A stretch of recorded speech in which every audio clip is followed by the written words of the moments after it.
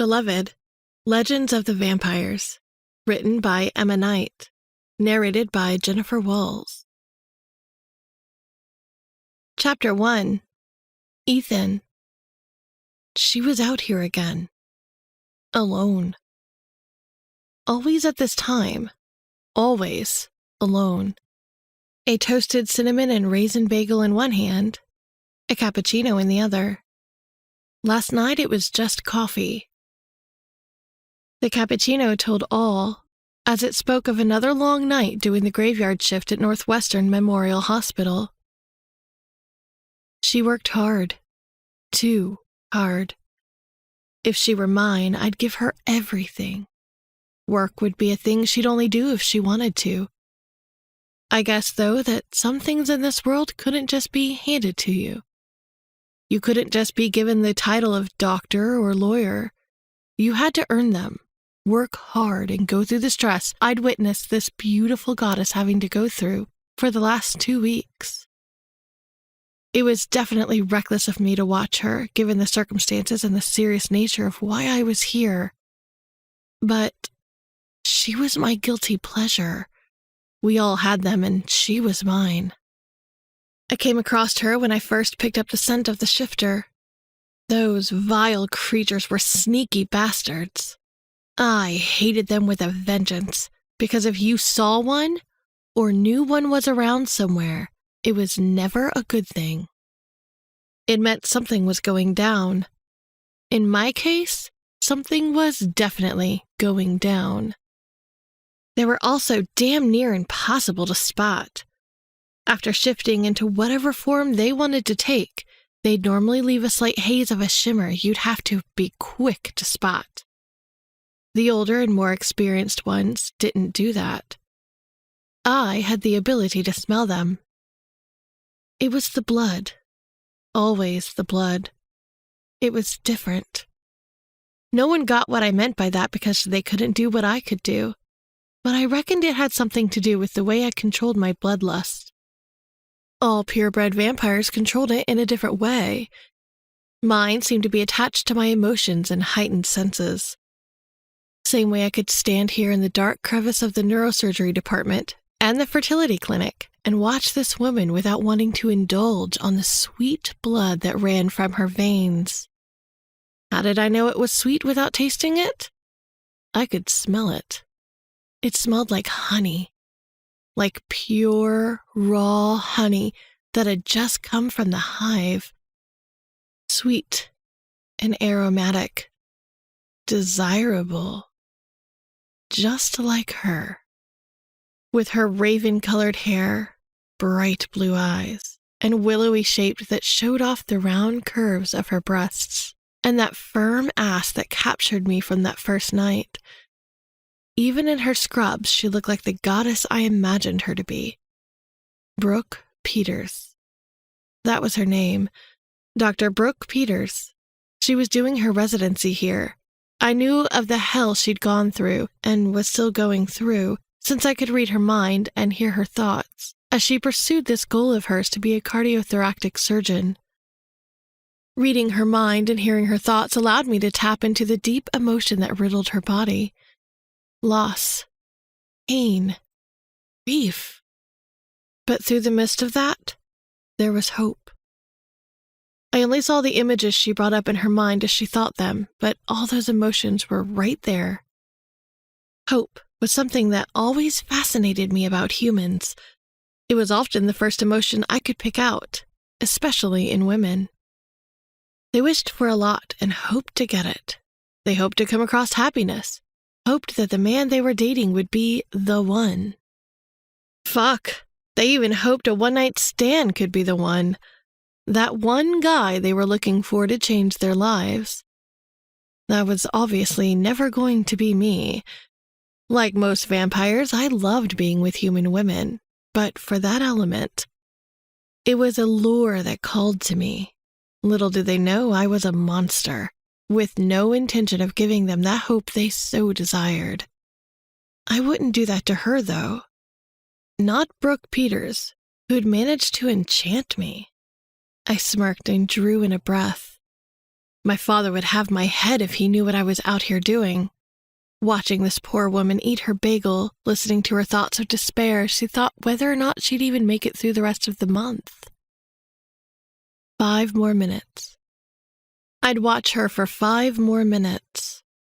She'd finish off her bagel, down her drink, and that would be all I'd see of her until tomorrow night, at 11, when she ate her combo of lunch and dinner.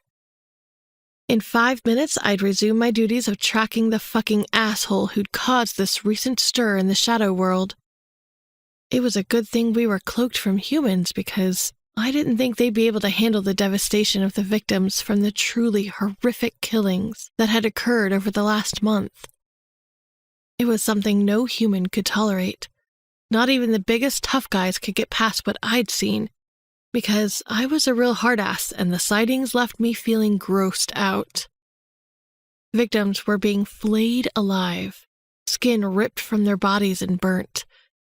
But it was the way they were burnt, with the blue flames that could only have come from one of the demon dimensions in hell. I didn't know any creature who could do that, but this shifter was involved somehow. And what was worse was humans were now being targeted. Every living thing, magical or human, had a spiritual essence, a signature, for lack of a better word. In the shadow and magical worlds, that was how we tracked and located each other. It was also how we could detect what kind of creatures had been in the area. My father's house was called in to look into it after it was reported to the United Council that 12 humans were found dead in a vamp den, comparable to the illegal ones set up for human familiars who turned into subjugates. Those dens worked 2 ways. Humans would get paid a pretty penny, and it allowed vampires to feed from them without killing them.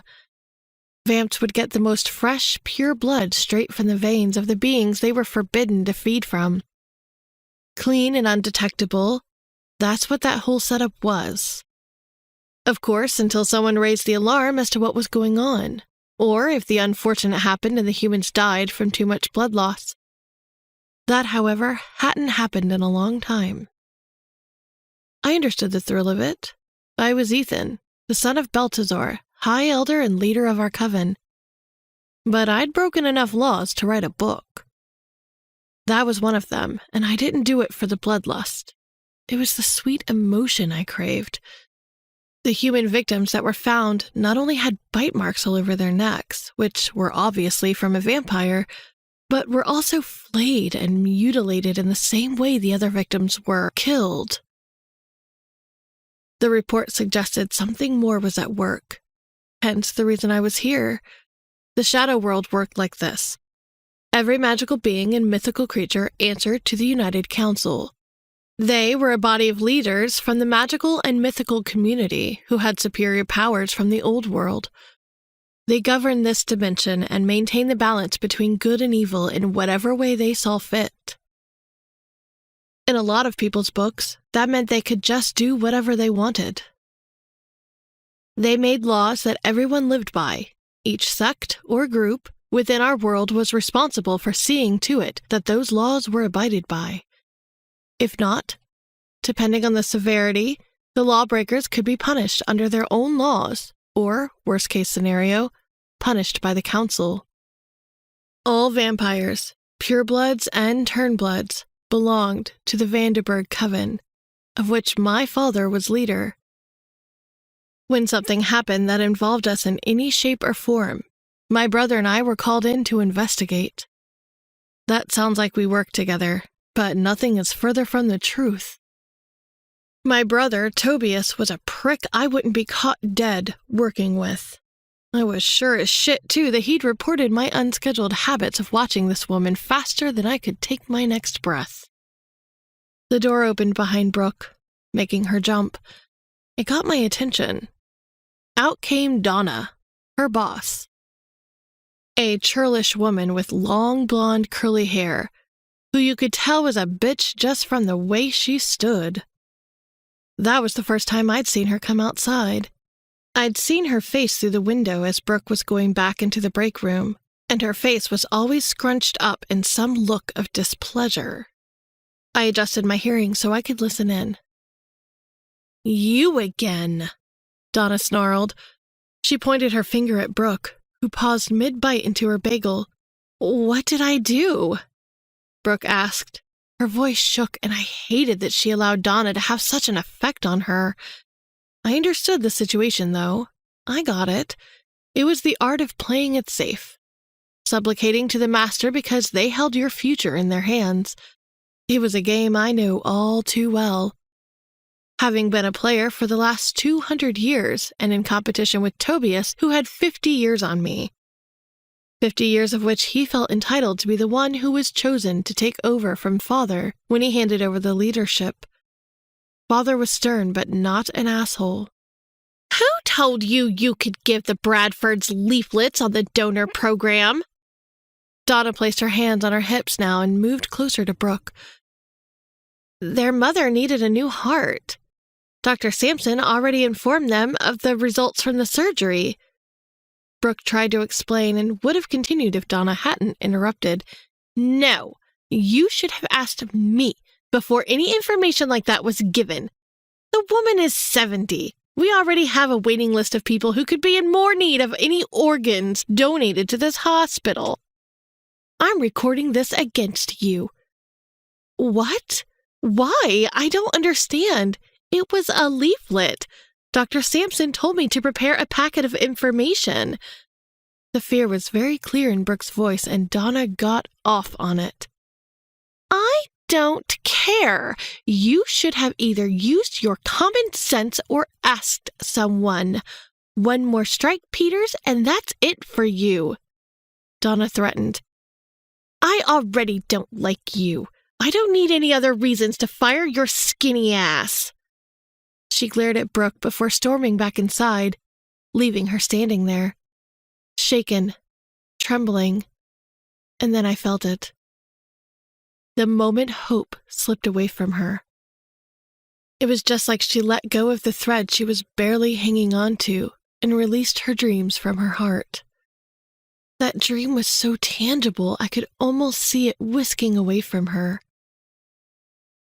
She threw down the bagel, dashed the cup to the side, and kicked out at the air around her. Balling her fists, she turned and walked away from the path that would have led her back inside the break room. What was she doing? There was too much going on inside her head for me to hear her thoughts properly. "I'm leaving. I can't do it." That's what I heard, and I looked on in wonder to see if she really meant it. She must have gotten halfway down the road that led to the parking lot when she stopped. An image of a man who looked like her popped into her head. Her father. He was a doctor too. Was. She thought of how sick he got, and I saw what she thought. It was his heart. Something was wrong with it. He died. Died before she finished med school. He never saw her get this far. Passing all her exams and the internship from hell, on to the first year of her residency. The hope came back and she turned around, right back to where she came from with tears streaming down her cheeks. She got as far as the alleyway with the dumpsters and decided to go down it because she was crying so much. I looked down at my watch. My 5 minutes were up. I should go. I should never have come here in the first place to indulge on my guilty pleasure. I looked back at her and froze when I saw a man with a hooded jumper following her. Fucking hell! Where did he suddenly come from? I would have seen him. There was no one else around the area. I focused and couldn't hear his thoughts. And there was that scent. Like burnt rubber on tarmac.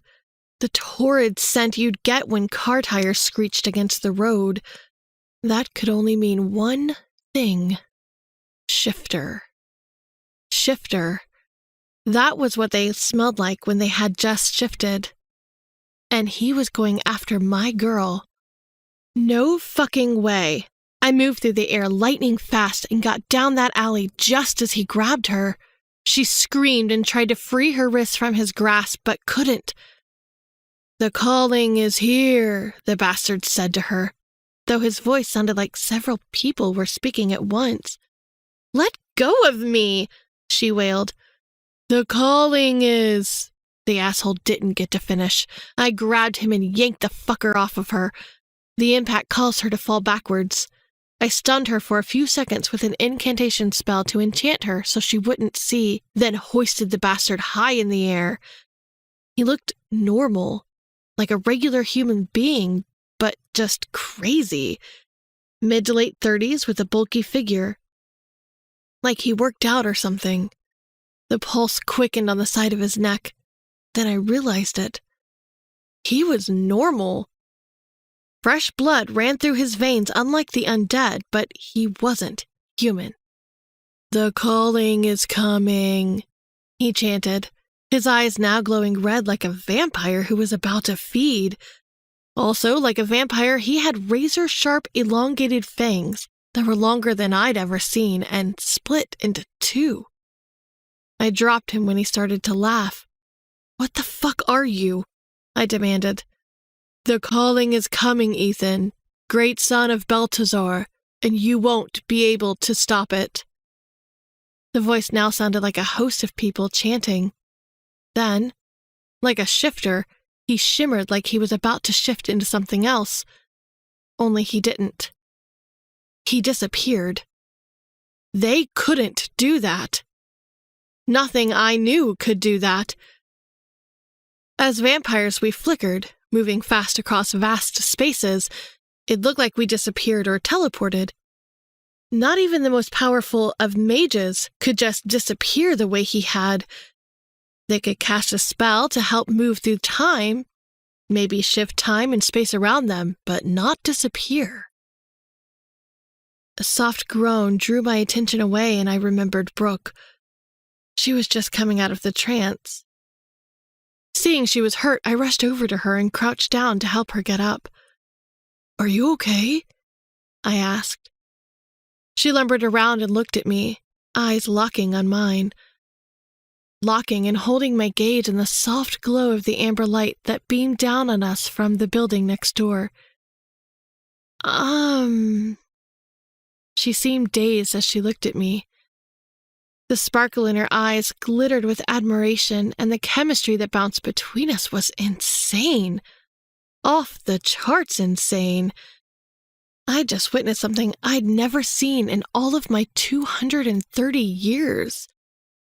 Something I couldn't even begin to contemplate or conceive of because, again, I'd never seen it before. Yet this girl, a child in comparison to the centuries I had on her, managed to enchant me once more with her beauty. From far away, she'd already charmed me for weeks. Up close was a whole other story entirely, and I realized we were just staring at each other. Did you hit your head? I asked, and she blinked. She looked my way, then back to me as she tried to sit up. No, I'm okay. Thank you so much. I gave her a slow, easy smile, reaching out my hand to help her stand up.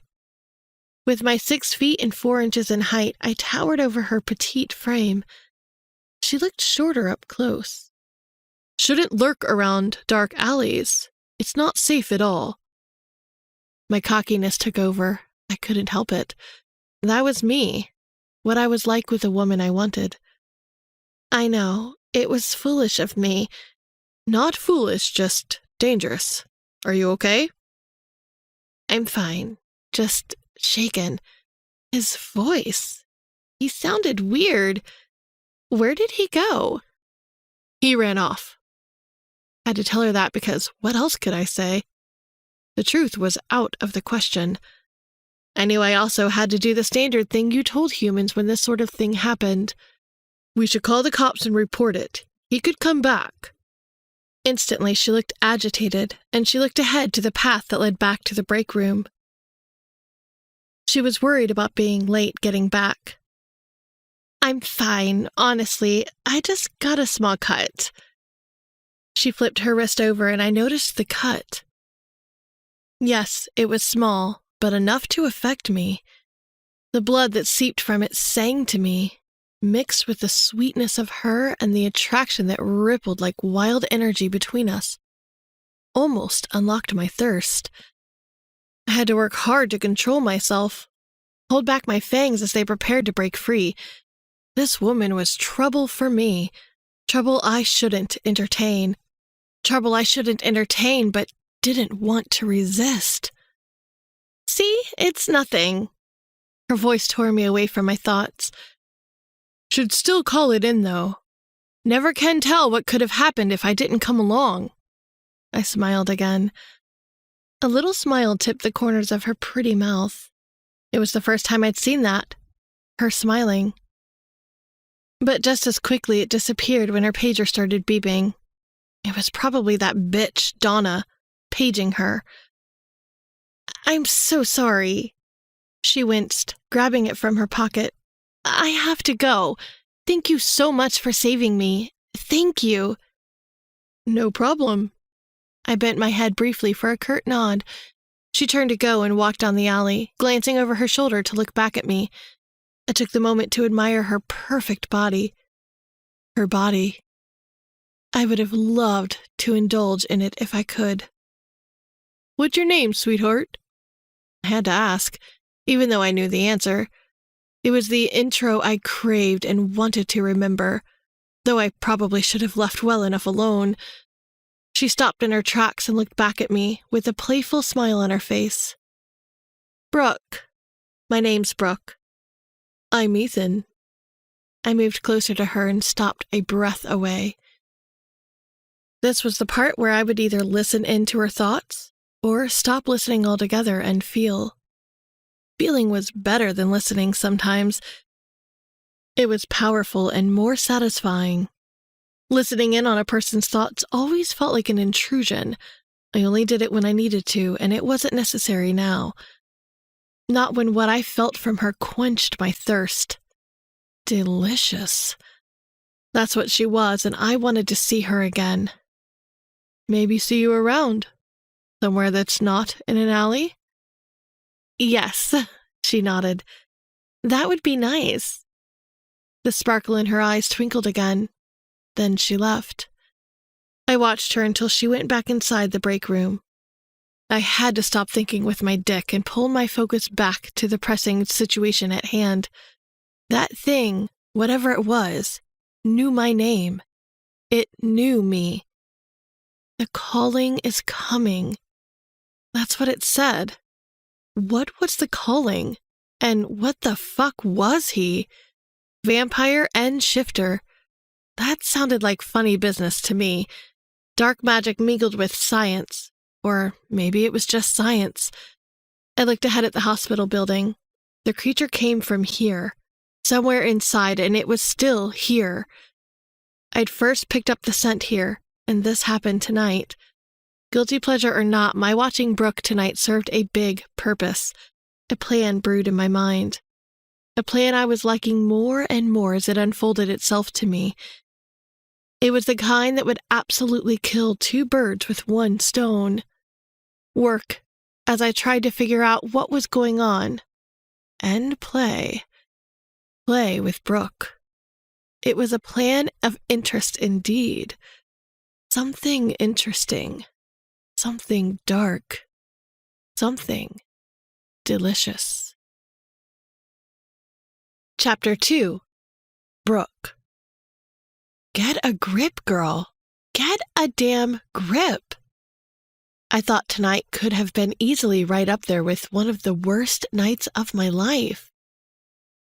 It should have been, considering all that happened to me. And yet, all I could do was think about him. Mr. Gorgeous, my knight in shining armor. God, my soul shivered every time I thought about what could have happened to me. That asshole could have taken me anywhere. Fuck, he could have killed me. Then what? Perfect ending for my perfect life. I'd call the police and reported what happened. But I didn't expect anything to come of it because I didn't have that much information. Honestly, it showed I had to be careful. No more dark alleys for me, even when I was upset. Better to cry in public than risk being attacked. Carefully, I opened the door to my apartment as quietly as I could. I didn't want to wake Jess. My very best friend in all the world loved her beauty sleep. Unlike me, she'd forever be beautiful and maintain her youth. Forever 21, even though we were both 27. The point was, she took care of herself, and I knew she, along with any sane person, would have at the very least called the police if she got jumped in the alleyway by a crazy person who looked like he would kill her. Given my background, it was something I absolutely should have done. Jessica would have also gotten Mr. Gorgeous's number. Ethan. What a nice name. Jessica would have gotten his number and scheduled a date with him before he could take his next breath. Me, Little Miss Boring, could barely find the right words to say to him because I was so stunned by his attractiveness that he literally obliterated the whole awful evening from my mind.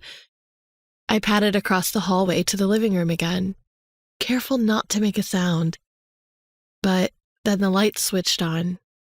It reminded me of the first time and the last time Dad caught me sneaking out of the house. Jessica sat up in the armchair, eyeing me with daggers, arms folded, lips pouted. And her blonde hair piled up on top of her head in a very messy bun.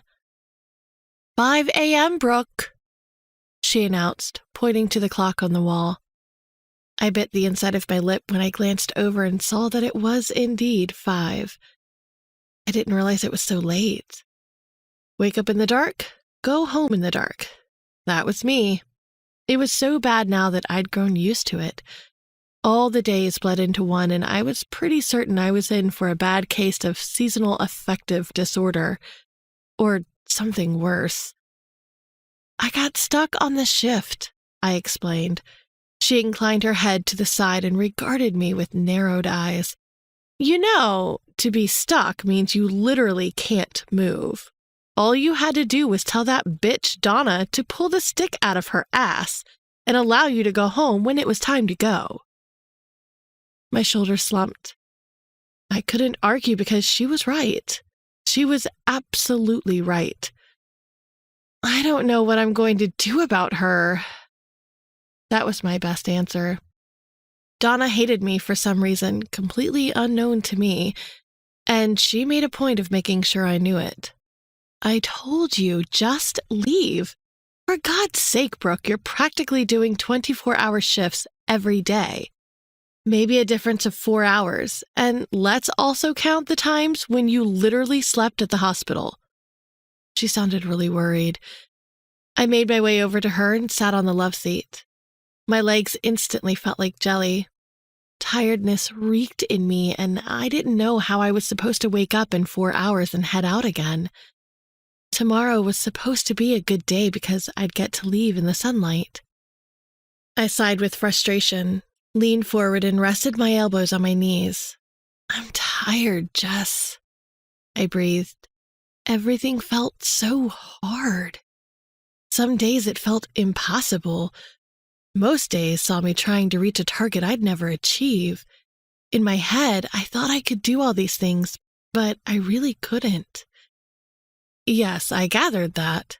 I'm tired too, but being the good old friend that I so kindly am, I thought I'd stay up and give you a piece of my mind, she huffed. I have to get through my residency. I said that more to myself than to her. I glanced through the floor-to-ceiling windows and stared at the beautiful scene before us. Very small traces of the sun were just beginning to peek through the sky. I used to love watching the sun rise when I was little. Jess and I grew up in Montana. My father was the lead cardiothoracic surgeon in the General Hospital. He loved his work, but he loved the countryside and loved our ranch. He said it was the best place to see a sunrise. He always said the rising sun was a chance for a new day, a new life with any amount of possibilities.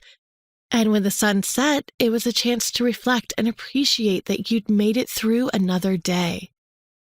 He was right. He'd been gone now for 3 years, but His little principles and gifts of wisdom were what got me through the hard times, and probably what turned me right back when I very nearly walked out of my job. Jess moved closer so she could rest a reassuring hand over mine. Brooke, no one is telling you to quit the residency. I'm not telling you to do that at all. What I'm saying is this: you're working too hard.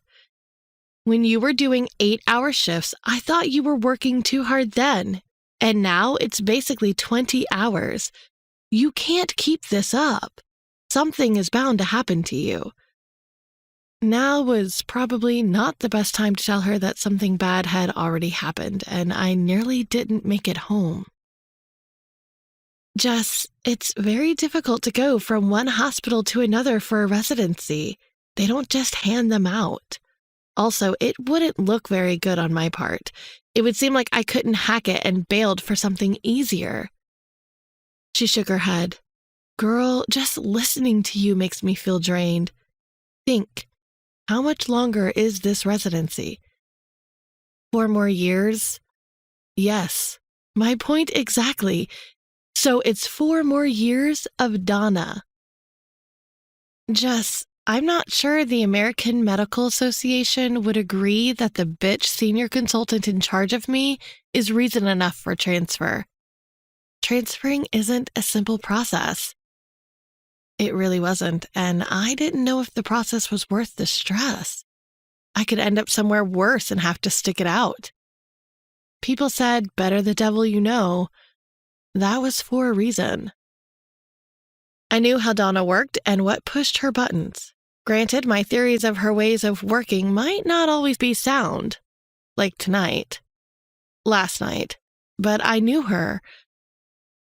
Then you need to do something because you can't keep on like this. I sat back in the chair and sighed. Residency was supposed to be tough. I made it through my internship. Didn't love the experience because it was hard and like being thrown into the deep end of the ocean. I made it through, though. It felt like a triumph. I was only a little over a year into my residency, and I'd very nearly walked out. What did that tell me? I nearly left tonight, I said on the edge of a breath.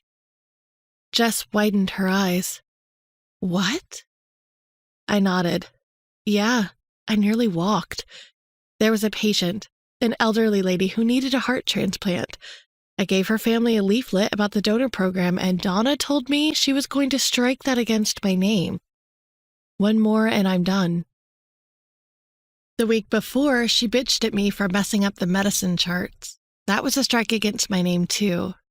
I work hard, and it's clear that I want this career. I've invested my whole life in it, and yet, so easy for her to get rid of me for foolishness. I hate it. Brooke, she must be talking out of her ass. Come on, she can't really do that, right? Donna has been at the hospital for over 20 years. Her father and grandfather are on the board. She can do anything she wants to me. It was as simple as that. Look, we're not talking about this anymore. The transfer sounds a lot simpler to me. Even if we have to move to make it legit. We moved here, didn't we? I'm happy to relocate. I looked at her in awe, knowing she meant it. Jess was a cognitive behavioral therapist. She'd set up her own business and ran a successful practice. She saw her patients through both online consultations and in her office downtown. Oh, Jess, that means a lot to me. I can't let you do that, though.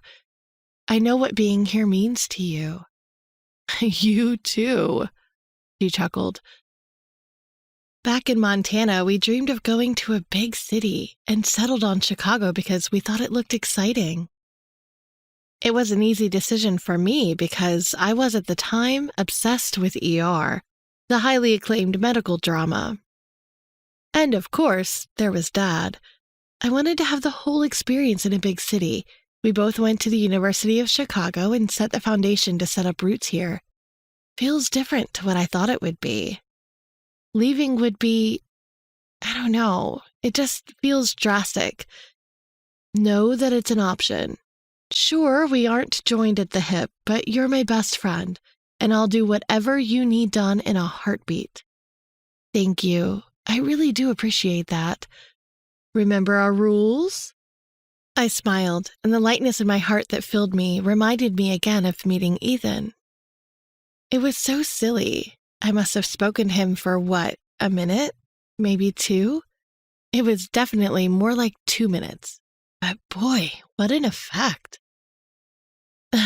Our rules. I chuckled. We never ever wear pink and red together, even if it's cute. She listed the first one and cocked her head to the side, signaling it was my turn. Never wear floral and striped together. I said it like that was the most important of our rules. We take care of each other like sisters would. Her expression grew more serious, until the day when some awesome, amazing guy sweeps us off our feet. Yeah, why do I feel that over the last few years, that's been more you doing that for me? Brooke, my God, you know that is ridiculous saying that. We've been friends forever, she smiled. I know. I just always figured that life would get easier when we got older, not harder. No, I don't think that's true at all. Different things happen to us in our lives at different times. You were there when I needed you, and I tried to be there for you too, like I am now. Jess and I met when we were 5. She always felt like a sister to me and practically became one when my mother was murdered. I was 7 at the time. It was the worst time in my life. Something I would never, ever get over because I saw it happen and couldn't save her. I saw the killer. Billy Madison. That was his name. He'd come by a few times to tend to the horses on the ranch.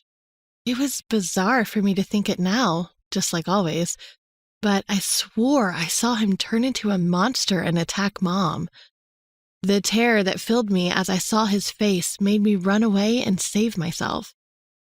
That one action was something I'd forever feel guilty for.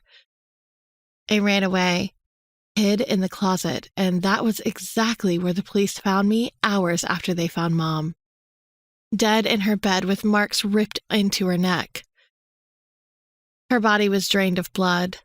They said it looked like an animal attacked her, but because I told them Billy was in the house, they searched for him. It happened when Dad was working a late shift. No one believed my story, only Jess. I spent years in therapy after that because I thought I'd suffered some sort of post-traumatic psychosis, and the police never found Mom's killer. Dad was my rock, but not in the way Jess was. She was the kind of friend who stuck her neck out to be a good friend, and she still continued to do so. Feels like so much has happened to us, I stated. Because it has, good and bad. I hated that I couldn't see any aspects of my life that were good. That was largely to do with my life being complete shit since Dad died. Maybe I relied on him too much and never factored in not having him. I lived to make him proud, and I knew he would have been if he could see me today. He died of an undiagnosed heart condition a month before I graduated med school. None of us saw it coming. It just happened one day, and I got the call. Maybe the thing to do in that circumstance was to take a break, even time to grieve, but I never did that. I just kept going. I just kept going and going in hopes of making my dreams a reality, dreams I knew Dad had for me and that I carried with me throughout my life. That was what I remembered earlier, when I got so mad I wanted to run away. Hey, go grab some beauty sleep, and please don't wake up any earlier than you need to. We can start with that. Just going in for your shift, which I believe starts in 10 hours. He quirked a brow. Yes, my shift did start in 10 hours, but I plan to go in 5 hours early to make sure I got all my admin work done. Donna's not going to like that. She'll have to get one of the clerks to do all my forms. Isn't that what they get paid to do? She retorted. I sighed. Yeah, but the girl we have is overrun with work, and Donna won't hire another person for our department. So we, or rather me, end up doing far too much paperwork. It was so unfair, and I think I was the only one suffering because, of course, I was the only one Donna didn't like. I worked hard because I thought it would get her off my back. I didn't care that she didn't like me. I just wanted her off my ass so it would give me a chance to breathe and enjoy the career I so badly wanted. Small steps. Let's start with that. If there's stuff that isn't really part of your job description, then don't do it. I laughed. That meant that request tray was going to start piling up. But hey, Jess was right. Small steps first. And then I'd see if I had to take bigger ones. Okay, let's try this. Small steps. Plus, her face suddenly brightened. I'm still assuming you still have hopes of dating at some point. Mischief flickered in her eyes. Dating? Wow, that was the furthest thing from my mind. Sure, and who will I date? The only guys I run into with my shift patterns are... My voice trailed off mid-rant as the image of Ethan popped into my mind. Literally popped into my mind, pushing into my thoughts, and I realized I could have finished that sentence with hot, sexy, completely drool-worthy with a body like a Greek god called Ethan, who came at the ready to save me, the damsel in distress. Jesus, get a grip, girl. It wasn't like I would ever see him again. What were the chances of that happening? They were as slim as they were seeing him in the first place. You're smiling, Missy, Jess chuckled, pointing at me and blinking her eyes. What happened? Who did you meet? Trust me, it's a story for another time. I stood up and suddenly felt more tired than before. You can't just leave me in limbo here. Did you break your dry spell with a patient? Trust her to come up with something so far-fetched. Like I would actually do that. She would. Me? Not so much. But this here girl was one tired lady who needed sleep and a plan of action for tomorrow. Yes, it was that. I lied and laughed, to which she just shook her head at me. Brooke, you little devil. I know you would never do anything with your patients, as cool as that would be, she pouted. At least give me something to work with. I've lost hours of sleep worrying over you. Was he gorgeous? He was. Yay! Okay, I can't wait to see what happens next. Nothing. The answer was nothing. I doubted I'd ever see him again, but it would have been nice to. Somewhere other than in a dark alley. Chapter 3. Ethan. Tobias and I met at the intersection of the corridor leading to Father's meeting hall. Father had had the stainless steel windows glazed over to bring in the right amount of light. It was so we could walk in the halls of the mansion in the sunlight. Most of the residents here were asleep during the day. It was just a few of the elders that would wake at strange hours. Some never really slept. Tobias looked over at me and gave me a crude stare, then put on one of his phony-as-hell smiles. Prick. I glanced over and saw he had lipstick on his collar. Lipstick I'm sure didn't belong to Cora, his fiancée. I didn't know why he bothered to be attached to anyone. Allowing me to hear your thoughts, brother? He asked with a tight-lipped smile. I sure am. I tapped the side of my head and returned the insincere smile. Yes, I was allowing him to hear me. Purebreds like us could block others from reading our minds. It was a natural ability, as natural as reading minds. The Turnbloods had to learn the skill. Some mastered it straight away, others took years. It had to do with the way the mutation worked. In a purebred, DNA was kept intact, but turning a human into a vampire weakened some of the abilities we were blessed with during the transition phase. I'm not a prick for wanting to enjoy myself. Tobias looked over at me. Is that what you tell Cora? Or even Father? I will not tell them anything, and neither will you. He tucked his black shoulder-length hair behind his ear, revealing bite marks on his neck. I smirked. Looked like he had a very good time. That must have meant he went to his favorite brothel, the one filled with turned-blood women who were prostitutes and strippers when they were human. I understood the need for fun, but as asshole-ish as I was, I would have never agreed to marry a sweet woman like Cora and be out in any form of brothel. Father had picked Cora for him. She came from the house of the Van Diens, all the way from Holland. Montgomery Van Dien headed the European quarter of the Coven and gave away his only daughter because of the deep respect the Coven as a whole had for our family. Father was part of the 12, the original members who made vampires, so if he said his eldest son needed to get married, he got the best.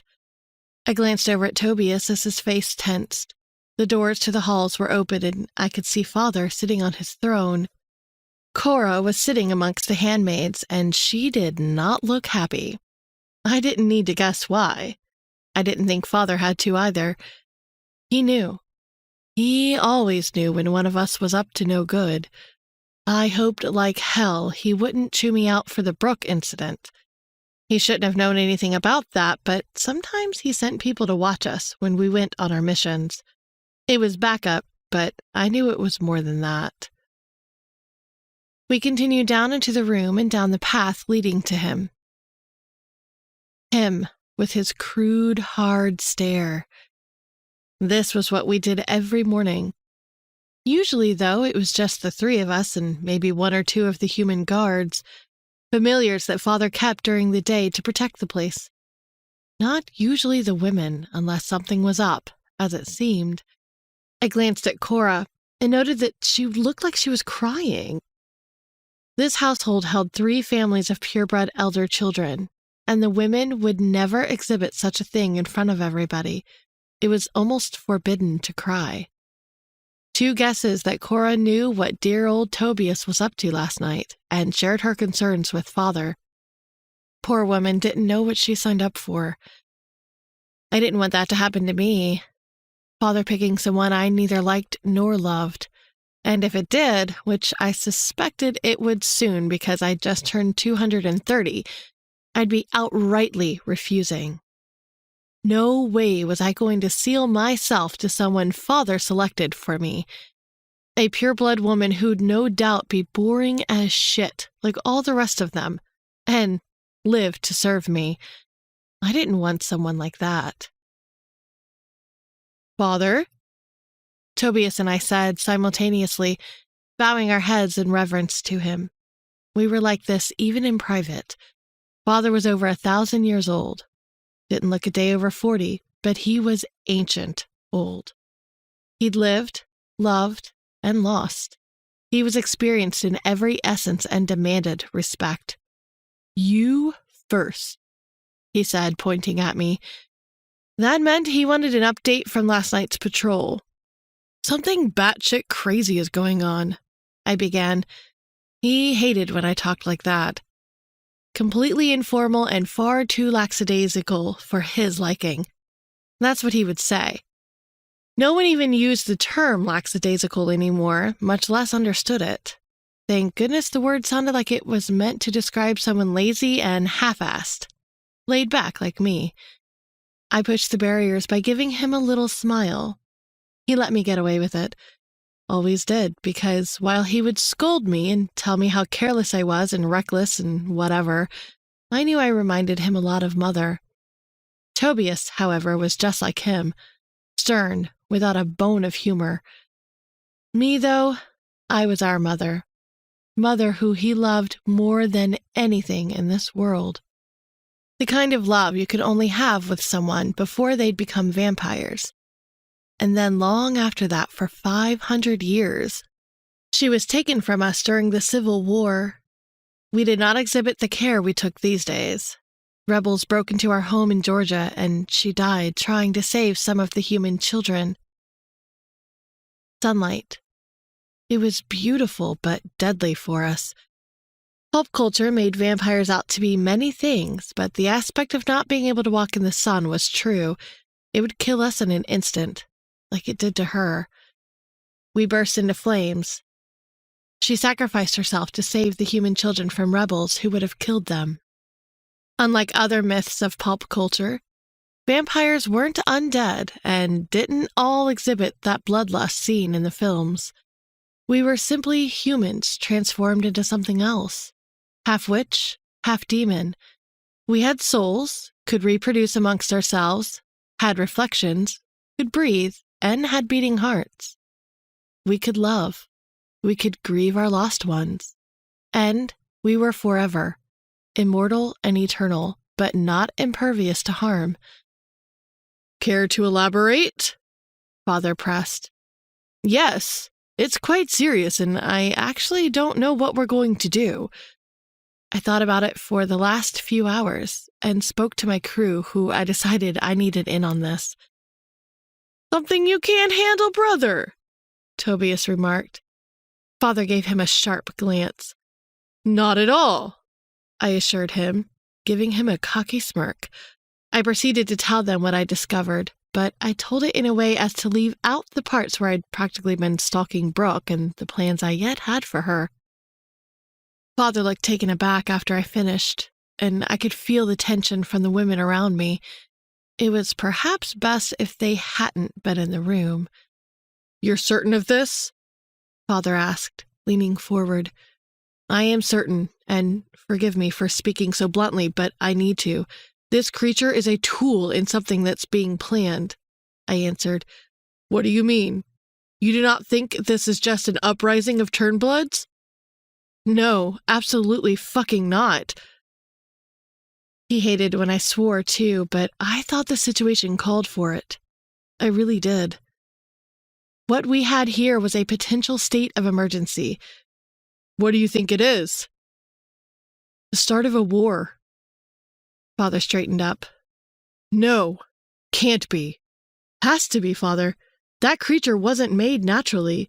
The shadow world has a number of humanoid beings and pure-blood higher beings. We weren't born yesterday, so one of us would know what the hell it was I saw last night.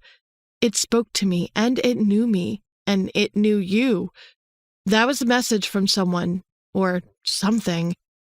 It said I won't be able to stop this calling. War. The creature is some sort of a tool, a soldier. That's what's been doing the killings. It had to be. The same way we'd never seen nor heard of anything like it. The same way we'd never heard of the type of killings being done. Who do you think we should focus on? Anyone who's opposed to the United Council. I can't stand those guys 90% of the time, but they had a point in placing the sanctions they have on us. Tobias looked over at me and raised his brows. Listen to you talk. You truly believe they have any rights over us? They control us, Ethan. His nostrils flared. I snapped my gaze to him. I hate it, but it's necessary. Necessary? Remember Europe, Tobias? Turnbloods nearly sired half the population of humans. It was like a plague, and the results were the feeders. Yes, I remember how our beloved council called us in to clean up our mess like the pests we are. Tobias glared at me. For some reason, the mutation that caused our abilities sometimes made defective when Turnbloods sired other humans. Those vampires were called feeders because they had no control over themselves. They lived to feed. They became ferocious fiends that we just had to put down like hellhounds. It was like something was missing in the blood link, and they'd become bloodlusting, mindless creatures who'd rip anything apart for a meal. We'd spend decades hunting and killing them, trying to fix the situation, as the council would put it. That was one of the worst times of my life. It felt like killing our own. It was a situation that called for it. We were called to action when situations like that arose. Father's house consisted of many business people who governed the affairs of the coven as a whole, but we also policed and issued law when things got out of hand. The way we were ordered was wrong, Tobias said, cutting into my thoughts. This is not the subject of our discussion, I cut in. We need to focus on the situation with this creature. The truth was, I didn't know what to say to him, and I didn't want to argue. Arguing would lead us to the overarching conflict here. And that was the control the council had over the way we turned humans into vampires. They placed a ban on Turnbloods doing it because they didn't want a repeat of Europe. And, as for purebloods, we were only allowed to do it under certain conditions and circumstances, all of which had to be put before the council for approval. Father was in charge of making council law our law and enforcing it. A lot of Coven members were against us for that. Against him. Much as they respected him, it was clear they wanted him to fight the council on the idea. The council's strict control meant they ruled us in ways we never wanted. It meant keeping tabs on us and making sure our population remained at a manageable number. It sounds bizarre, Tobias offered. Well, we're all in for a rude awakening because it got away. It still lives and I couldn't catch it. That's saying something. I was damn proud of my skills in combat and my magical abilities. I accepted that Tobias might be better than me with magic, but I was proud of the way I could handle myself. To me, I wasn't just immortal. I was invincible. Nothing got past me, but yet that creature escaped me without a fight. What do you suggest we do? Father asked, tapping his fingers. It wasn't often he threw the ball back in my court, but I knew why he was doing it. It came from the hospital. I'm going in. I tried to say that in a completely nonchalant manner, so I wouldn't give away my ulterior motives for the beautiful raven-haired girl I was going to claim and make mine for as long as I could. In, as in work? I'll sort something out with the familiars who own the hospital. The Vanderburg name had influence in pretty much everything in this country. It wouldn't be that hard for me to plan some legit reason for me to be at the hospital. What was hard was the actual investigation. I didn't know where to start. Agreed. What else? That just gives you a location. We need to find out what this calling is. This is where I could ask Tobias to help me. If only he wasn't such an asshole. I'd have to do my own checks. I'll sort that out. May I cut in? I was tasked with the same duties last night. Tobias interrupted just as Father was about to speak. And yet you spent the whole night in a brothel, Father countered, giving him a long, hard stare. That sounded a little more along the lines of him having us followed than a simple conversation with Cora. Tobias would not have been foolish enough to involve his future wife on such flights of fancy. Tobias didn't answer. Instead, he actually looked shocked. Well, have you nothing at all to say? Father demanded. His eyes blazed. I do not. Tobias, you will assist Ethan in his pursuit of this investigation. Father looked from Tobias to me. This requires all of us. Speak to the mages and Warlock Quorum to focus on the magic community. Someone there is involved somehow. There will not be another war on my watch. Accepted. I will get to it, Tobias said. As will I. I tipped my head. Good. Tobias and Cora, go and wait for me in my chamber. Ethan, you stay here. Everyone else leaves. Father ordered, looking around the room. Fuck! Why did he want to speak to me? Couldn't be about this new discovery unless there was something more private he wanted to mention that he didn't want the others to hear. The others left, leaving us alone. I stared at him, eager to hear what he had to say to me. He cleared his throat and sat back. Matters of business aside, there's something I've wanted to discuss with you for some time now, Father began. What is it? I'd like you to consider meeting with Celestine's daughter, Maria. From the minute he'd mentioned the word considering, I knew what his next words were going to be. No, I answered. He frowned, really frowned, and released a deep sigh. Ethan, I really hoped I wouldn't have to speak to you about this, son.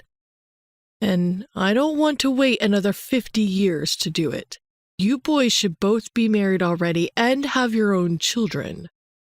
I don't want you to make the same mistakes I've made. Which ones? I hadn't meant for that to come out so harsh, but it did. We stared at each other, and he knew what I was talking about. It was the one thing we both knew that no one else was privy to, not even Tobias. Ethan, you are to pick a pure-blood woman and stay away from human women. Like you? I challenged. This was the first time we'd spoken about it. Aired the shit from the cupboard. I'd prepped for this speech, but it caught me off guard, and the way he dropped it on me pissed me off. She was different, he answered, surprising me with the calmness in his tone. Father, she wasn't different. You loved her and did nothing to stop her from dying. It would have been against the law. The law. Always that damn law, keeping us on a tight leash like we were dogs. We couldn't turn a regular human without the council's approval. They said that was for safety purposes. A request to turn a human who was dying was completely out of the question for fear that their ailment, or whatever was killing them, would instantly turn them into feeders when they turned. No one really knew how to predict whether or not a person would become a feeder. It was just one of those things that could happen on the off chance. Turning a human into a vampire required the drinking of blood. You'd bite them and drink their blood, and they would drink yours. Biting them and draining the blood to a certain level put them in that transition phase between life and death. That was how it worked. I failed to see how the council were able to single out something like becoming a feeder in the process. It was absolute shit in my book, like a lot of everything else, because they didn't know if the dying person would turn into a feeder or not. It was just a theory, and unfortunately a law we had to live by. Father fell in love with a woman 100 years ago. I didn't even know her name, but I saw them together once. He met her in the secret grove, and I watched him kiss her. When next we saw each other, he knew I saw them. I don't care about the law, and you won't tell me what to do when it comes to that, I informed him. It's not a fair life, Ethan, for either of you, he reasoned. I understood the point he was trying to make, but it didn't mean I'd listen. You will never grow old, but you will have to watch her do so and be afflicted with age and illness if you don't change her. And if you change her, she'll never feel the sun on her skin again. I just stared at him. It was the cold, hard truth of what we were and what we had to accept. Nightwalkers, and living like this during the day with special windows on the house so we didn't burst into flames. I'll cross that bridge when I get there, I smirked. How about you don't get there? Ethan, I'm serious. No point in even venturing down the path. So if you have anyone in mind, abandon that plan now. We have a name to uphold, and this recent debacle is trying as it is. What do you mean? It was an interesting thing to say. It's not like the vampire came from our household. The Elder Circle believe we have grown lax, and I have to agree. Listen to Tobias speak in defiance to the laws I have agreed to set out by the council. That should never be. In the old days, that would have been grounds for treason. He spoke like that in front of his fiancée and her handmaiden. It's something she could tell her father, and then word could spread about what we truly believe in this house. I may not always be in agreement, but it's a truce we keep, and it keeps things going. We couldn't have more wealth than we do now. I don't want to do anything to disrupt the setup we have. Father, you know I have the deepest respect for you, but I won't have to tell you who I... She's coming here next week, he interrupted. You will meet with her whether you want to or not. This is not up for discussion. The fuck it wasn't. I was serious. I wasn't going to allow him such a choice. Okay. His face hardened because he knew me and knew I would defy him somehow. Get to the bottom of this calling business. Get it sorted out. He made it sound so easy. I guess since it was me who saw the creature, only I could really assess the true nature of what we had to face. I bowed my head and waited for a second or two to see if he was going to say something else. It was purely for formality. When he didn't say anything further, I turned around and proceeded back down the path. End of discussion and time to put my plan in action. Father pissed me off with this talk of Celestine's daughter. I'd deal with that later. For today, I would test the waters. I thought some pre-investigation was in order first.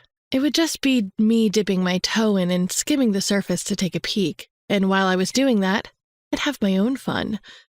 At 8:00 p.m., when the object of my affection walked into the break room and saw me, her eyes lit up the same way they did last night.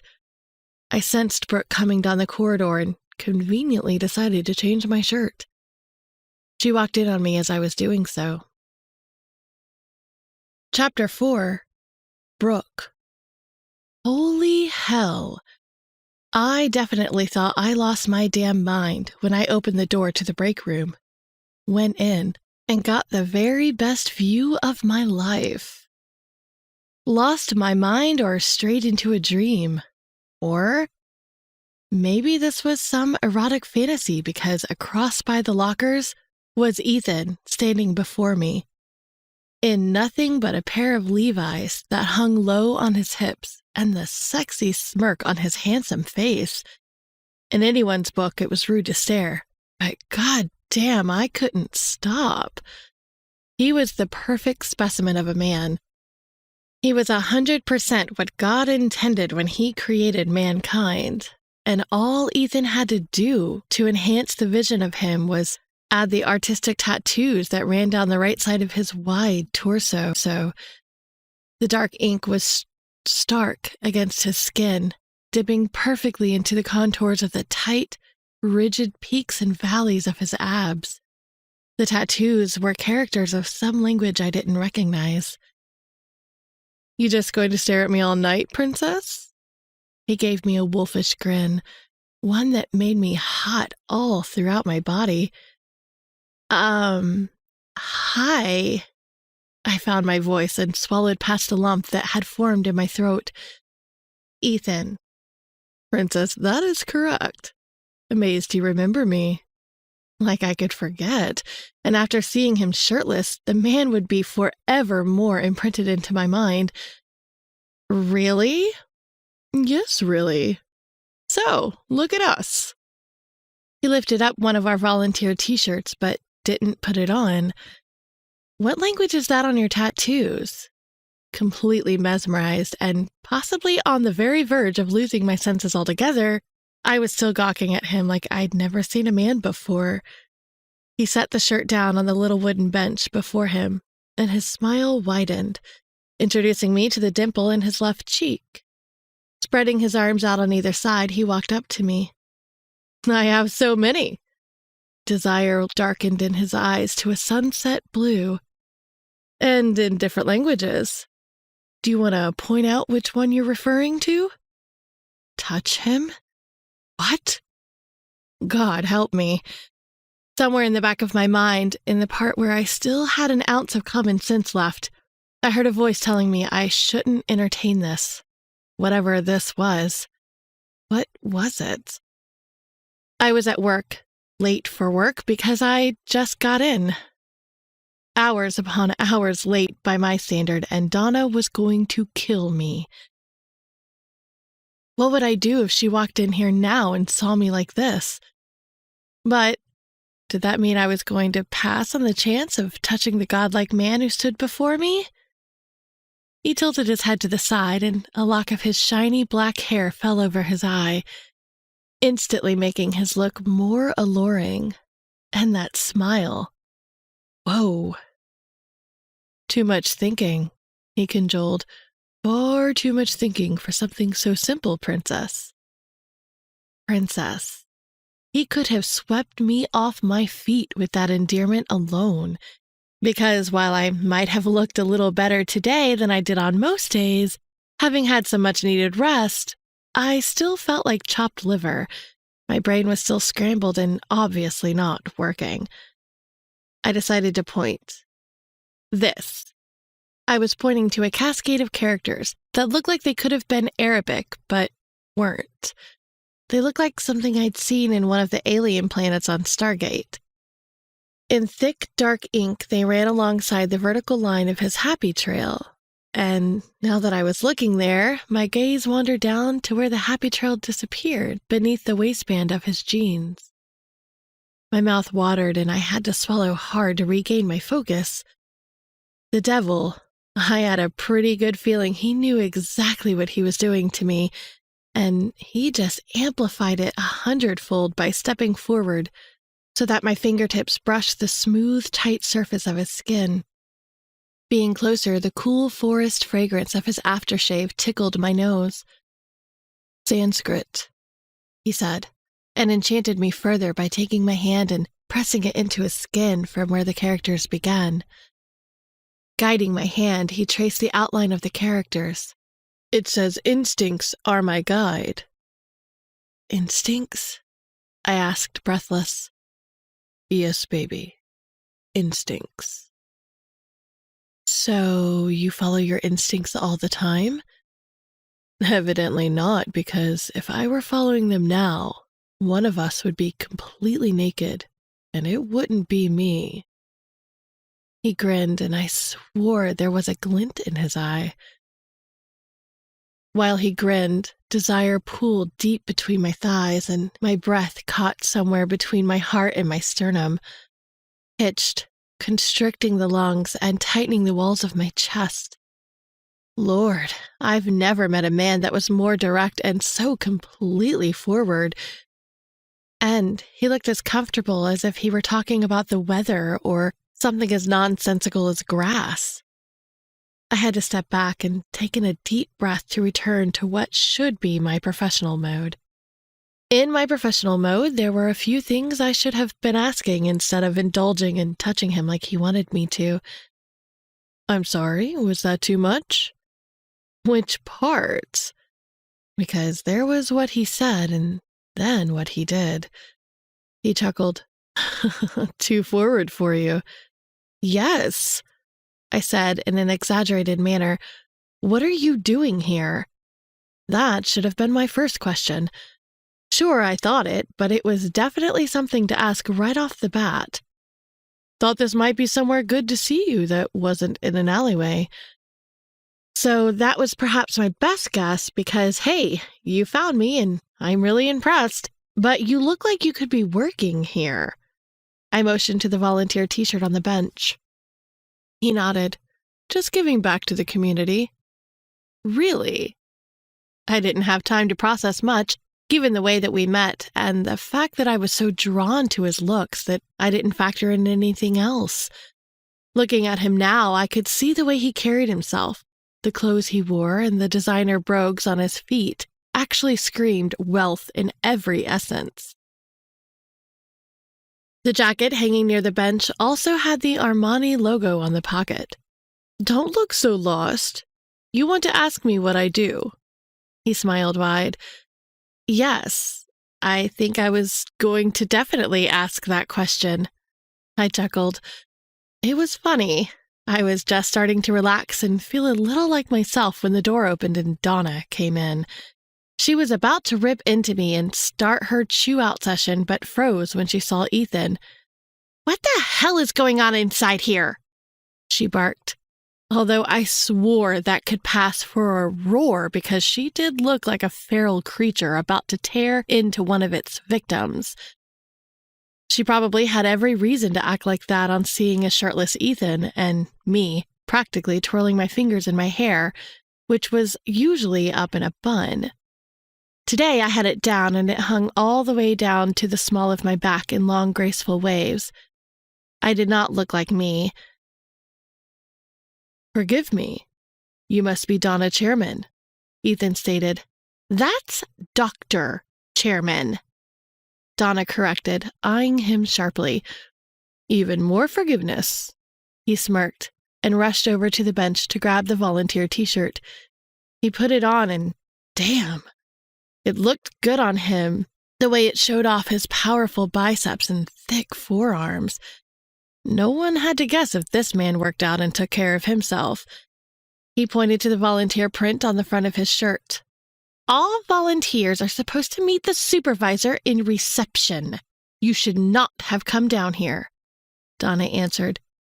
God, see, that's what I said too, but my aunt was adamant that it would be okay to ask for you and come straight down to get to business. Your aunt? Donna quirked a brow. Clarice Bellafont. I apologize. Where are my manners? I'm Ethan Vandenberg. Donna instantly looked as stunned as how I felt. Both his aunt's names and his surname ran alarms in my head, and for Donna, I was certain they must have set off horns. Clarice Bellafont wasn't just the owner of the hospital, but the owner of at least 2 other hospitals in Chicago, along with the whole teaching facility.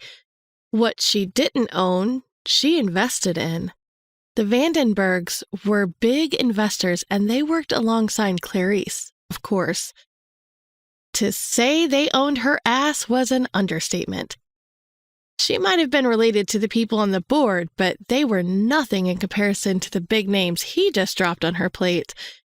He pulled out an envelope from his back pocket and handed it to her. Then he took out the security pass he would have gotten at the front desk. Oh my gosh. Donna clutched a hand to her chest as she scanned over the document she'd pulled from the envelope. I'm so sorry. I heavily apologize. I didn't know who you were. I'd never seen her so scared and in pure submission to the powers that be. Oh no, not at all. I'll be sure to let my aunt know how welcomed I felt upon meeting you. Ethan was either a natural charmer or a good liar, because I knew I felt like shit after that rant of hers, and she wasn't even speaking to me. Donna seemed to be having the same bout of confusion that took me, because she knew she was a complete bitch to him. I'm so sorry that no one was there to meet you on arrival and show you around, and if I seemed a little rude, I didn't mean to be. I'm overly strict with hospital policy and the safety of our patients. As you should be. Anyone could walk in off the streets and come in here. I have to say, I was a little alarming that I did exactly that, and got through with just the mention of your name. Passed through security and all. He gave her a look that definitely showed he wasn't impressed with that. I never even thought of how he must have gotten down here. Oh my God, I will absolutely have very strong words with the security. Donna stuttered. I almost laughed. She looked like she was going to shit herself. Well, that would be good. I guess on the plus side, it shows the power you have if just your name can get me as far as here. He did that thing again, where you couldn't really figure out if what he was saying was good or bad. Donna wasn't stupid. It looked like he was saying people were scared of her, and the truth of the matter was, they were. I was, and that's why I went above the rim to please her, but it still got me in her bad books. I can assure you I will look into everything. I confess I didn't know you were coming, so I don't really have anything planned for you. It was like I was a ghost, and that awkward moment had long since arisen for me to either say something or leave. This conversation stopped being about me after Ethan gave his initial answer. As you may have guessed, I work with investments like the rest of my family. I'd love a tour, I think, to start. This lovely lady here was talking about doing just that before you came in. Ethan looked from Donna to me, then back to her. He must have sensed my discomfort. Oh, okay. I'm sure Brooke will be able to do that. Donna attempted a smile in my direction. Brooke, do assist Mr. Vandenberg in whatever way he needs. Sure, I'd love to. I do need coverage for my patients, though. Sorry to interrupt. Ethan cut in. I'll be here for the rest of the week. It seems like a good time to mention that because I'll need someone with me for the duration of my stay. Donna did not like that. Not one bit. Sure, that can be arranged. Donna glanced at me, gave me a weird, assessing look, then returned her gaze to Ethan. Well, I'll leave you to it then. Thank you. You're just as nice as Aunt Clarice said you were. That's nice of her. Do give my regards. Donna tipped her head and gave a polite smile that I knew must have pained her. I released the breath I'd been holding on to when she left. Ethan looked at me and I actually wasn't sure what to say. I'm going to be here between 9 p.m. and midnight. That's your hours while I'm here. He smiled. That's 3 hours a night for the rest of the week, I confessed. She will kill me if I do that. Let's just say she won't. I can be your boss for the rest of the week. He looked like he was loving that idea far too much. I laughed. Okay, Mr. Vandenberg. Please, call me Ethan. His smile brightened. Let's walk. We can start right here with this department. He gave me a wink. Okay, this was definitely going to be interesting and possibly the most unexpected way that I might have sort of fixed my problem with Donna. Chapter 5. Brooke. 2 hours later, we were on the roof terrace of the main building. There was a restaurant up there with cool-looking picnic benches that would have normally been crammed in the daylight, and definitely at this time of year. This place was the highlights of the summer because, for people like me, it was the closest we could get to a chill-out area. I came out here sometimes, but lately not often enough. At this hour, everything was closed and empty, but formed the perfect setting for walking around in the moonlight with a handsome stranger who listened to me talk about the hospital like it was mine. We just came out here, each holding a cup of signature coffee from the cafe on the ground floor. Mine had cinnamon. His had mint. I was kind of stuck on what to talk about next. This was the first place we'd been where there was no one to introduce him to. That took up most of the time. The longest place we stayed was at the children's ward, where he got talking with Bert, the night manager. They talked about fencing, of all things. I'd known Bert for over 2 years now, and I never knew that he fenced. He looked more like a comic book guy, and honestly seemed more at home in a library or one of those comic book stores that sold keepsakes and figurines at ridiculous prices. There's not a lot to see out here, to be honest. It's more of a daytime thing, I said to Ethan, stopping just by the bench with the fan palm trees next to it. He gave me that sexy smile again. I gathered that. The mingle of the moonlight and the soft security lights that shone over us added to that edge of mystery about him.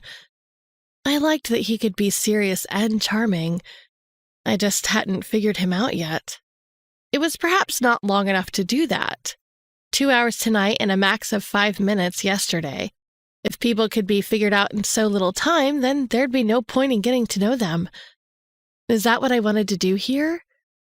It had been a long time since anyone had me so interested, but he was practically royalty. What else do you want to do? I asked, taking a sip of my coffee. The sweet cinnamon taste tickled my buds, and the kick from the coffee gave my mind a subtle buzz. We could go to the radiography department. That's still on this wing, or the other side of the hospital. It's bigger and has the teaching facility the students use. It's amazing. I used it back in college. He chuckled. We can do that tomorrow. How about we sit? He motioned to the bench beside us. I looked him over tentatively before I sat. He sat next to me, but placed his coffee on the table and turned around so he could face me. I did the same, setting my drink next to his. I gazed at him and tried not to get lost in my admiration of the planes and angles of his perfectly sculpted face. The wind lifted the ends of my hair and I pushed it to one side. He watched me, his gaze dropping from my eyes to my neck, then down to my breasts. Again, he exuded that forwardness from earlier that threw me. "What do you like, Brooke?" His voice reached into me like a gentle caress. "The hospital's a nice place to work. I always had my mind set on coming here." I hoped that was the right thing to say, considering his aunt owned the place. "I'm from Montana. I grew up on a ranch with horses and a crazy dog who was like a brother to me, so city life is fun. So is working here. Great program, and Donna runs a tight ship." He laughed, a deep, hearty laugh. "Brooke, you and I both know that Donna's an ass-licking bitch who will brown-nose anyone in charge of her. And as we saw tonight, they're relatives." "Oh, sure. I just didn't want to, well, I should keep my opinions to myself, really. I definitely should, because I didn't think bitch was a strong enough word to describe Donna. Don't let my name fool you, Brooke. It's a name I rarely use because people form their impressions and treat me differently. I'm not blind or stupid. I can tell what kind of person she is, and it's not good. You're trying so hard not to give your opinion, but there comes a time when fact shows itself. It did several times in the last 2 hours." "How?" I was interested to know what he'd seen. "I know you work hard. Sounds like you're here all the time. Then there was last night. You didn't call the cops and report what happened to you, did you?" My shoulders sank. I guess actions really did speak louder than words. "No, I didn't. I had to get back to work." I knew that wasn't a good enough excuse, but that was the reason. "So that tells me everything. That guy could have killed you, Brooke. I won't apologize for being blunt because it's true." He gave me a sharp stare. "You report it when we're done. The guy got away." I decided to be cute and held up my hand, crossing my index and forefinger. "I promise I will report it." "Good. Now, aside from the ranch and your crazy dog, you didn't answer my initial question. You assumed I wanted to know what you liked about the hospital. I don't care about that. Although it's nice that you like it here, and clearly you love being a doctor." I smiled. "So you actually want to know what I like?" "Yes, I most certainly do." His eyes flickered with interest. I thought for a moment about something I liked that wasn't medical related and decided to tell him.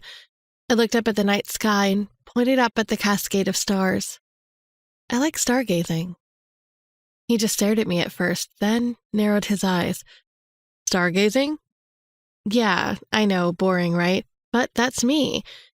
It's not so visible here in the city, but in Montana, the sky is clearer. I hate camping, but nothing beats setting up on a great spot in the Beartooth Mountains and watching the sky late at night." He looked impressed and pointed just behind me. "The constellations, Pisces and Aquarius, are just behind you. To the left is the planet Venus.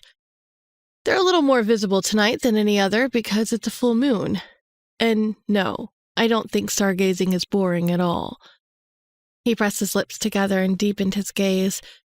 I was truly impressed because I'd only ever met a handful of people, let alone guys, who liked stargazing. "You do it too?" I beamed. "Yeah, I like night. Love a good sunrise and sunset, but night is me. When you spend a lot of time out at night, you pick up on things like that. It's a good hobby." I like night too. I guess, though, that I rarely get to see day or night because I'm so busy. "I get it. Residency is supposed to be tough, but you get what you want at the end, right?" I wanted to say yes. I really did. It was just that I wasn't so sure I could. When Dad was alive, I probably would have answered that question with a resounding yes. Not so much now, and I didn't exactly think it was all Donna's fault. "Yeah, I guess so. It's a great accomplishment. My parents are both dead. I love what I do, and I do it for me, but I always imagined making them proud of me. It's different when the people who supported you the most aren't here anymore to see your accomplishments. I had Jess, and I knew she was proud of me, but it was different when it came to parents and family. I had a few aunts and uncles, but we weren't all that close. Not close enough for them to be proud of me and what I did. I'm sorry to hear, he sympathized. I understand what you mean. My mother died some time ago, and I still have my father, but I was closer to my mother. I'm sorry for you, too. Thank you. The light returned to his eyes. What about you? What do you like? I thought I'd bring back the lightheartedness in our conversation. Talk of death was never good for anyone. Me, well, in my line of work, I hardly see people. I work on the more obscure side of business. I check on potential investments and keep things under control. Most of my work takes place at night, just the way I like it. He straightened up. Something behind him caught my attention, and I looked over his shoulder. The light in the old lab switched on, glowed bright red, then went out. I stood up and looked ahead at it, waiting for it to happen again. What did you see? Ethan asked, standing as well and following the direction of my gaze. There was a light in the old lab. It must be an electrical fault or something. I continued to look. He did too, concern and caution filling his face. Does it always do that? He asked. No. What color was the light? Red. It was interesting that he would ask me that. More interesting that he continued to stare with keen curiosity, as if hearing that the light was red made some sort of difference. Do you want to check it out? It's probably just a fluke, though. The lab is old. Maybe a rat ran across the light switch. He returned his gaze to me. No, I'm sure it's all good. Is the lab used much? I shook my head. No, not anymore. The maintenance department uses it as a storage unit more than anything, and hardly anyone goes there. Well, then it does sound like it's a rat. He smiled, and the concern receded from his features, bringing back the cockiness.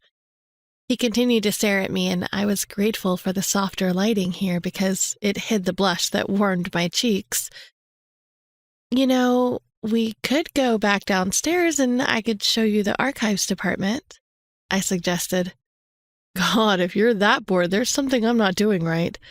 I laughed. I'm not bored. I just figured you'd want to do more stuff. Like look around the archives department at books and research papers at this hour? He cocked his head to the side. Well, when you say it like that, it does sound pretty boring. He grinned, a devilishly handsome grin. It's meant to. So you work all the time, 7 days a week. I'm trying to think of when I can take you out, but I'm drawing a blank here. It's looking like something you're gonna have to help me with. This was what I meant. Him, switching between businesslike and charming so effortlessly, and he'd successfully managed to momentarily stun me into silence.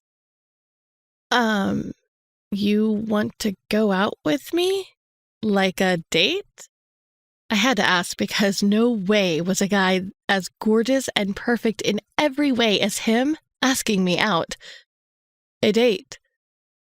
Oh, I didn't know what to say. Brooke, let's try this again. Do you want to go out with me?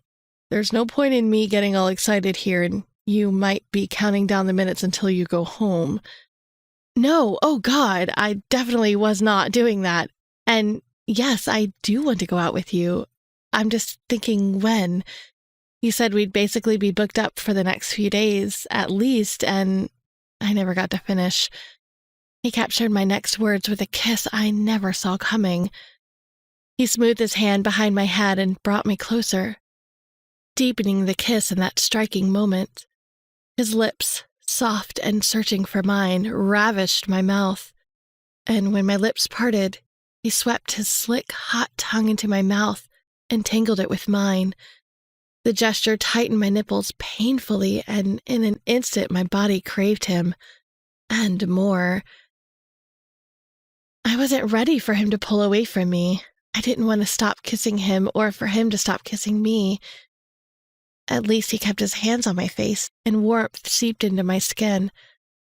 Sorry, that's me being forward again. You'll get used to it. A wicked smile now lit up his face. Okay, I breathed. Reality seeped into me and my whole body blushed. He leaned close again, but stopped at my ear. Tomorrow night. That's what we'll be doing. And now you don't have to worry about kissing me on the first date. I twisted to face him, and my cheek brushed over his nose, making it so our lips were just a breath apart. Tomorrow. Yeah. He brushed his lips over mine and lingered there. I pressed up and kissed him, wanting one last taste, and he surprised me by running his tongue over my bottom lip. Strawberries, he whispered. You taste like strawberries. I can't wait to taste the rest of you. You should go now. Get some sleep. My lips parted as he stepped back, and my head buzzed in a similar manner like it had when I'd had the coffee.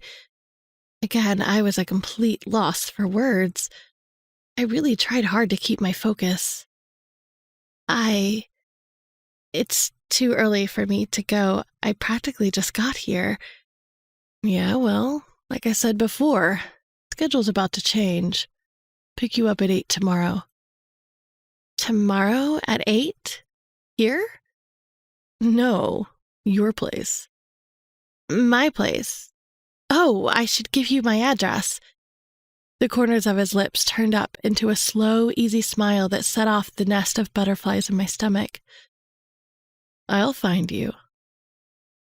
Okay. I blinked several times, hoping this wouldn't be some sort of daydream or night dream. See you tomorrow, princess. He winked at me, and for the first time in forever, I was excited about tomorrow. Chapter 6. Ethan. Thought you weren't going to show, Xavier remarked as I appeared beside him. I placed him in charge tonight. He was my right-hand man and my best friend. More of a brother to me than Tobias was. I flickered over here from the terrace, probably appearing here so fast it looked like I'd stepped out of thin air. It wasn't quick enough, though, to see what was happening. I got held up, I answered. It was a lie I felt bad for, a lie I knew would end up biting me in the ass at some point. Maybe it would be now. Xavier and the rest of the crew got here about the same time Brooke saw the flash of red light. There were tens of us here now. I sensed them as they flickered in around the old lab, and I sensed the presence of the thing that was here too. I may have looked calm as anything while I indulged on Brooke's perfect lips, but inside I was fighting against the call to fulfill my duties, fighting the urge to be responsible and back up my men. You see anything else since the portal shimmer? I asked. Portal shimmers were created when beings traveled from one dimension to the other. That didn't happen very often. Seldomly, if ever, and the fact that the shimmer was red signaled something or someone had come from one of the demon dimensions. The only known dimensions to have that color. Not a damn thing. We picked up the trace when they came in and got here seconds later. We've been standing here and nothing's happened, Xavier explained. He looked ahead at the old lab. Eyes narrowed. I stared too, scanning the perimeters. The place really did look old and battered. Situated on the edge of the grounds of the hospital, the old lab looked indeed of the creepy variety. It was part of the Victorian-style buildings that dotted the main part of the hospital. This, however, was much further away and teetered at the edge of the woodland area leading to the park. The access was restricted, and there was a fence up on the front. Some of the windows were boarded shut, and the paint that was perhaps once white looked a gray, murky color. Empty though it may appear to be, something was inside. Something that was trying to hide its essence. It was trying really hard, but they would have to try harder with us. I closed my eyes and focused, I couldn't hear any thoughts, but I could sense panic and frustration.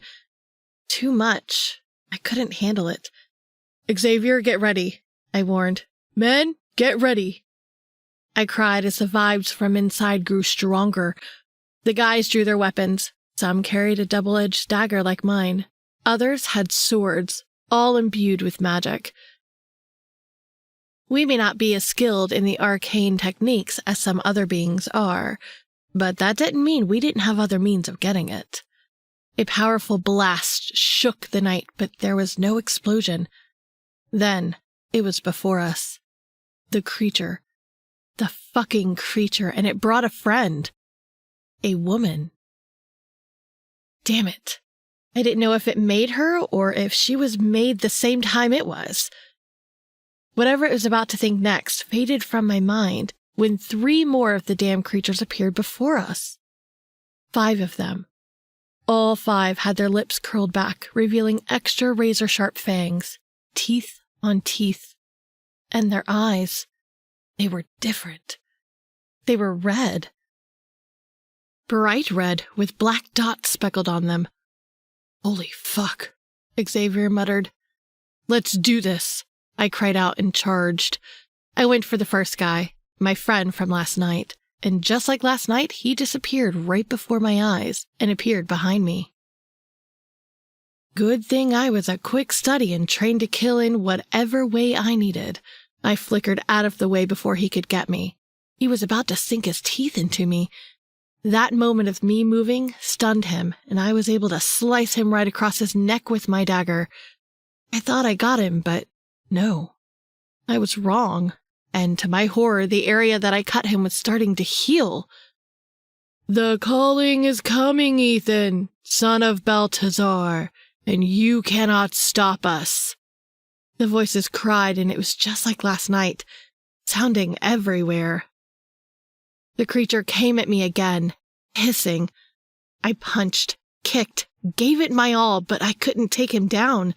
He'd either teleport or block me. The others were having the same experience. One of the guys cried out. It was Colin. He was on the ground. 2 of the creatures were attacking him. One bit into his neck while the other ripped his arms off with no effort at all.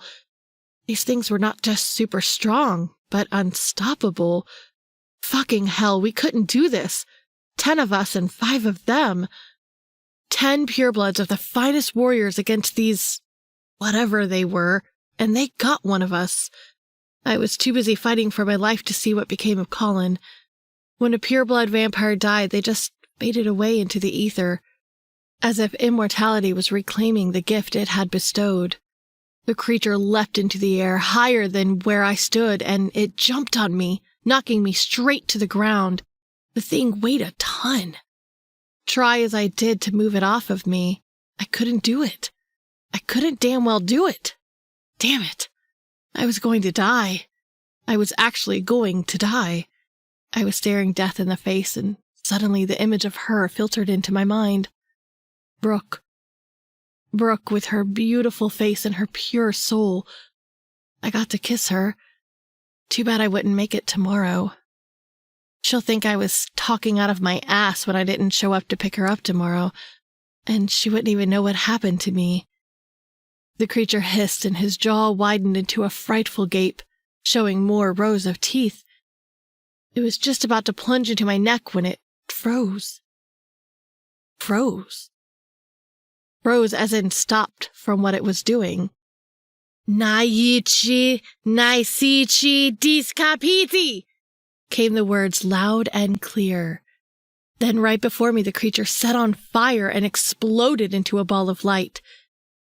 The others the guys were fighting did the same. I rolled over to my knees and found myself facing a woman dressed in a long black robe with white flowers running down the length of her hair. No, they were a part of her hair. With her were 2 wolves, both transformed into men. Lycans. Not just any lycans either. I never thought I'd live to see the day when Ethan Vandenberg would be brought to his knees, said Chase, the leader of the European Lycan pack. I stood up. It was true that vampires and lichens did not like each other. It stemmed from a century-long feud over land. But I was willing to put feuds aside because they just saved our asses. "What are you doing here?" I asked. "You're welcome," he snarled. "Thank you. You know I'm grateful. How did you know to come and how to stop them?" Xavier joined me out of breath. "We need to talk. Properly, not here. They were the least of the problem." Chase folded his arms. I glanced at Xavier and got that feeling I had last night. The feeling that war was coming.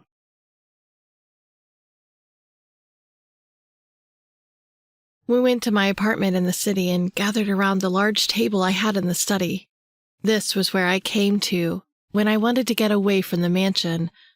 I'd had the place for well over 30 years, older than Brooke.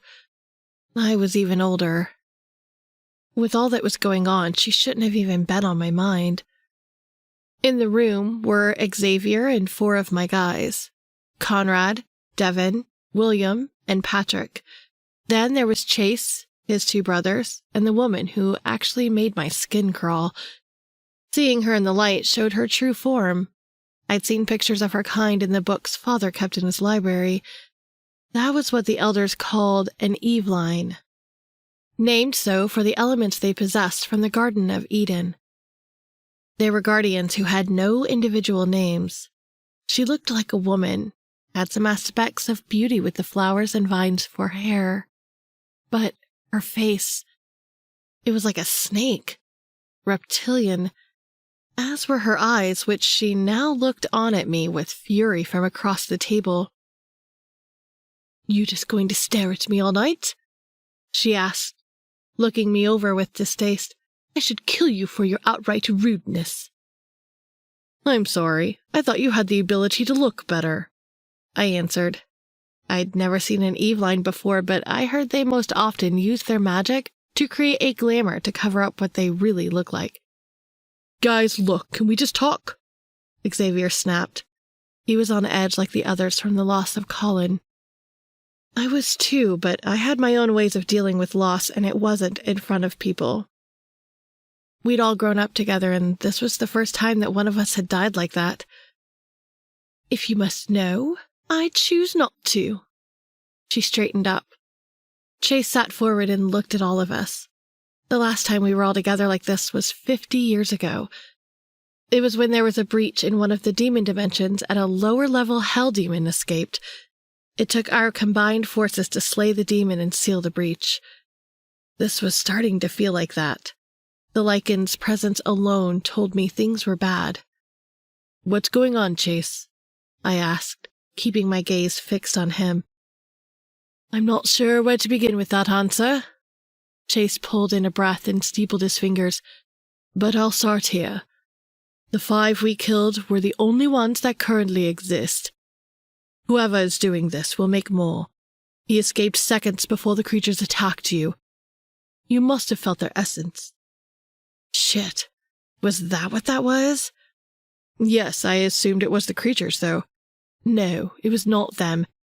They have no signature. Nothing. Just like they don't exist. The important thing for you to know is that the signature we picked up inside the lab was a vampire. They used the portal to the demon world, Bacchus. I glanced at Xavier, who was already looking at me, face hardened and eyes brimming with rage. "A vampire?" Xavier asked Chase. "Are you certain of this?" "Yes. Come on, Xavier, look at the creatures. They look like vampires, right? Beaters at their worst." "Yes, but those creatures are unlike anything I've seen." "We knew there had to be some vampire involvement," I pointed out. "It was the whole reason why the council called us in, but we thought it was to do with shifters, too. The question is the how, why, and what for." Chase looked uneasy. "We think the vampire involvement came from your father's mansion." Okay, that was a much worse bomb to drop on me. "Say that again? How dare you imply such a thing?" I slammed my fist down. "I'm not trying to be rude, Ethan. It's the truth. The essence. You can't refute essence. While you vamps are good with scent, you can't beat a lichen. The essence was the same essence we picked up tonight and weeks ago. We also found a tunnel that led from the lab. There's something going on there. That was how we knew to come tonight. The same person was there at all times. Great. This was just great. Not only was there a vampire doing this, but it was someone from Father's house. I have to alert Father. No, the Eveline said. You mustn't do that. We need to track some more. They aren't working alone. It's obvious they aren't working alone. If you raise attention, that could cause their group to split. We need more information. We do, Chase agreed. This isn't part of a plan that was thought up overnight. It's been in the making for a while. We're just seeing the tests. The tests? I asked.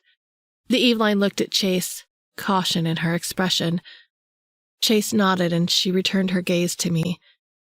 Months ago, Moldavia shifters started disappearing in the forests where I live, she began. Never heard of those. I hadn't, and I thought I was pretty skilled in knowing what types of creatures existed in our dimension. You never would. They exist in secret and lived so because of their special abilities that came from the old world. Moldavia were a peaceful group who preferred to live amongst the Fae folk. They had fairy blood in them. She stopped, looking like it was hard for her to continue. Just like me. I was their guardian, but I failed to see what was happening around me. One by one, they started disappearing. At first, we thought someone was just capturing them, but then we realized there was more to the story than that. We found bodies of over 100 of them in a cave off the coast of Newfoundland. Their eyes were stolen. Their eyes? I narrowed my gaze. Didn't know what the fuck that meant. Yes, she nodded. Unlike normal shapeshifters, the Moldavia abilities come from their eyes. They see the object of what they want to become and replicate it through their eyes. My theory is that whoever is doing this needed a lot of shifters to create a potent formula to not just shift, but teleport as well. The closest thing that any being can do is flicker, but that isn't true teleportation. It wasn't. It was moving so fast through time that you could get from one point to the next in the flicker of an eyelid. That was why we called it flickering. Some called it flash-stepping, but she was right. It wasn't teleporting. That was something else entirely. What about the rest of their abilities? Vampire and demon. She brought her hands together and looked uncomfortable. I understood why in an instant, because what she was implying was the creation of a super creature. Demon? I pressed my lips together. Yes, demon. Chase answered. If that's true, then... My voice chilled off. The last time anyone was successful enough to use demon anything in the way you're suggesting was when vampires were created. Because if that was what this was, then I was absolutely right about a war. Chase nodded his answer. It makes sense. We've never seen a creature of this nature because it doesn't exist. It's being created. We think a demon must be helping our new friend, except he can't be as powerful as balogh. Balogh was a demon from the old world who served the hell gods. He was banished to the lowest level of one of the hell dimensions, along with them in the Great War centuries and centuries ago. It was a war between higher beings, humans and gods alike. It was one that had to happen or else the demons would have destroyed the earth and made that hell. Balogh, like any other demon who'd been banished to that level, could only take form on Earth if summoned, and a demon would only answer to a summoner if it could get something in return. The Oberon family, to which father and my mother belonged, were a coven of the most powerful witches who yearned for immortality. They summoned Balogh and offered their souls in exchange for a gift. He gave it to them. They had to drink his blood. Doing so caused the vampire mutation. We called it that because while we had the superhuman strength, agility, telepathic abilities, and could still procreate, we couldn't go out into the daylight. It was a reaction to the demon blood. The coven, who are now the elders, thought they were getting a good deal. They didn't realize that the demon wanted to be free and that a sect of them were working for that to happen. Years after the transformation, a breach unlike any known to man occurred, opened by this sect in the coven. This was a war for us, the one Father referred to because he lost all of his family in it as they battled not just Balogh, but the hell god Tori. We won. That was over 1,000 years ago. So long it became a mythical legend, and some younger vampires like myself wouldn't know the value of what happened.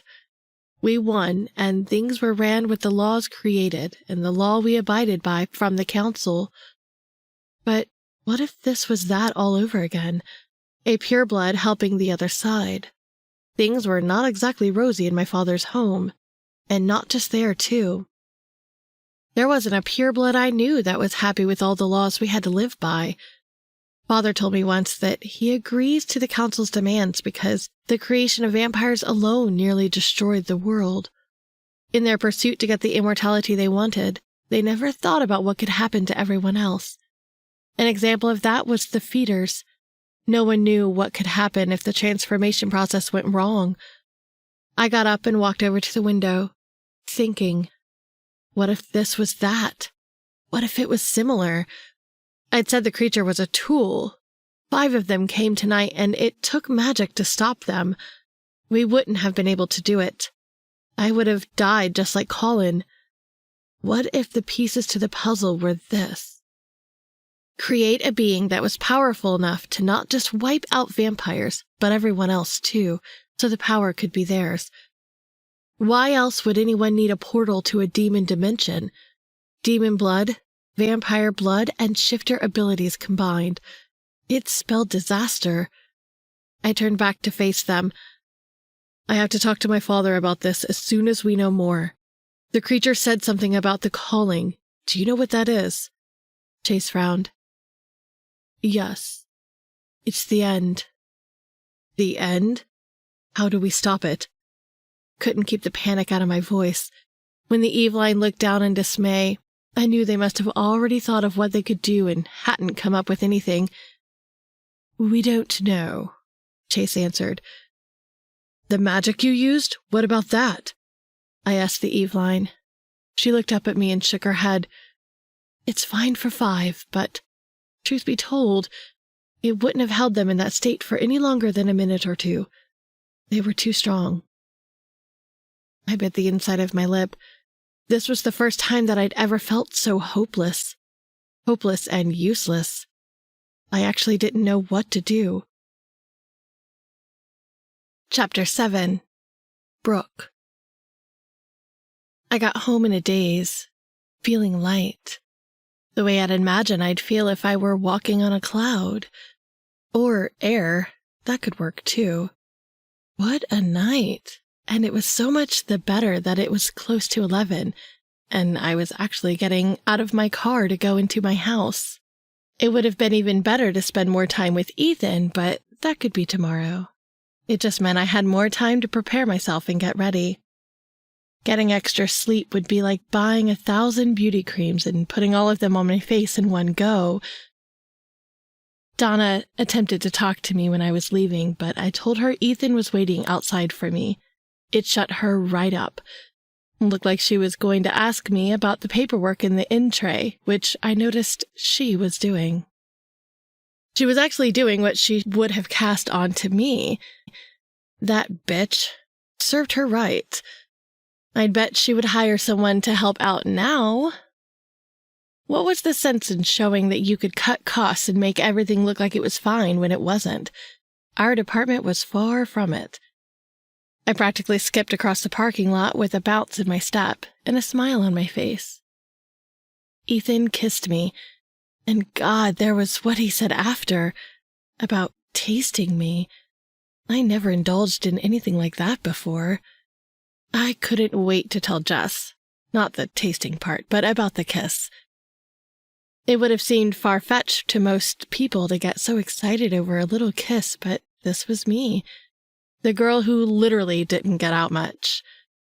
The girl who didn't get her first kiss until she was 18, while everyone was getting busy losing their virginity on prom night. I didn't lose mine until I was 22 and at the end of my senior year in college. I wasn't a prude or anything like that. It was just that my career had demanded so much from me. I wasn't naturally blessed like others with genius talents, or even the kind where I could get by and pass an exam on a whim's notice with uber cramming. I had to work beyond hard, and that was why, on my way home, I started thinking about what I wanted to do. I was going to stay exactly where I was and finish my residency at Northwestern Memorial. I wasn't going to request a transfer because I was at the place I wanted to be. Donna could fuck off, and I'd tell her just as much if she pushed the boundaries with me. I did my job and did it well. Anything else was unnecessary. So I'd finish my residency and become the best cardiothoracic surgeon at the hospital. I practically felt like a new woman, one who wasn't that hopeless person I was only last night. Just as I was about to turn the corner, a shuffling sound grabbed my attention. With my instincts on high alert, I turned and saw a thick, dark mass over by the corner of the parking lot. It looked like a swarm of bees. Or a shadow. But what was causing the shadow? I looked about the area and saw nothing that would cause a shadow like that. I stepped closer, then backed away. Going up close to something like that was always a bad idea, especially seeing as I didn't know what the hell it was. It moved in and out like a breath. Darkened, then just disappeared. A shiver ran down my spine, and fear made me resume my pursuit to the apartment. What the hell was that? I didn't even know if I could call it a thing. "Oh, my lord," came Jess's voice from behind me. "Is that really you? Couldn't be, because my Brooke's supposed to be at work until God knows when." I turned to face her. She looked like she'd just come home too, because she was still wearing her work clothes. "Jess, did you see anything weird in the parking lot?" I asked in a hurried voice. She narrowed her gaze and looked me over. "Weird? Like what?" I didn't know if I should tell her. Maybe I'd imagined the whole thing. Maybe the nights of hardly sleeping were catching up with me and I was hallucinating. A mass thing of darkness. Shadows. I sounded crazy. Never mind. No, not never mind. Come on, sit. We both went into the sitting room and sat on the sofa. "It's nothing, Jess. I think I'm tired." She sighed. "Maybe so, but there's a lot of weird going on in the city at the moment. Did you see the news?" I shook my head. "What happened?" "The police found a woman dead in the park with what looked like bite marks on her neck. Her blood was drained." Her voice took a cold edge, and she looked me over with caution. The minute she said woman and bite marks, I thought of Mom. "What else did the news say?" I asked, unable to keep the tremor out of my voice. "Not a lot, just that they're investigating." The previous excitement I felt about Ethan and our date tomorrow faded away. "I'm sorry." She brought her hand to her heart. "I just saw it and freaked out because of the similarities. Maybe I shouldn't have told you." "No, it's okay. I'm fine." "Come, sit," she urged me again. We sat together in the living room. "I can't believe it's been 20 years. 3 months' time will be another year," I stated with reflection. It really didn't feel like it was that long ago. Probably because I kept the memory so vivid in my mind. "Long time, and you got through it." Jess smiled. "Just be careful out there." I didn't mean to dig up the past. I just panic when I hear stuff like that because you work so late. "I get it. Don't mind me. Everything that happens that sounds even remotely close to what happened to Mom will remind me of her. That's understandable, Brooke. It doesn't help that the events of that night are still so clear in my mind. I hugged my knees to my chest and rested against the cushions behind me. Jess gave me a sympathetic stare, the kind that Ethan gave me earlier.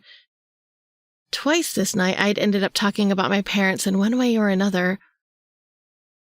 It's not something you're likely to forget, Brooke. I didn't think I ever would. The memory never faded with time. I remembered it all. I was in bed, trying to fall asleep when I heard the front door open. I thought it was Dad. Then Mom screamed. I ran out to see what happened, and that was when I saw him. Billy Madison. His teeth were long and sharp, face like an animal. When he came to tend to the horses on the ranch only days before, he talked to me about riding ponies at the fair that was going to be in town.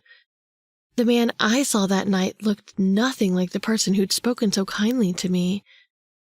Like a vicious animal, he ripped into Mom's neck. He didn't see me standing in the passageway. When he lunged into her, I ran. Did the news say anything about what or who killed her? I asked, gazing out the window. They said it looked like an animal attack, like a wild dog. Wild dog in a big city. It's odd. There was a hint of sarcasm in her voice. It was definitely more believable in a place like Montana. We had a lot of wildlife there. Wolves, lynx, wolverines, and black bears. All of those could have been used to explain Mom's death, but I knew different. The answer came to me when I was 10, 3 years after her death. Vampire. If I so much as breathed that word to anyone who wasn't Jess, I would have probably ended up in a psychiatric care for the rest of my life. My parents never allowed me to watch horror films or anything that could scare me. When I was 10, Jess and I snuck out to watch Interview with the Vampire. We loved Brad Pitt and Tom Cruise, so that was a definite film we had to see, although we were 8 years under the age limit. We were so excited to get up to no good. We snuck in from early, paid for a showing of Little Women, watched Little Women, and waited until everyone left that screen before sneaking over to the screen next door that was showing Interview with the Vampire. Our little plan was going good until we saw the first vampire. And I didn't mean the first 5 or so minutes of watching Brad Pitt, who played Luis, either. I mean the actual transformation. Eyes, fangs, faces. I started screaming at the top of my lungs right there in the cinema. I screamed and screamed so much they had to switch the movie off. And even after they did that, I still screamed in hysterics because I realized what Billy was. It wasn't until Tad came to get us that I calmed down. Needless to say, we never watched anything like that together again. Jess was the only person I explained my hysteria to. I didn't even tell Dad, who was already worried about me enough as it was. Brooke, don't go all quiet on me. What are you thinking? She asked. I looked back to her and straightened up. Just thinking back to the past, about Mom and what attacked her. What or who? Same thing, I shrugged. You still believe it was a vampire? She quirked a brow. Yeah. If she were anyone else, I wouldn't have answered. Anyone else, however, wouldn't have asked me that. Well, if that be the case, I'm going to tell you to be extra careful on the road. Unless if a vampire looks like Brad Pitt, then you're good. She offered a little smile. I smiled back. She always knew what to say to bring me back from the darkness of the past. You ever see the rest of Interview with the Vampire? I did. Bethany Tate from high school showed me some uber-gorgeous pictures of Brad Pitt from the film, and I had to get it on DVD. Brooke, if you can move past the whole scary vampire thing, then you have to see it. He's hot. Damn hot. Watch it in little bits. Maybe I will, I nodded. Maybe it would help in some way. So, talks of sexy vampires aside, I'm guessing you took my advice in a very big way. You're home so damn early. She giggled. I'm home early, but not for the reason you think. Pushing aside the past, I allowed myself the pleasure of thinking about Ethan again. What happened? Okay, so this story involves a guy. I chuckled. Oh my God, really? The gorgeous one you were so mean as to hint to last night and not tell me anything more? She narrowed her eyes at me and gave me a sly look. Yes, I giggled. Tell me everything. I told her everything. It was well after midnight when we were done talking. This, too, had been a fun thing we hadn't done in a very long time.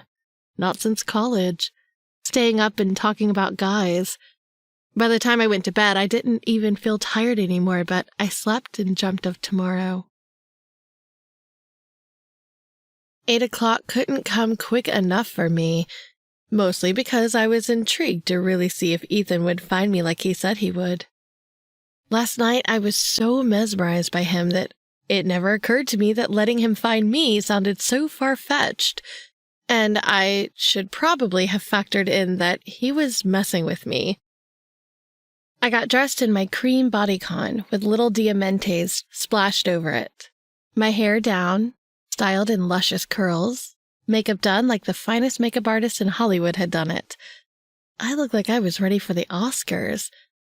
It was all Jess's doing, and I barely recognized myself. I'd had that irritating sensation all day, but I still hoped, and at 8 o'clock on the mark, the doorbell rang. I went to answer it expecting to see Ethan, but found an elderly man dressed in a suit instead. Miss Peters. He spoke with a hint of an accent. It sounded English. Yes, that's me. Oh, good. I'm your driver. Mr. Vandenberg sent me to get you. Are you ready? Oh.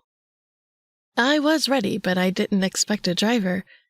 Yes, I am. I just need to grab my purse and my phone. Wonderful.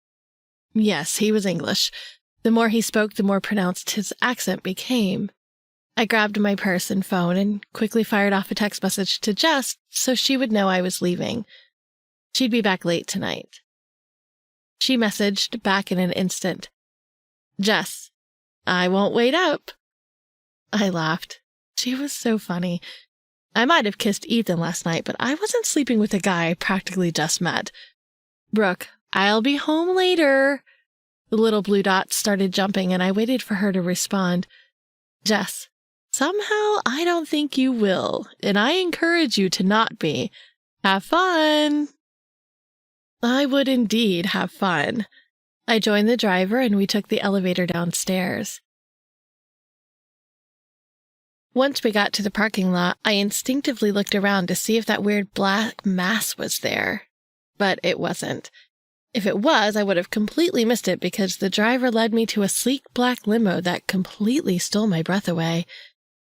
I couldn't even hide the surprise. I'd never been in one before. I gasped when I saw it, and the driver smiled wide as he opened the door for me. Inside was cool black and cream leather.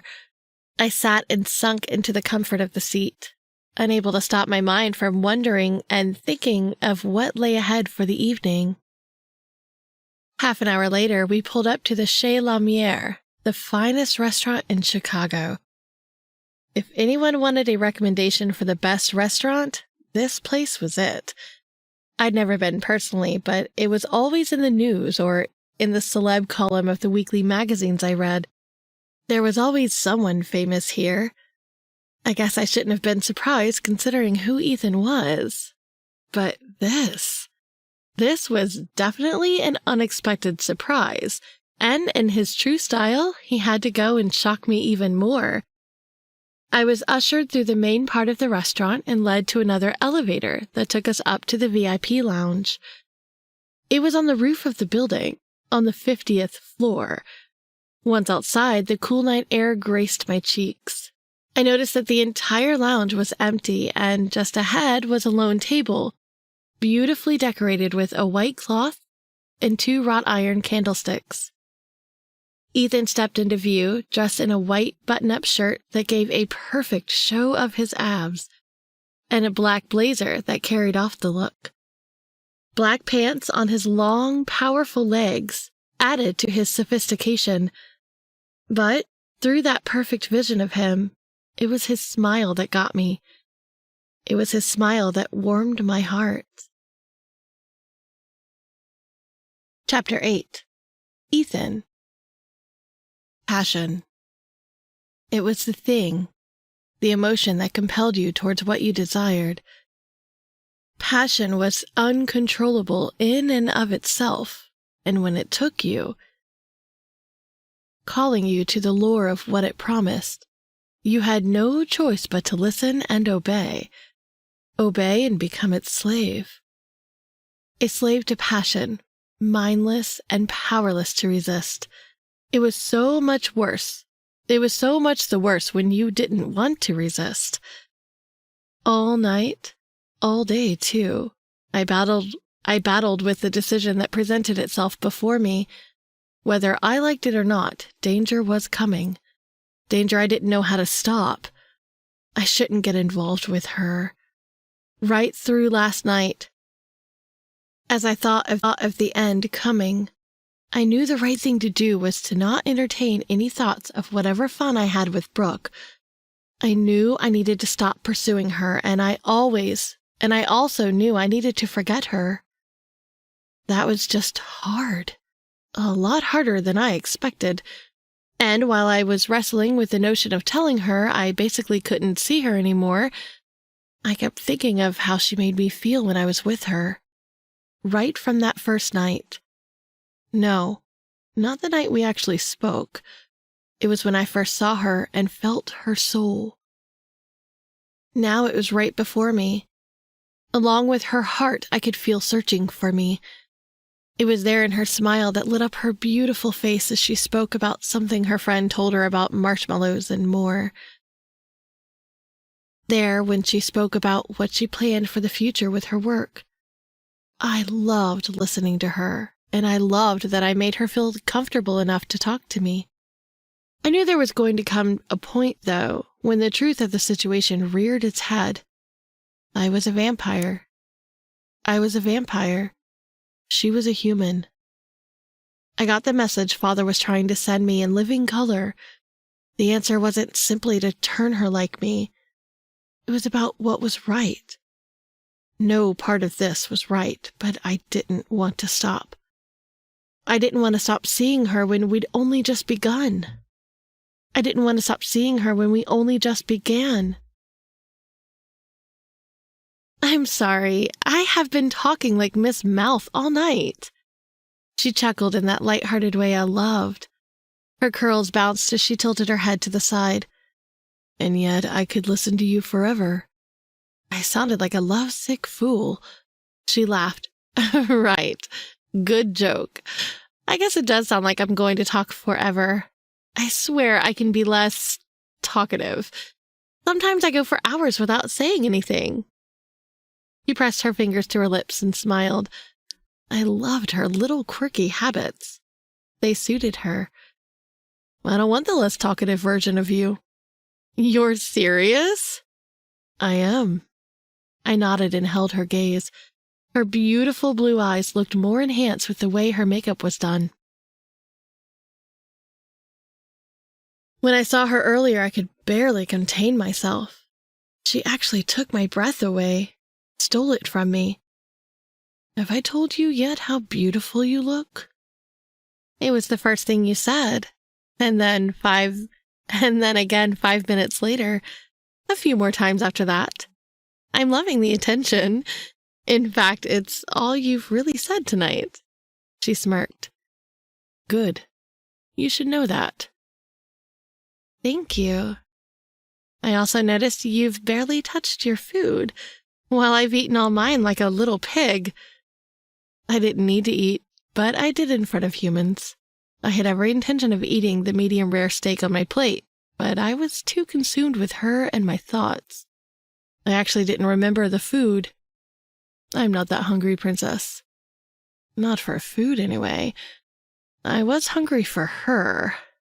I was hungry for her. Hungry for her, and I had to at least attempt to tamp down my desire for her. I needed to get back to the mansion tonight. Tonight was when I had to speak to Father about what was going on. I wanted to do it private.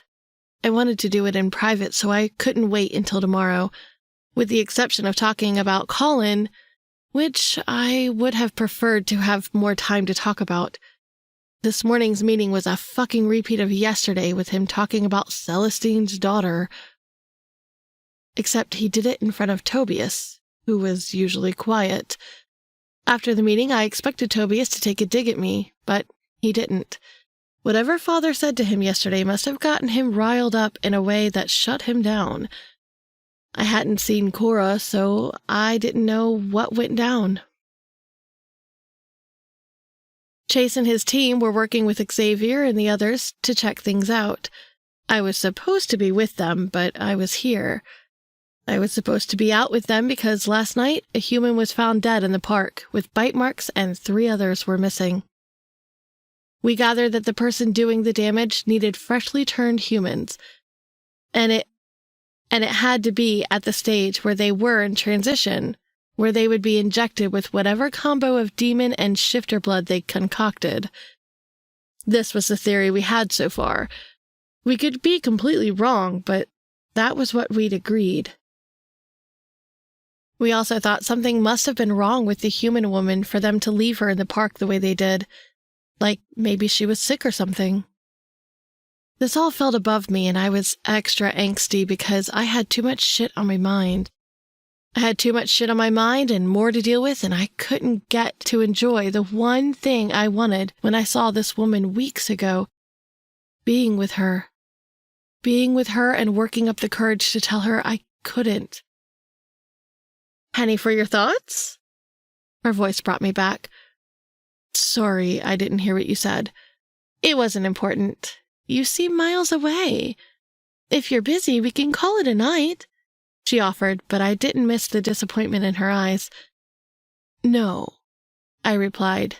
Then I did something I promised myself I wouldn't do, listening in on her thoughts.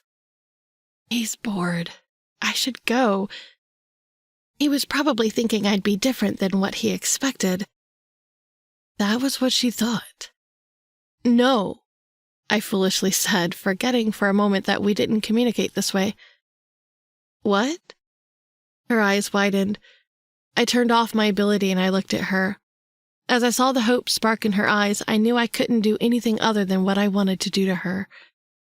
I couldn't tell her I couldn't see her anymore, and I didn't want to entertain the thought of her not being mine. I couldn't do it. I couldn't contemplate any thoughts of letting her go, and I did indeed wanted to taste her. We could have tonight.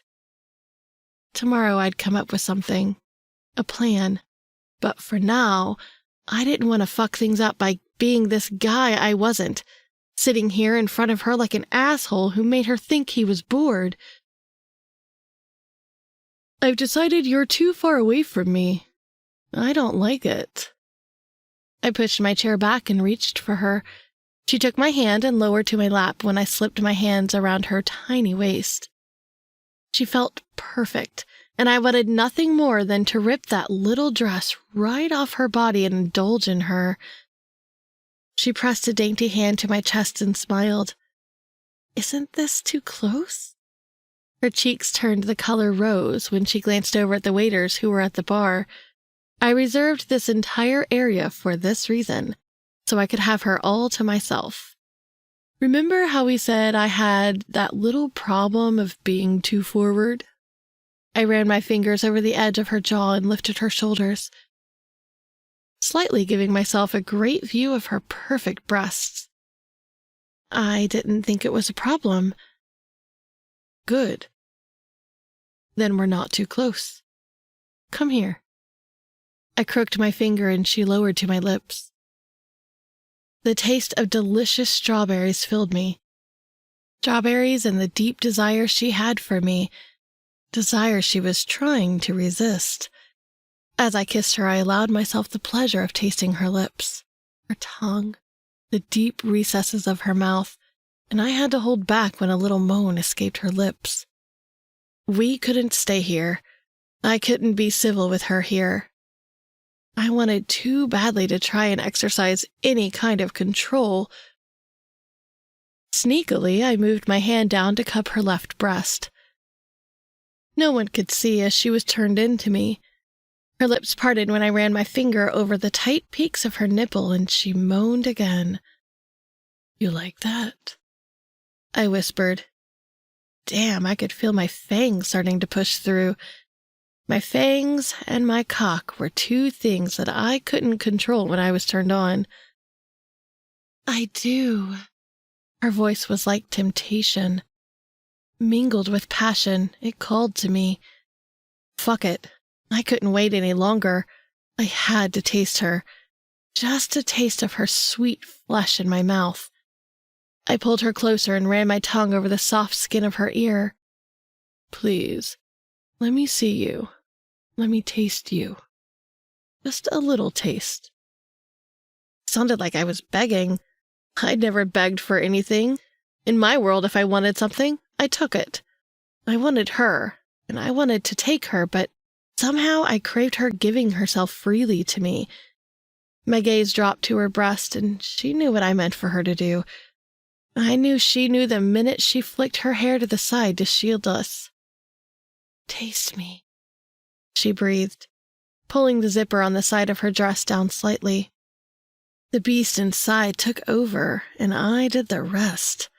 Pleased to see she wasn't wearing a bra, I pulled the soft satin fabric from over the massive globe of her breast and watched in pure satisfaction when it spilled out with the tip of her tight, pink nipples pebbled, ready to be sucked. Fuck. She was perfect. I lowered and did exactly as I said I would do. A little taste. I closed my lips over the diamond-hard peak and sucked, swirling my tongue over the smooth skin, licking and tasting the sweetness of her. I wanted her to be mine, and I sure as hell wasn't going to give her up for anything. This had gone way past just being a guilty pleasure. She was more to me than a treat I could simply indulge in and walk away afterwards. She was something else altogether. Beyond my control, my fangs came down and grazed over her nipple. She winced, but allowed me to suck for a little longer. "Ethan," she said breathlessly, clutching onto my shirt. It was only then that my senses returned to me, only then that I knew we had to get the hell out of here. I pulled back, took a moment to calm my heart so my fangs could retract, then covered her up. I was pretty certain no one saw what I was doing to her, but I didn't think it was that hard to guess if anyone looked over. I captured her pretty mouth again and kissed her, not caring who was watching. Then, cupping her face, I held her before me. "I want you, Brooke. I've been sitting here all night trying not to want you so damn much," I confessed. All of that was true, no matter the rest of the story. Wanting her was the beginning of my problem. "Why?" "There's stuff going on that I should focus on, but I can't get you out of my head." She reached up and touched the edge of my jaw. "I don't want to get you in trouble." She must have assumed I meant work. It was logical to do that, since that was the other place we should have been and weren't at. Fuck trouble, princess. You heard me, baby. I want you. Come home with me. Yes. I could have rejoiced when she said that. As I stood, I put a block on my essence so no one could track me. Tonight was mine. Tonight, with her, was mine. Chapter 9. Brooke. I resembled nothing like the woman I was earlier. The very same one who texted Jess and said would be home later. The woman who thought she wouldn't be sleeping with a man she just met days ago. Since then, this person who was supposed to be me allowed the said man to not just feel her up in public, but also suck her breasts too. And we didn't stop there. We continued in the limo all the way here. With the little window sealed shut from the driver, we enjoyed each other. I practically had my dress around my waist as I straddled Ethan, and he feasted on me. Then we got here, and instead of fixing my dress, he thought I'd look sexier wearing his jacket, with the dress kept around my waist. I didn't care. I didn't give a rat's ass what I'd look like as long as he didn't stop touching me. I didn't even register where here was, not until he released me and set me down in the center of the plush cream carpet that covered the floor of a living room so big it was possibly the size of the apartment I shared with Jess. We were in an apartment, but one of those old styles that went up 3 flights. While he looked at me, I looked around the place, admiring the medieval-style paintings on the wall. "I love this look," he pointed to me. I tilted my head to the side and the jacket opened so he could see my breasts. "Well, you dressed me, so you'd better like it." He pushed the jacket down my shoulders and it drifted to the ground. I loved the way he looked at me. No one had ever looked at me like that. Like he wanted to devour me, but more so like he wanted me to be his. This was completely crazy. It was 3 days. I couldn't be like this with a man I'd only known for a few days. And yet it felt like I'd known him forever. I wasn't nervous anymore. I just wanted him. He lowered and pulled the rest of my dress down my legs, leaving me in just my thong and heels. "Fuck yeah," he grinned, tugging at the lace edge of the thong. It was a nude color I thought would go better for my dress. He pulled those down too, and I stepped out of them. Since I didn't really count heels as clothes, I thought it was officially safe to say I was standing completely naked before him. It took me right back to what he said the other day about one of us being naked and it wasn't him. He was right, although it happened days later, and here I was. "Fantasy come true," he stated, rising and looking me over from head to toe. "Fantasy? Oh yes, look at you. Perfect in every way. Mine for the taking." He reached for me, but I stepped back. "Your clothes are still on." I pretended to pout. "That's for you to take care of, princess," he smirked. "But you better hurry up. I'm a very impatient man. I don't like to wait for anything, and there will be nothing slow about how I plan to fuck you." God in heaven. His dirty words just made me wetter than I already was. Spreading his arms out on either side, that wicked smile washed over his handsome face, the same wicked, sinful smile that made my insides crumble. "Take my clothes off, princess." I was enjoying this way too much. I started with the buttons on his shirt and worked my way down while he played with my nipples. Backing his shirt off and down his wide shoulders, I looked over his tattoos and ran my finger over the one I touched last night. "Let instinct be your guide," I recalled, and he smiled.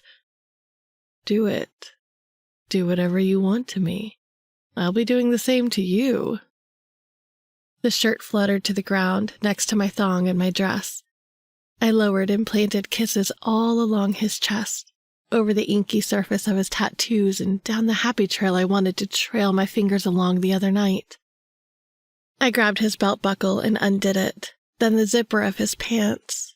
With his pants loose, they drifted down the length of his legs, drawing my attention to the thick bulge of his cock pressing against his Calvin Klein boxers. I paused to look at it because it was huge. I wasn't so sure it would fit inside me. "Don't look so scared." He reached for my hand and pressed it to his cock. He closed my hand over the thick shaft through the cotton and moved my hand up and down. "I promise you'll enjoy it." I didn't doubt that one bit.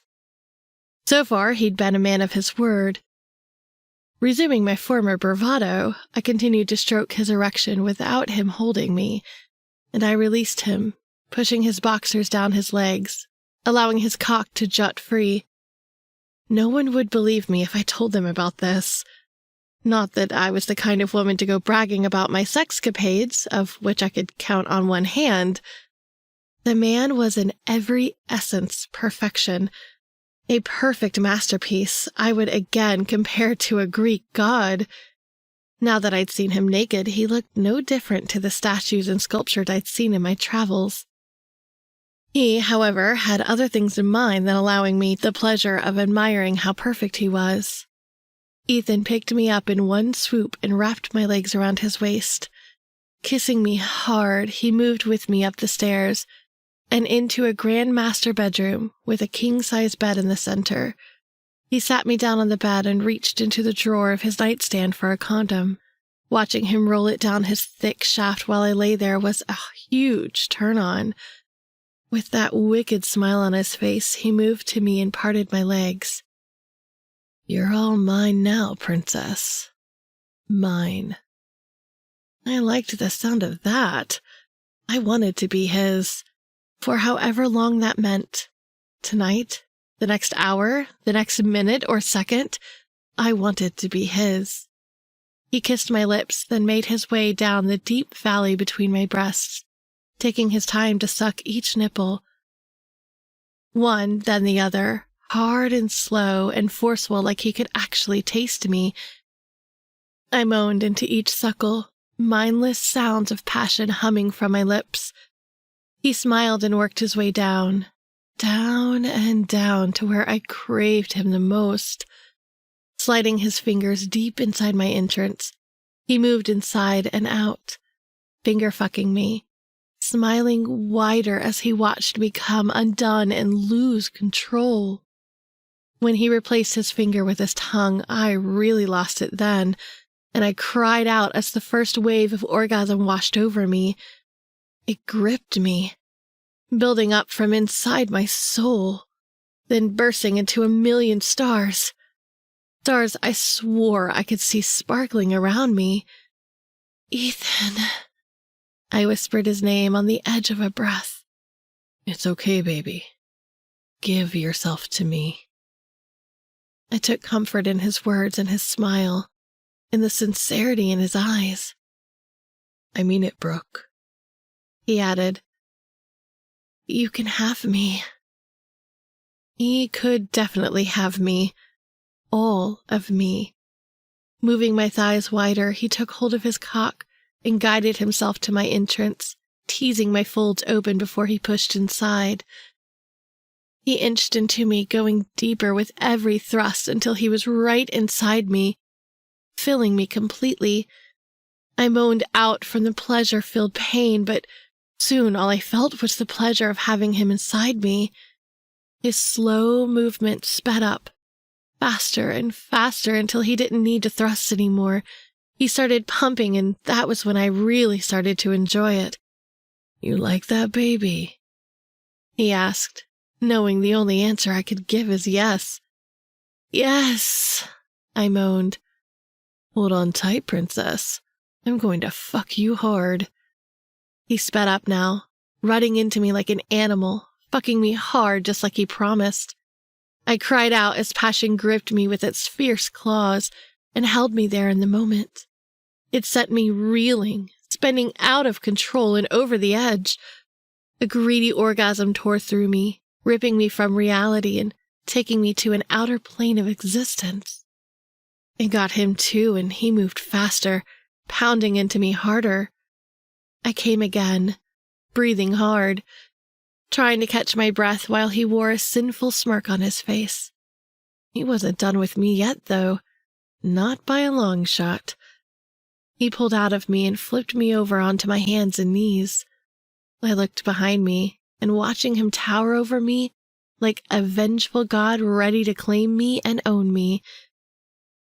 He lowered and kissed the center of my back, running his fingers down to my hips and over my ass.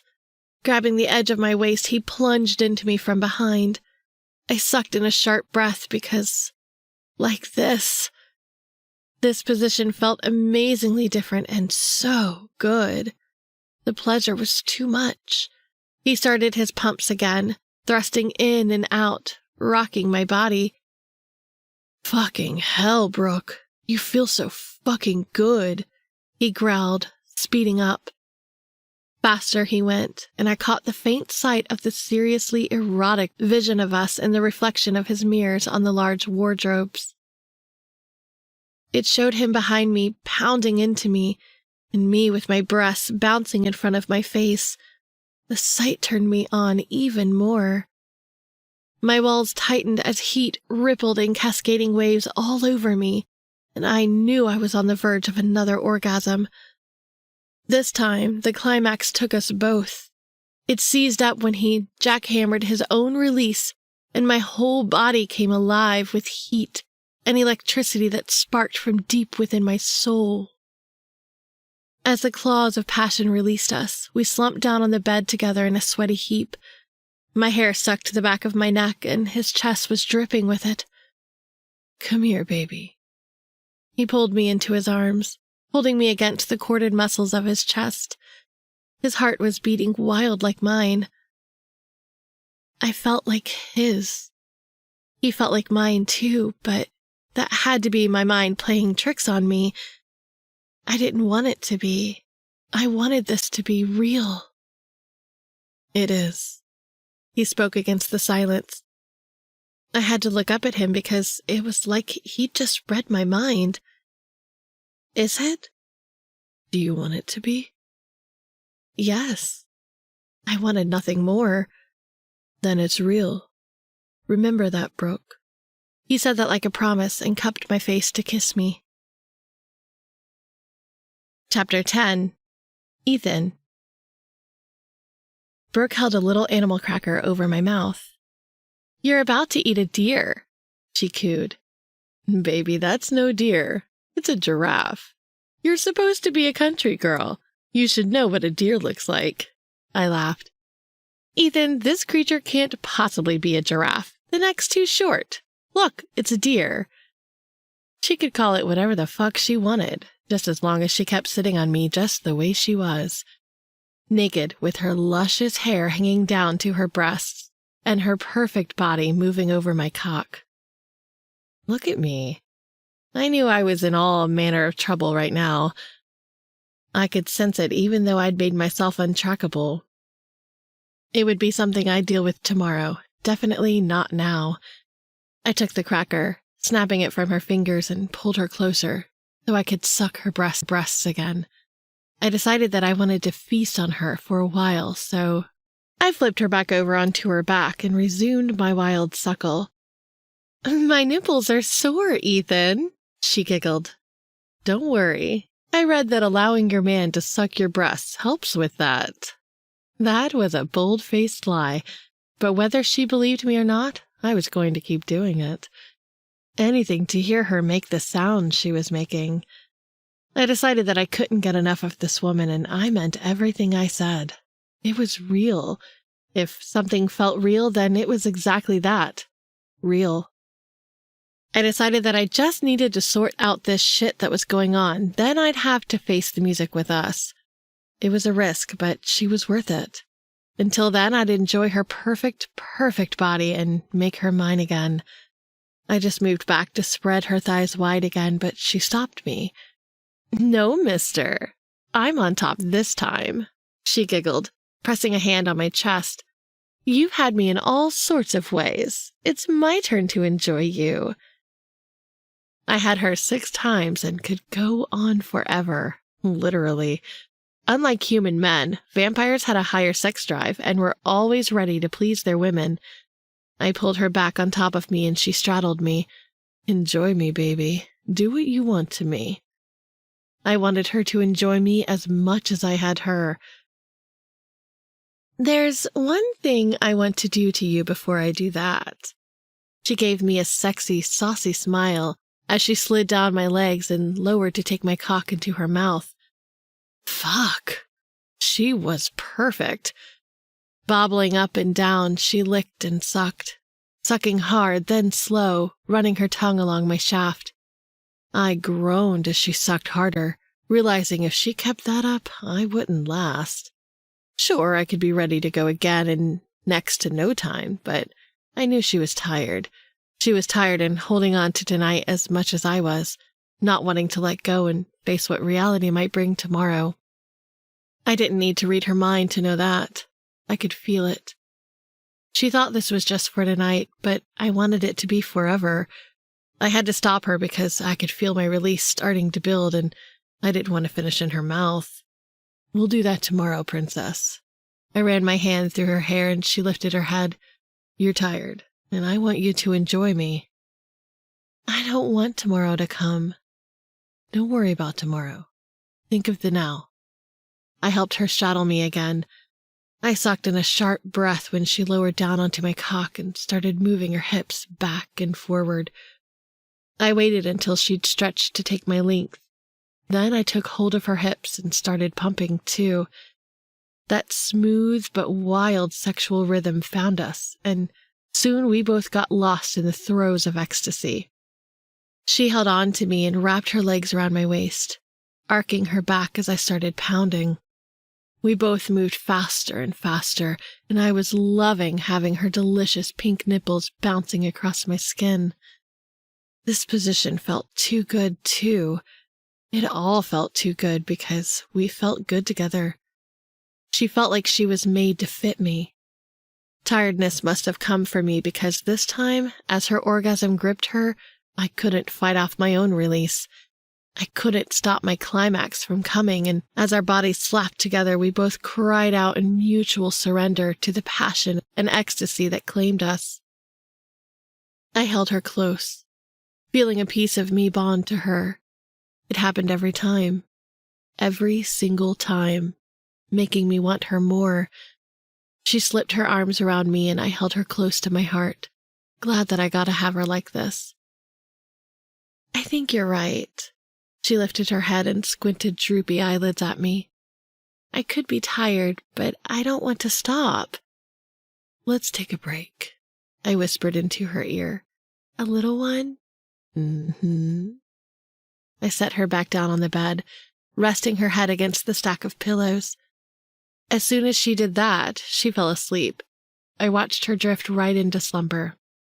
I should have slept too, but I sensed someone trying to reach me again. It was Xavier. I placed the cover over Brooke and slid off the bed. If Xavier was trying to reach me, it meant something could have happened. Something more.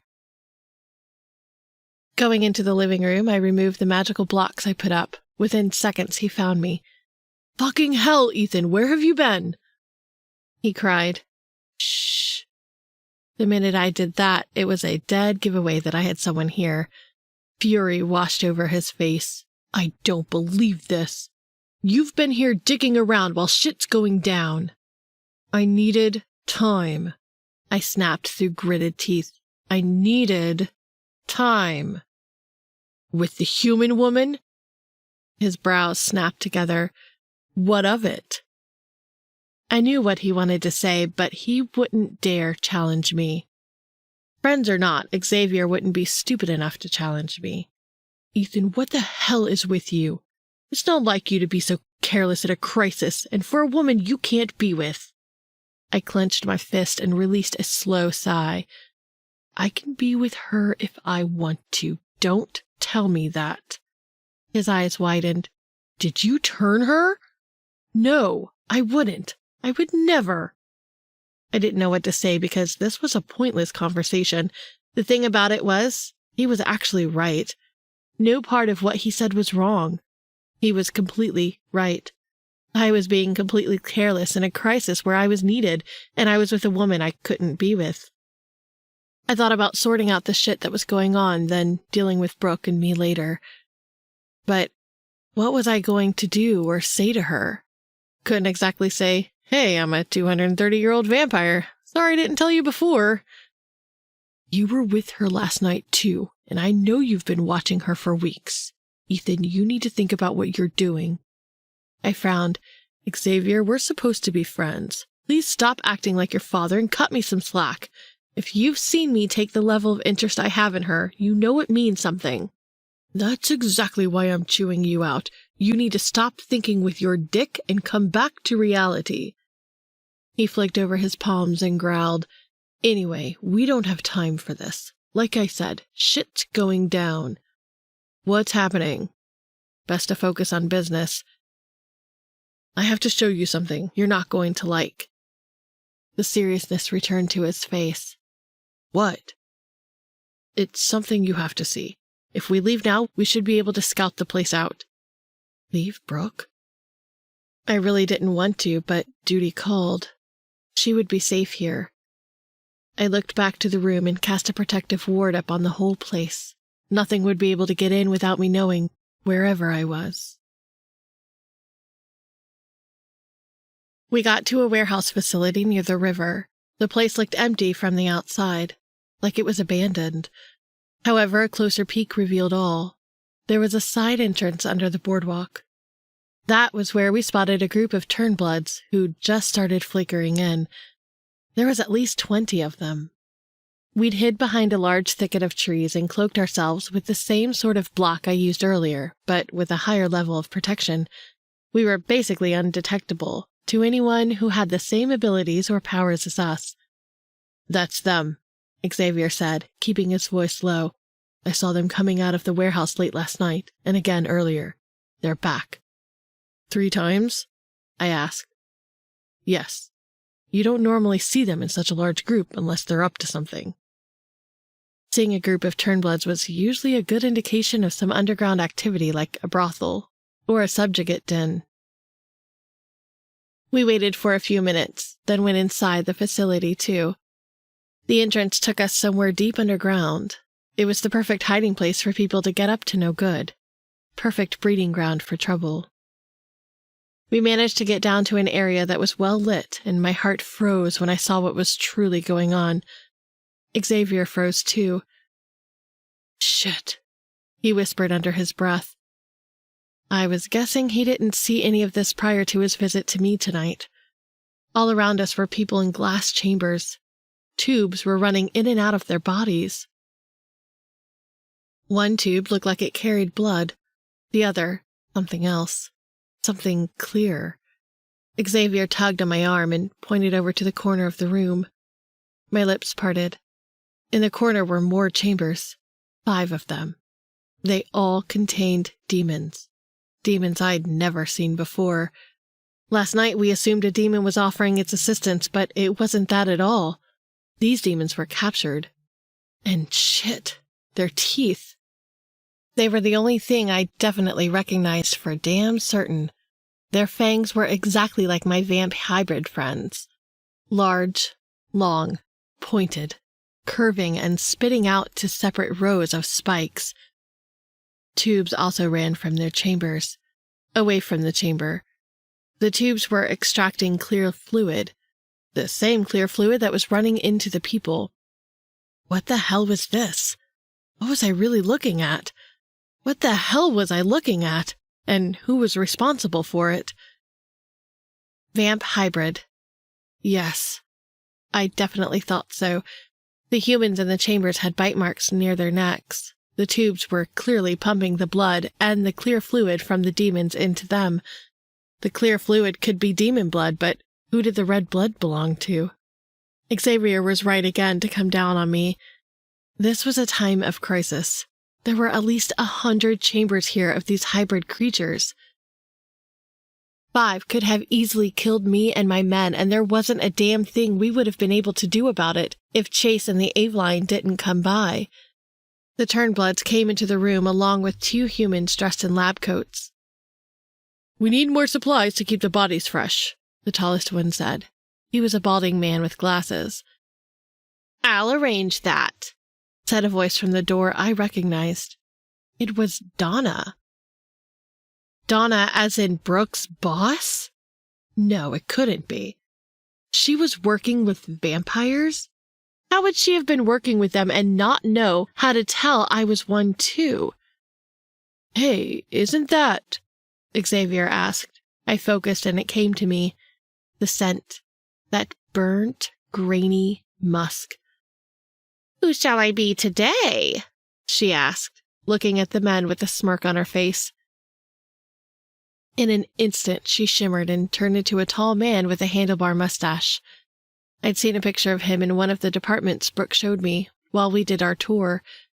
He was a night manager on the cardiothoracic department. She was the shifter. Well, not her personally. The shifter had turned into her, and now it turned into the manager. The group laughed. Then Wolf whistled as he shifted into Brooke. My Brooke. I bared my fangs and would have charged down there if Xavier didn't hold me back. Calm yourself, Ethan, he hissed. Calm. This was a fucking nightmare. The shifter had been all these people on more than one occasion, fooling everyone. It shifted back into Donna, and the group calmed their laughter. This one. She's the boss. What she says goes, it said. You and you come with me. We'll go through the tunnels. The rest of you stay here. Guard the place and protect the Moldavia serum. Moldavia? Like the shifters the Eveline told us about? 2 vamps followed her, and the rest split off to guard the place. 4 stood in front of a door. There were no windows in the room or anything, so I couldn't see what was inside. It looked little more than a storage cupboard, but I was willing to guess that was where the serum was kept. That was what we needed to get to end this. Clearly, this was an army. Someone was making an army. The calling to bring about the end. Not just the end for vampires. It would be everyone. These creatures would kill everyone, wipe them out in their wake. We watched them go, and we went too, going back the way we'd come. We stopped behind the trees again. I didn't know it was this bad, Xavier commented, running a hand through his long, dark hair. I saw the gathering, and I thought they'd be talking about uprising. This was what I thought we were going to see, a meeting or something. We need to get the serum, I answered. If we get that serum, that's one ingredient they won't have. The Eveline said the Moldavia were the indigenous type of shifter, so that serum has to be the key ingredient. But when? What about the demons? They're key too. I've never seen anything like them. I'm guessing they're portaling to a demon dimension to capture these demons and use their blood. Why them, though? Maybe they were the only ones they could catch. They just needed a demon. It's what we're made of. Maybe that was the plan. Fucking frustrating thing about all this was we just had a bunch of theories. Ethan, we need to find out who's behind this. Sure, take the serum, but the wolves are right. We shouldn't strike too quickly because they could just scatter and regroup somewhere else with a whole new plan. Chase said it's someone at the mansion. Who could it be? Who'd want this? I know we don't agree with the council and some of our laws, but this is next level bad. It's obliterating those in charge to wipe the slate and start something new. Who'd want to do that? I looked at him long and hard, my mind swirling, emotions clashing as the answer I didn't want came to me. The whole thing knocked me off kilter. The whole ordeal was something to more than worry about, for me in particular, because I knew one person who would definitely do all of that. All of what Xavier pointed out. All of what we just saw. I knew one person who'd continuously stepped over the line and wanted to be in charge of the coven and damn, everything. Someone who wanted it more than me. It was my brother, Tobias. He would do this. My heart wanted me to be wrong, but my instincts told me otherwise. My instincts never failed me. I may have gotten my tattoos because they looked cool, but I got them for the meaning, too. I ran on instinct, and right now mine were screaming at me, telling me Tobias had some part to play in it. The creature/hybrids, or whatever they were, wouldn't have gotten the resilience I'd seen from the Turnbloods. I saw it for myself. Fought one, too.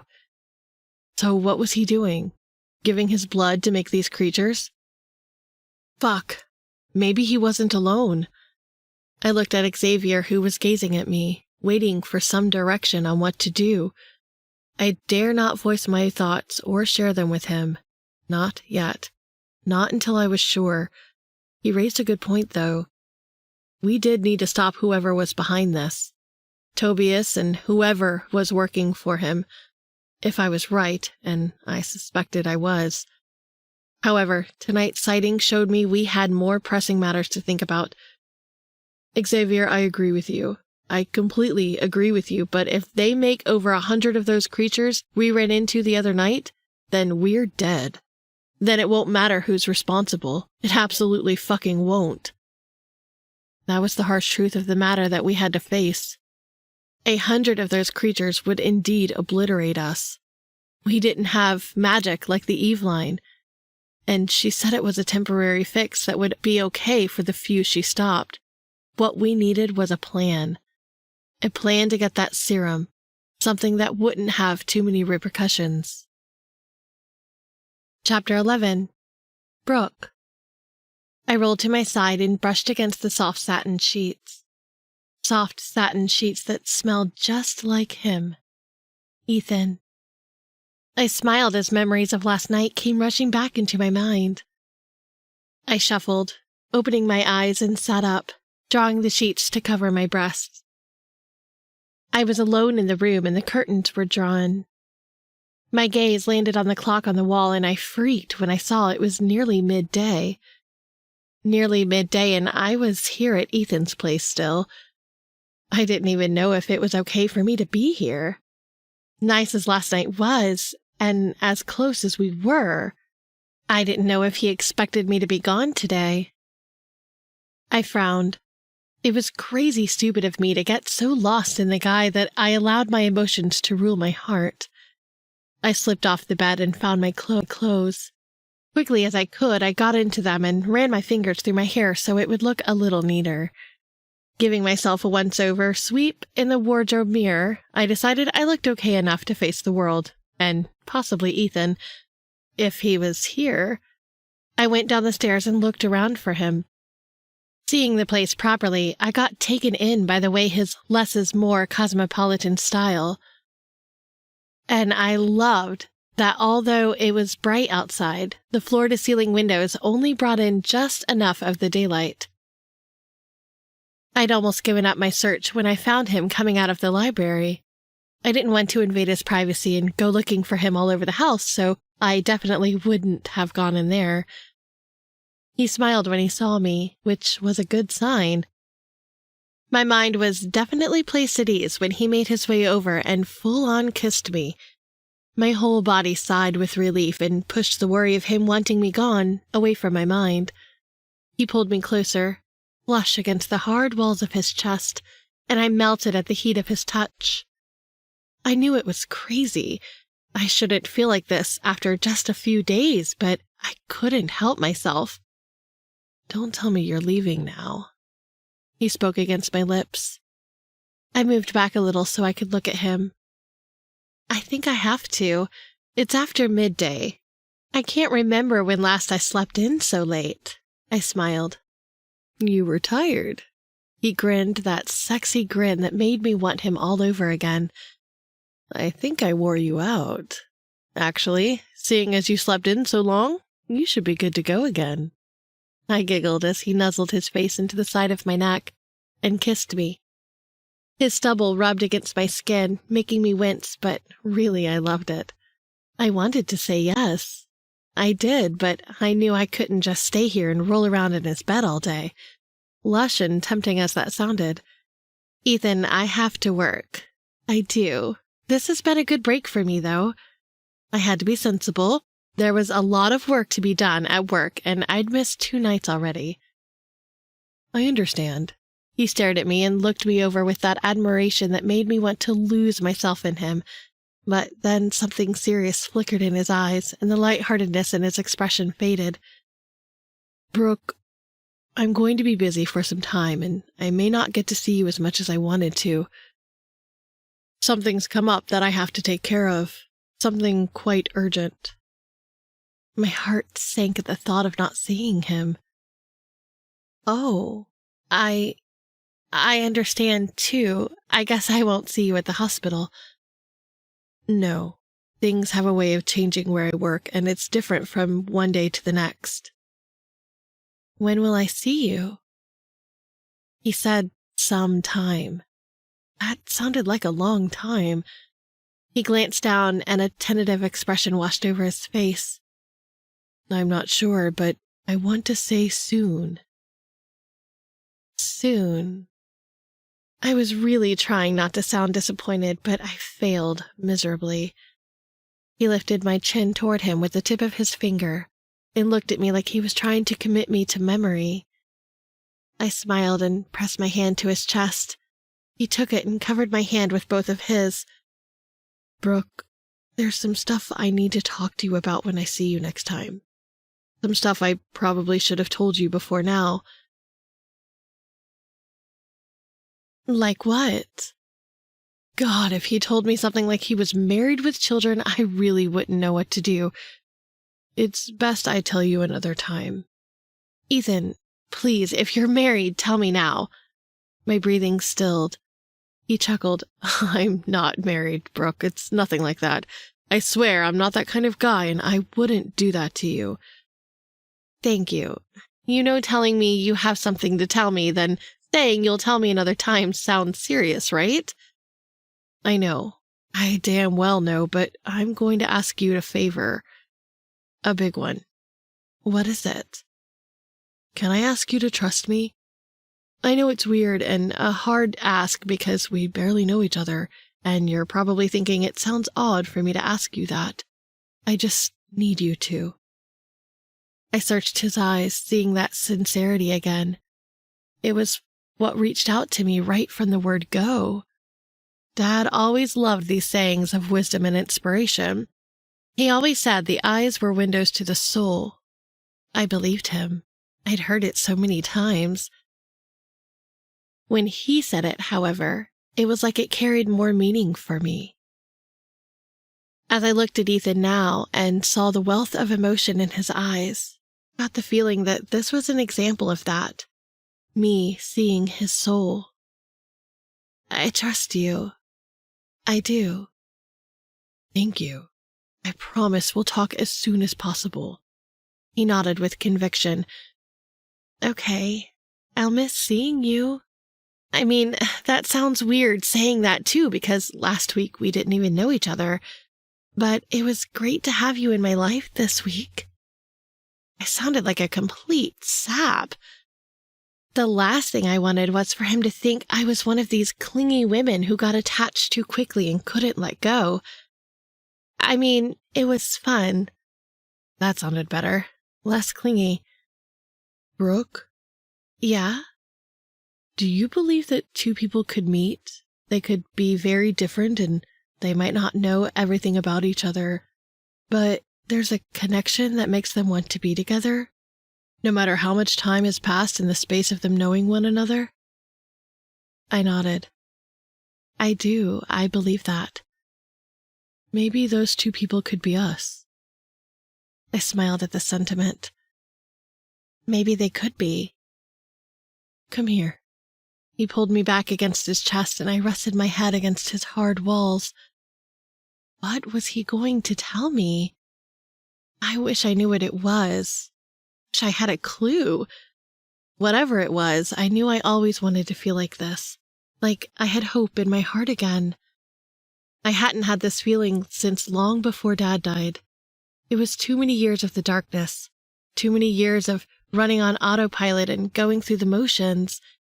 In just these few short days, this man had filled me with so much life. I didn't want to go back to how things were before. I never stopped thinking about Ethan. 2 days had passed, and it actually felt a little like forever. Although I'd never had any experience in waiting for someone forever, I decided to focus on my work, which was what I should have been doing in the first place. I had one more patient to see before I could call it a night. I didn't know what had come over Donna, but she'd left me alone to carry out my actual duties. It made my days a lot more enjoyable. I even saw she got in a new clerk to help with the paperwork. It had to be Ethan's doing. I walked into Mrs. Patterson's room and smiled when I saw her sitting up. She'd come in last week in prep for open-heart surgery. She was on a strict diet and, quite frankly, terrified of the surgery, having had 2 surgeries in the past where she experienced bad side effects, including an infection that nearly killed her. She gave me a small smile as I entered the room. "Big day tomorrow," she stated, straightening up against her stack of pillows. "It is a big day. Also a good one. How are you feeling?" "Shit scared?" she chuckled. "Sorry, I didn't mean to swear. I am shit scared." "I understand completely, but I'll be there with you." "Will you?" "I absolutely will," I promised. I leaned forward to check the monitor for her vitals, but stopped when I saw that black mass again. It was in the corner of the room, and it just went through the wall. I straightened immediately and stared out the door. "I'll be back in a second," I told Mrs. Patterson and rushed out before she could answer. I wasn't crazy. I knew what I saw, and it definitely was a black mass of darkness. What was it, though? I stood in the passageway. People passing by looked at me as I stared on ahead at nothing in particular. Then I saw it again. There, just by the drink machine. I followed it as it floated by, floating and drifting down to the lecture halls. I went inside, looked around, and frowned when I couldn't find it. Something then started to shake near the door at the opposite end of the theater. It shook, and the darkness came. At first it looked the same as I saw before. It came in here, then it got bigger, expanding. I stepped backwards, now thinking it was foolish of me to come in here by myself. It grew larger and darker. I screamed as it came for me. I tried to run, but couldn't. I stumbled backwards and fell tripping over my feet, then the steps. It swooped over me, surrounding me and everything in the hall. I went to scream again, but couldn't. I couldn't find it. I looked around frantically in the thick fog of darkness, thrashing against the floor. Then, in the depths of the darkness, I heard a woman scream. At first I thought the scream was coming from me, but it wasn't. It was a memory. The scream was like a memory. It was Mom. Mom screaming in agony and pain. Suddenly the darkness lifted, and I was pulled into the memory of that awful night when she was killed. The scenery completely changed, and I was in the house, in my room. I saw and felt myself run to her room, and Billy Madison appeared at the door. I opened my mouth to say something, just like the millions of times when I'd played the scene out in my mind and tried to save her. That was how many times I tried to save her in my mind. Like all those other times, I failed. Fear gripped me, and I tried to move and couldn't. Unlike the last time when I was able to run and hide, I couldn't now. I couldn't move. Billy saw me, and his monstrous face looked right at me. His monstrous face. Hideous, like he'd just walked out of a nightmare. His teeth long and sharp. A vampire. He was a vampire. He came for me. Death was coming for me. Billy rushed towards me, growling like a savage animal, but suddenly his face changed, and I was staring at Ethan. Ethan, the sweet guy who'd awakened my heart and soul. It wasn't Ethan, though. Couldn't be, because he was a vampire too, just like Billy. My worst nightmare. I screamed again. This time I could hear myself, and the darkness engulfed me. Mind, body, and soul. Chapter 12. Brooke. I opened my eyes and found myself staring at Jess. Bright lights surrounded us, so bright I had to close my eyes again. "Thank God you're awake," Jess sighed, looking relieved.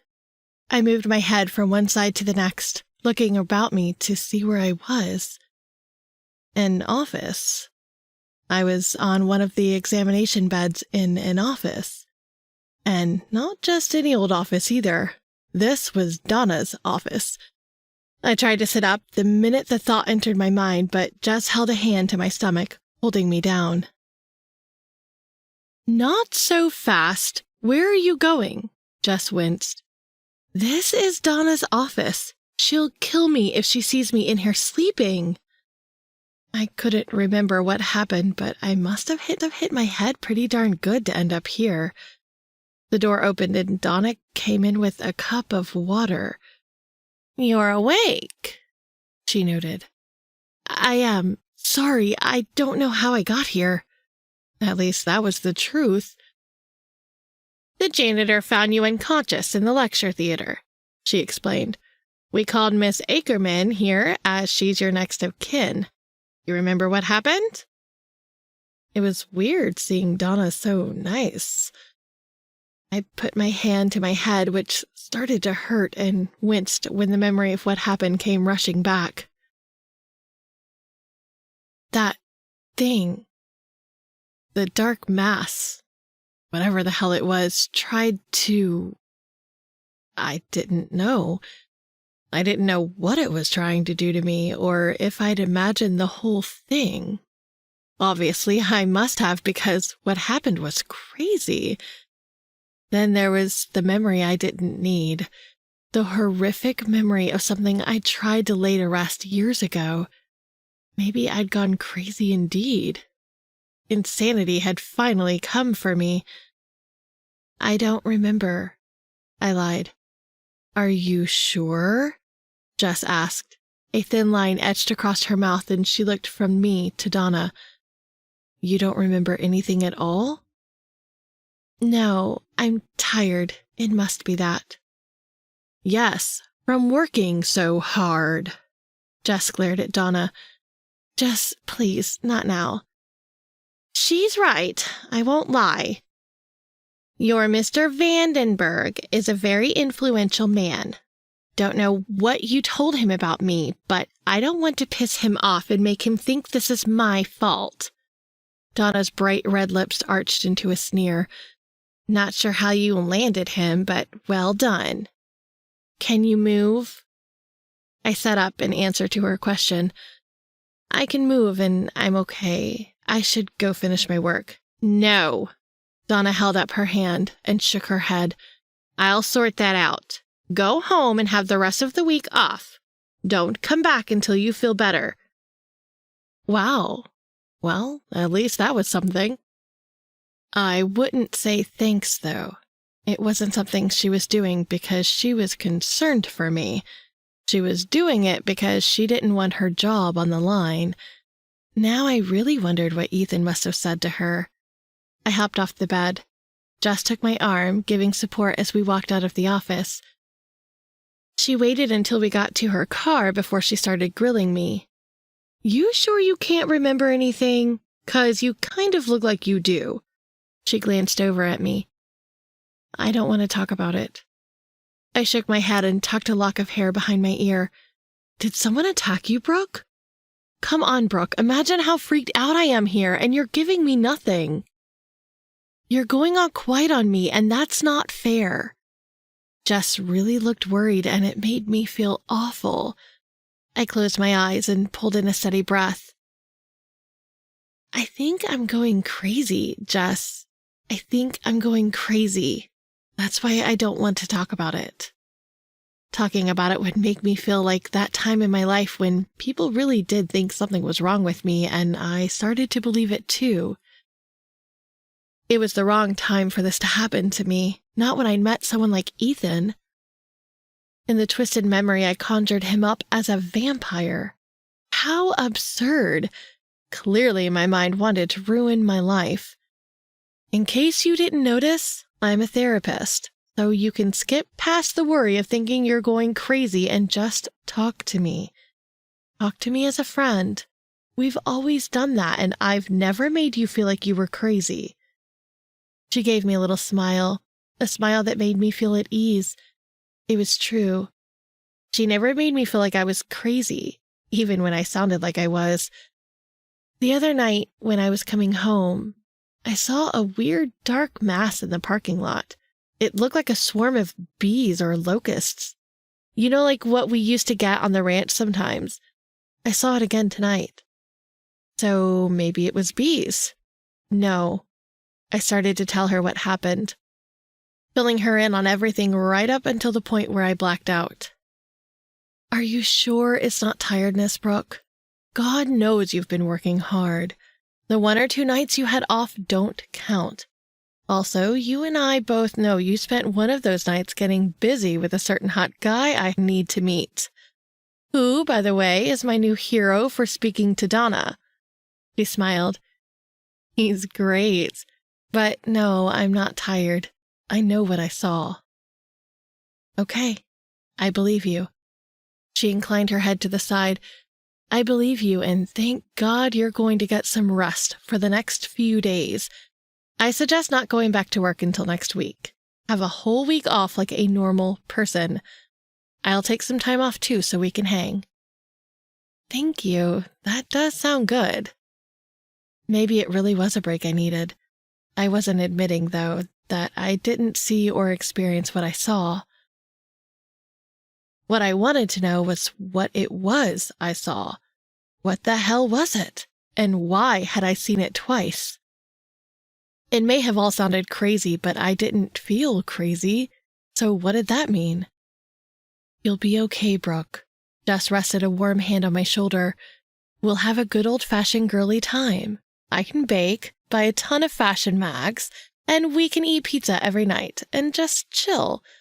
And if your guy calls, then go to him. Do whatever you need to feel better. She started up the engine and pulled out of the parking lot. I rested my head back against the soft leather of the chair and thought of something that could distract me from this situation. Ethan. He came to my mind instantly. Thinking of him gave me hope. I'd take tonight to rest and settle my mind. Then I'd maybe do some research tomorrow. Research on dark masses.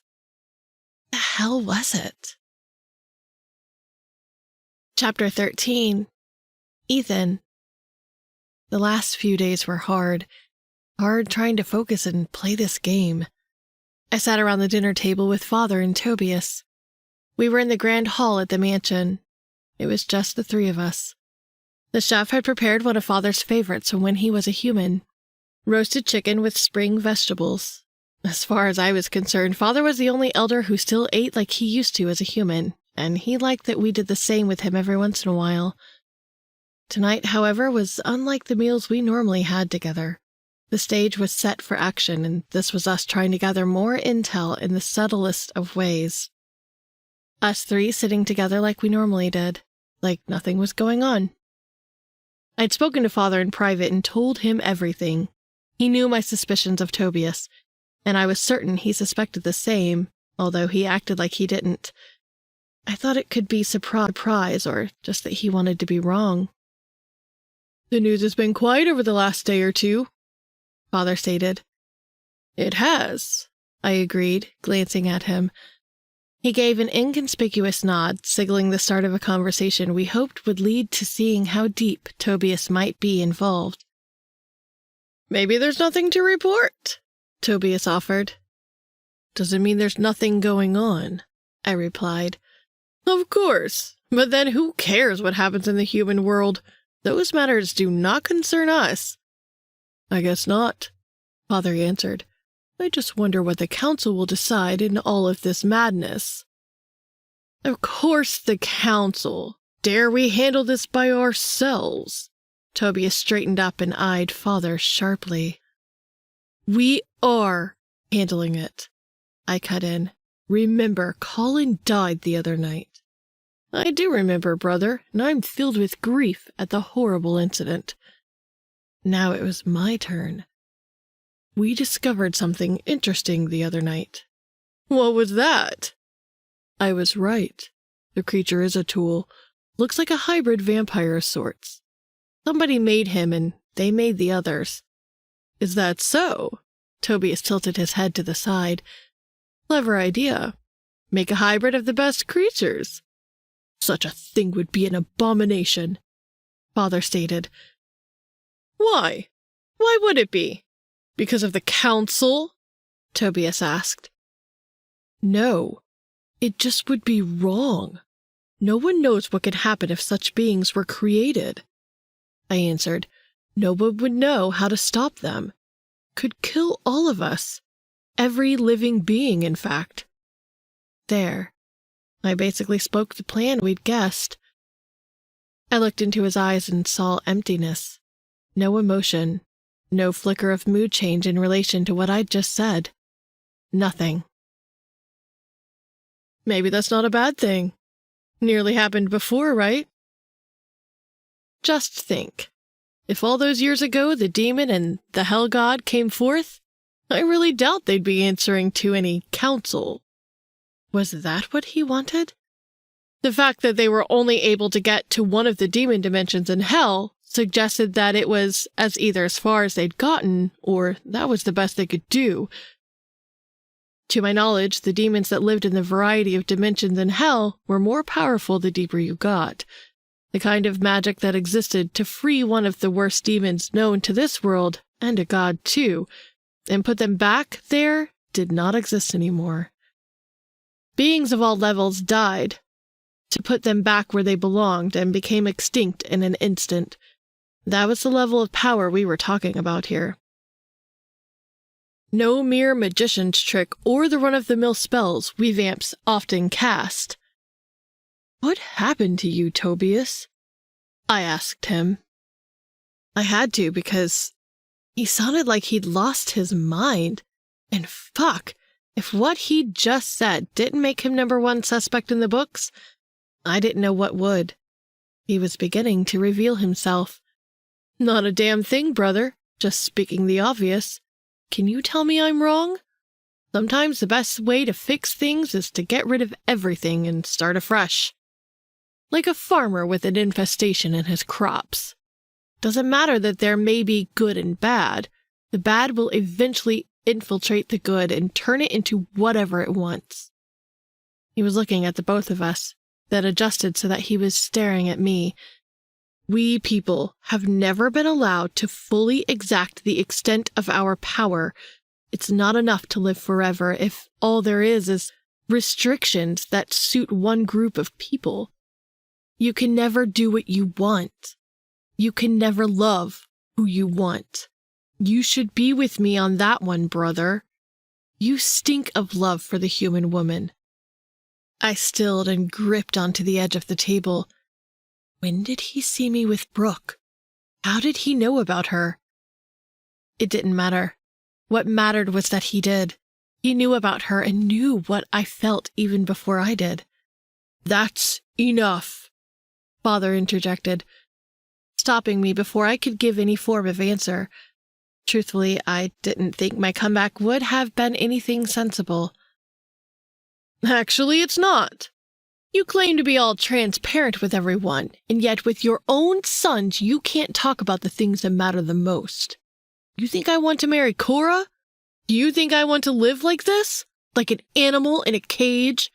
What will you tell Ethan when he comes to you with his plans for the human woman? What plans? I snapped. Don't be a pussy and back into a corner. That's not you, Ethan. You do what you want, and in 50 years, if you live that long, you'll be as bitter as me. Worse, if you be a coward like Father and let the woman you love die. Tobias snarled, and his eyes actually glowed red with the rage that consumed him as he looked at me. He knew about Father's woman, too. I didn't know that, but then, of course, if I knew and I'd seen them together, chances were Tobias would have seen them at some point, too. I said that's enough! Father slammed his fists down on the table. And I said it's not enough. You didn't answer the question. Before the stupid laws, we could turn the humans we loved if that was their desire. There was no restriction on that. Now there is. Big time. So what will you tell him? I looked at Father and assessed the sternness in his expression. Tobias definitely hit him where it hurt, and he got my interest piqued too. As defiant as I was, much as I did what I wanted, I wouldn't have wanted to fall out with Father in that way. So yes, what would he tell me if I went to him with what I hoped Brooke and I could be? Father didn't answer. He didn't answer, and he looked like he wasn't going to either. That was him putting his foot down and showing who was boss, because no one demanded anything of him in that manner and held him at their will. The thing was, he might have been able to do that to someone else, but shouldn't have done it with us. It was perhaps why Tobias had chosen to rebel.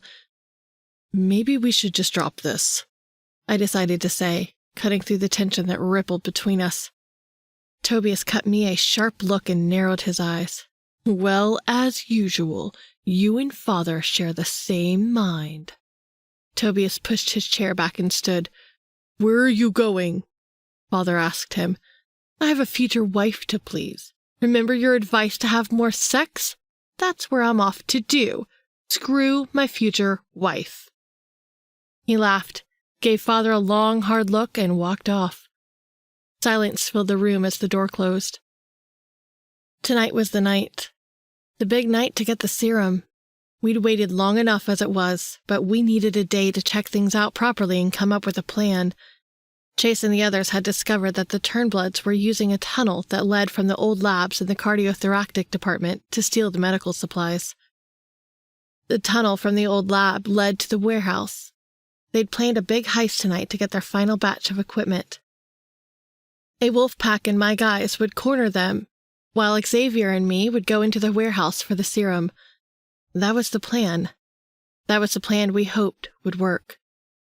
I needed to go in 5 minutes, but maybe a head start was best to clear my head. I got up too, not planning to say anything more to Father. I didn't want to talk about Brooke or anything to do with what I wanted with my life. To be honest, all of this was making me want to go solo and do my own thing. Live the way I wanted and buy whatever I saw fit. Have no allegiance to anyone but myself. Tobias may have taken drastic matters into his own hands, but there was some element of truth in what he spoke. I turned her, Father suddenly said. His words stopped me in my tracks. I turned to look at him. Did you say? I turned her, he repeated. Her name was Renee. She was dying of leukemia. I didn't think I'd ever be able to get over the loss of your mother, and quite frankly, I never will. You don't get over that kind of grief when you've loved someone for centuries. But I was given a second chance, or rather, a different chance. People are never that lucky to have two people in life that they connect with. I was, and I just didn't allow her to die. I changed her, despite the law. The council found out and killed her. They killed her to make an example out of me because if I, the leader, were to do something like that, and it be allowed, it meant the precedent would be set for others. All I could do was stare at him in complete disbelief. Father, why have you never told me about this? Why would you still be obedient to a council that could do something like that? Because they see vampires as an abomination themselves, son, and they have the power to wipe us out if they want. They could do it. They really could. As a leader, I had to look after my people. That is what I did. That is what I am doing now, and Tobias has taken everything to the next level. We're right.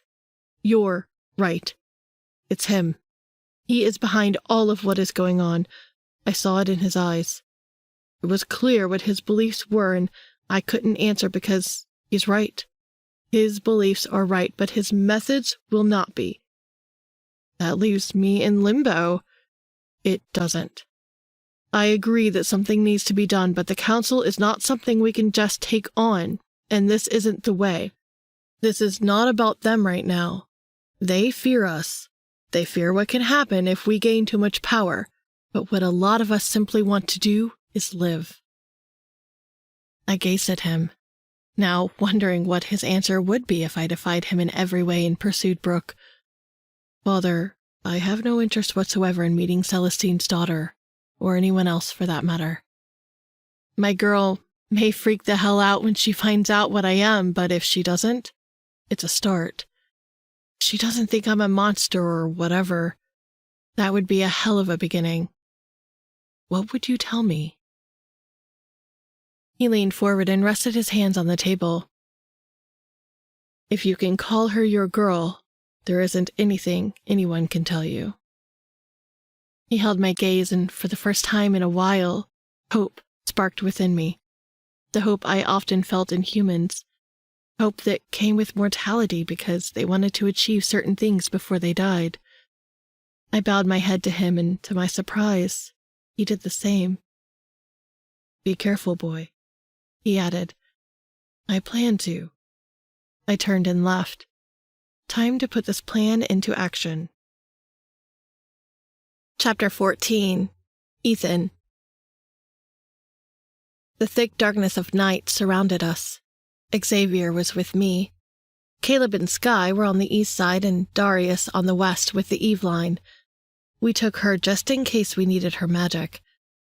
The 4-man team we were skilled in some arcane magic and combat. Add in what the Eve line taught us and we should hopefully be able to protect ourselves. What we didn't know was if any more of the hybrids had been made. The little time we had to investigate and check everything out didn't allow us time to see what stage they were all at in development. We didn't know how long it would take to make the hybrid and what the process was. We just knew that we had to stop whatever was going on right the hell now. The humans and demons in the same state we'd left them days ago would be a good sign. Bad if any of the cubicles were empty. We were waiting for the signal from the others to move. The Turnblood pack planned to be on the hospital grounds in the next few minutes. It was all an elaborate setup where the shapeshifter would turn into someone who had authorization to the labs and storage area. Covert was better than going in full force, taking what you wanted and raising alarms. I had to give them credit. "They're in," came Chase's thoughts. They popped into my mind. "Let's move," I said to Xavier. We moved, and the Eve line joined us. "There's 5 guarding the inside. One of the hybrids just woke up," she said with an etch of worry in her voice. "We got this," I assured her. "I'll take the hybrid while you guys focus on the serum." She nodded. I could tell that while she may have had the magic to stop those things, it wasn't something she wanted to be tasked with. She never said as much, but it was what I picked up from her reaction. The other night when she stopped those 5, it seemed to draw from her essence, and she looked weaker when we went back to my place. We went inside through the side entrance we used the other night. Unlike the other night, tonight was not about stealth. It was fight and retrieve. So we just walked right inside. The first guard saw us and alerted the others. One of Xavier's shurikens to his neck decapitated him, and he faded away into ash. That fucker didn't stand a chance. The guard who came after me was much bigger and had better skill. He jumped from the upper deck and landed right in front of me. I sent a kick to his midsection and he whirled backwards, crashing into a shelf with medical equipment. We were all fighting now. Xavier and me with the guards, and Eveline, well, that thing found her. It was a military-looking guy, and he looked tougher than the other hybrids we'd seen. I wanted to take these assholes down and help her. She was trying to fight, but it was clear fighting wasn't her skill set, and she wasn't getting the chance to cast her spell. I needed to fight. Dirtier death was the end result anyway, so why fight clean? I grabbed my dagger and rammed it into the guard's heart, taking him down and out. Head and heart. That was what it was with us. Cut the head off or pierce the heart. Other than sunlight, those were our weak spots. Using the same dagger, I flung it towards the guard that was coming at me from the corner and got him too. Xavier once again used decapitation to end his guy, so that left us with one. One guard that stood on the upper level looking like he was about to shit himself. I didn't know what skill level he was, so chances were he may or may not have been able to alert the others to come back with telepathy. I wouldn't give him the chance, though. Coward. He turned to run away, but I grabbed one of Xavier's shurikens and lunged it at him. It pierced through his back and got to his heart. The asshole didn't even know what hit him before he turned to ash. On instinct, Xavier and I rushed over to the hybrid. He had the Eveline on the ground. She was bleeding and her face battered. Damn it. I didn't want this to happen to her. Xavier pulled his sword from his back and rammed it deep into the hybrid's back.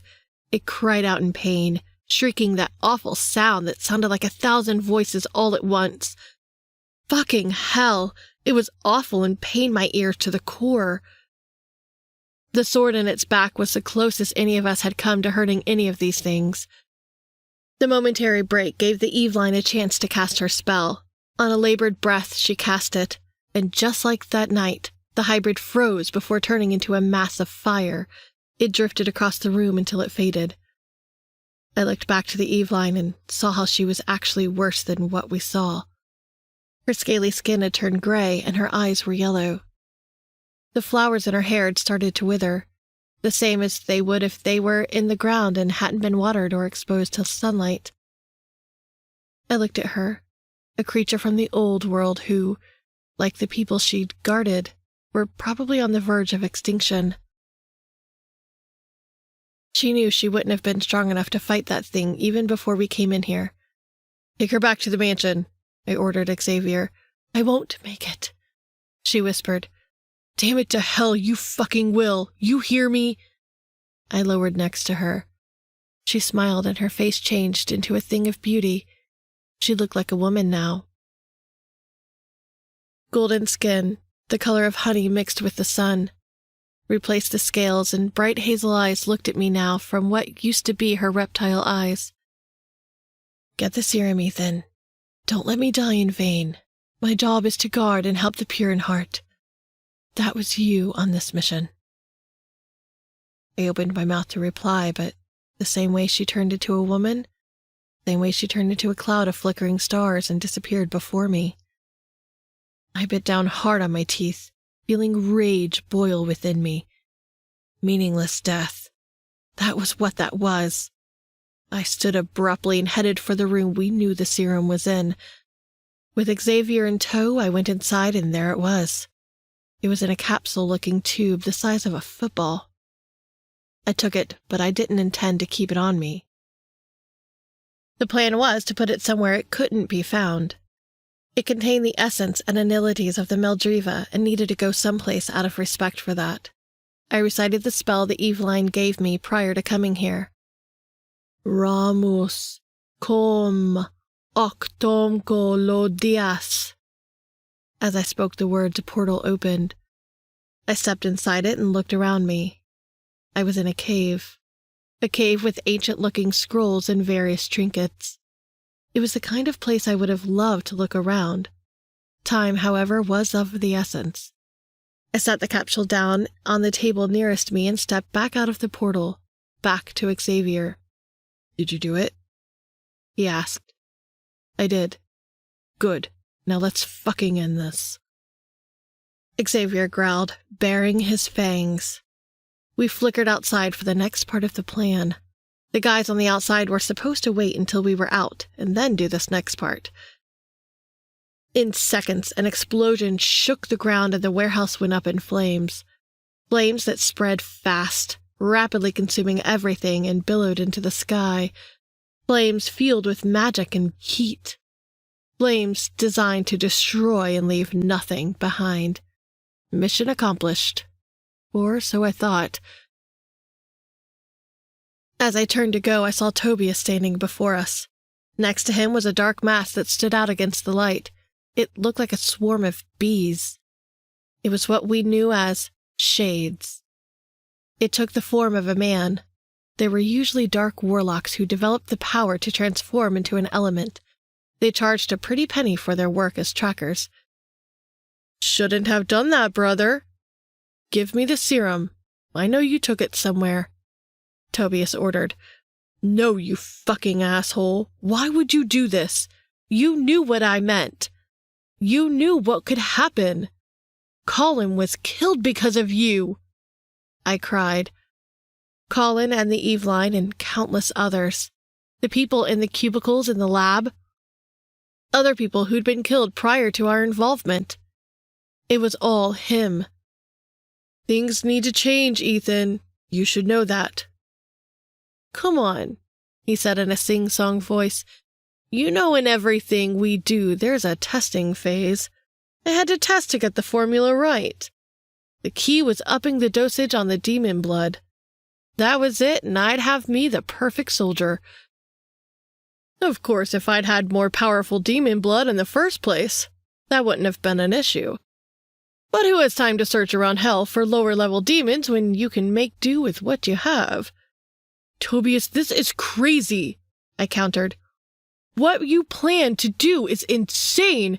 Planned? No, it's still in motion, little brother. I never said I was dropping the idea. Now give me the serum. He balled his fist and stepped towards me.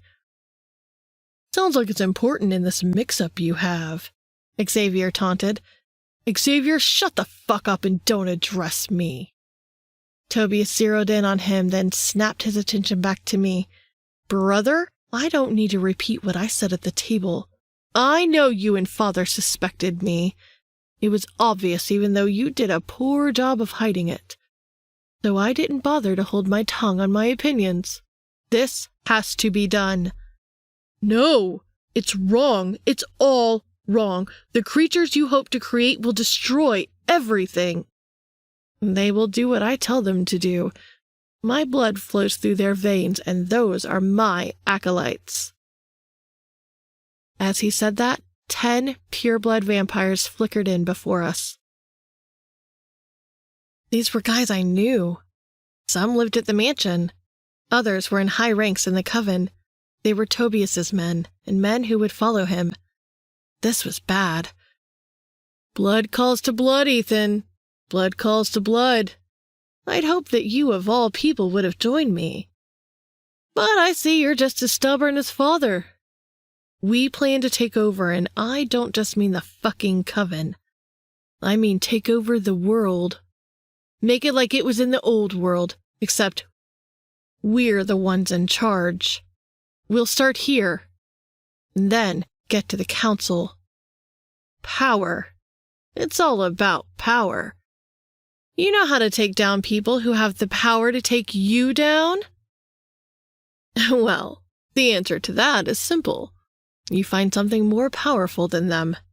If it doesn't exist, make it. He laughed. Fuck. He really had this all figured out. All of it. I'm not giving you the serum. I squared off with him and eyed him dangerously. I was ready to fight. Absolutely ready to fight. Yeah, I thought you might say something along those lines. The thing is, you will give me that serum, Ethan. You most assuredly will. He threatened, and to my horror turned back to the shade, smiled and said, Lead the feeders to the girl, Brooke. That's her name, right? The shade turned back into a dark mass again and zoomed into the night. No! I cried, charging forward. Something slapped me hard in my face. It was like I ran straight into a wall, full force. Xavier rushed to my side as the impact knocked me backwards. Tobias laughed at us and waved his hands, casting some spell that paralyzed us. I was already on the ground, but suddenly my body felt heavy, like a truck had fallen on me and I couldn't get it off.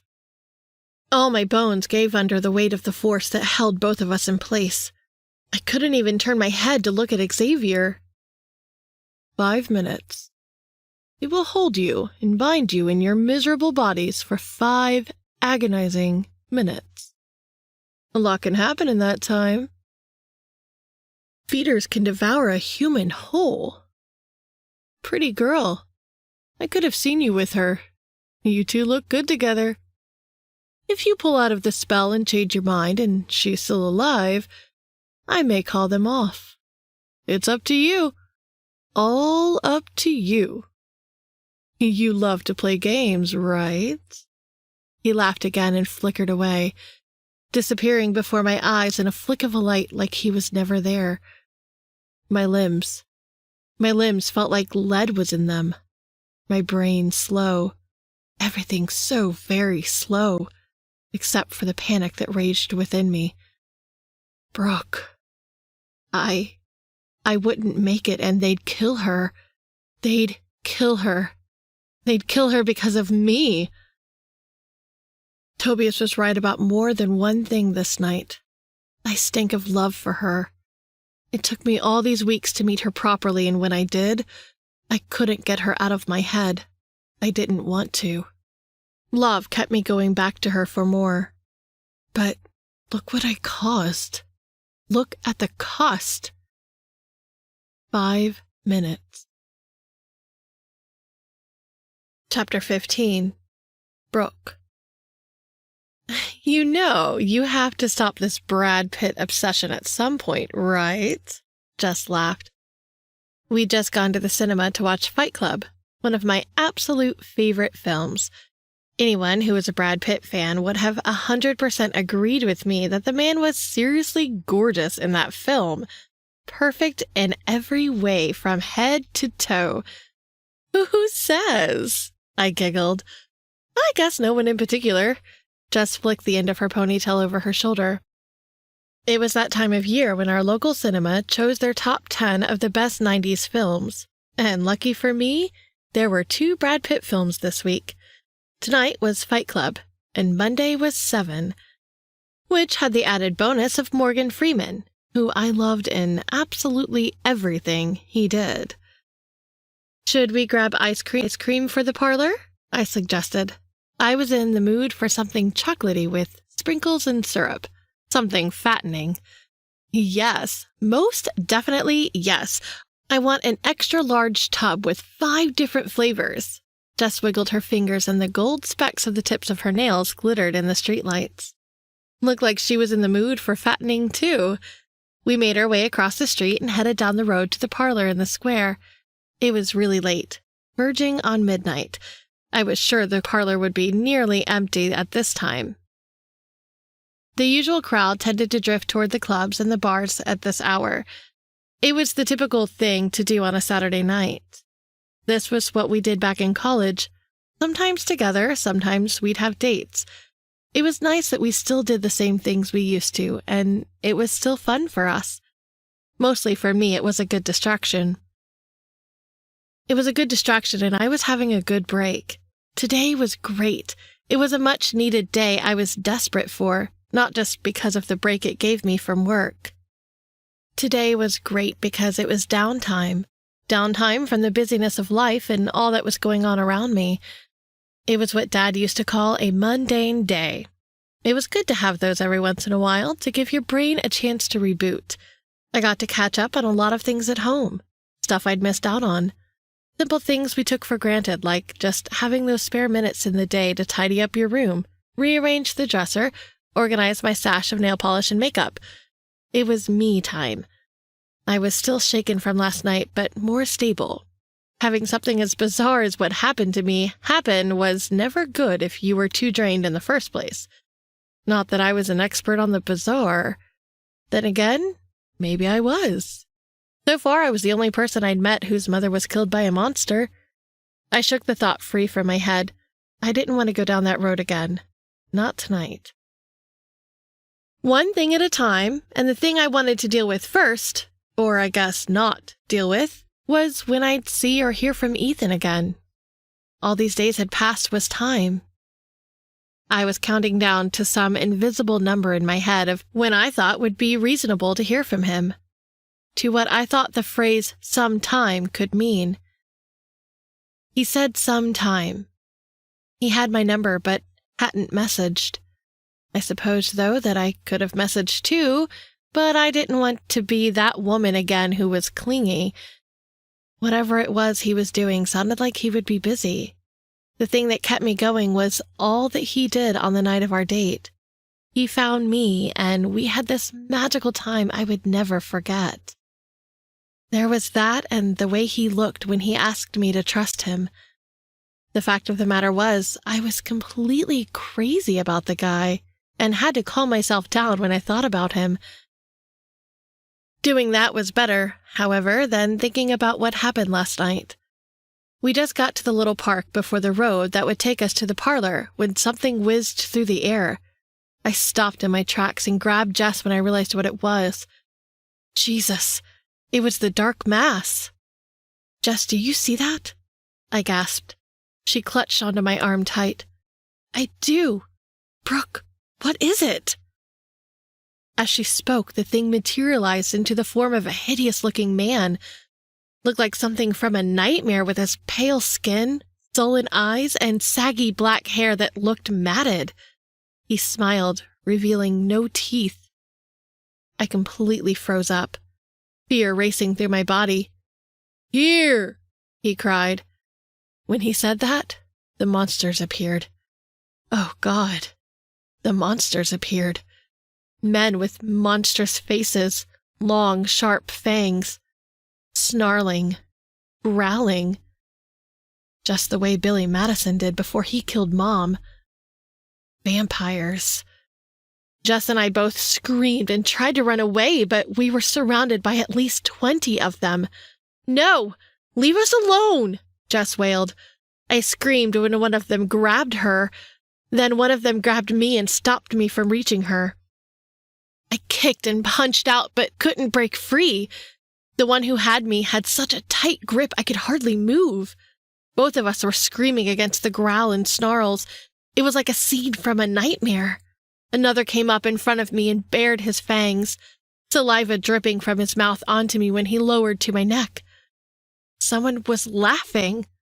Off in the distance was a man. He looked like Ethan, but it wasn't him. He had longer hair and seemed taller. He stood on top of one of the benches and beheld the nightmare surrounding us with pleasure. I'd never seen him before, and why would he be laughing? Who would laugh at something like this and not help us? I was screaming and crying so much that my vision started to blur. I didn't even see the wolf-like animal leap into my view until it did. An actual wolf. But then it shifted into the form of a man in an instant.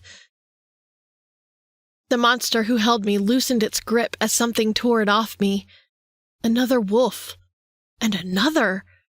But they weren't just wolves because the vampires, monsters, whatever they were, switched between human form and wolf.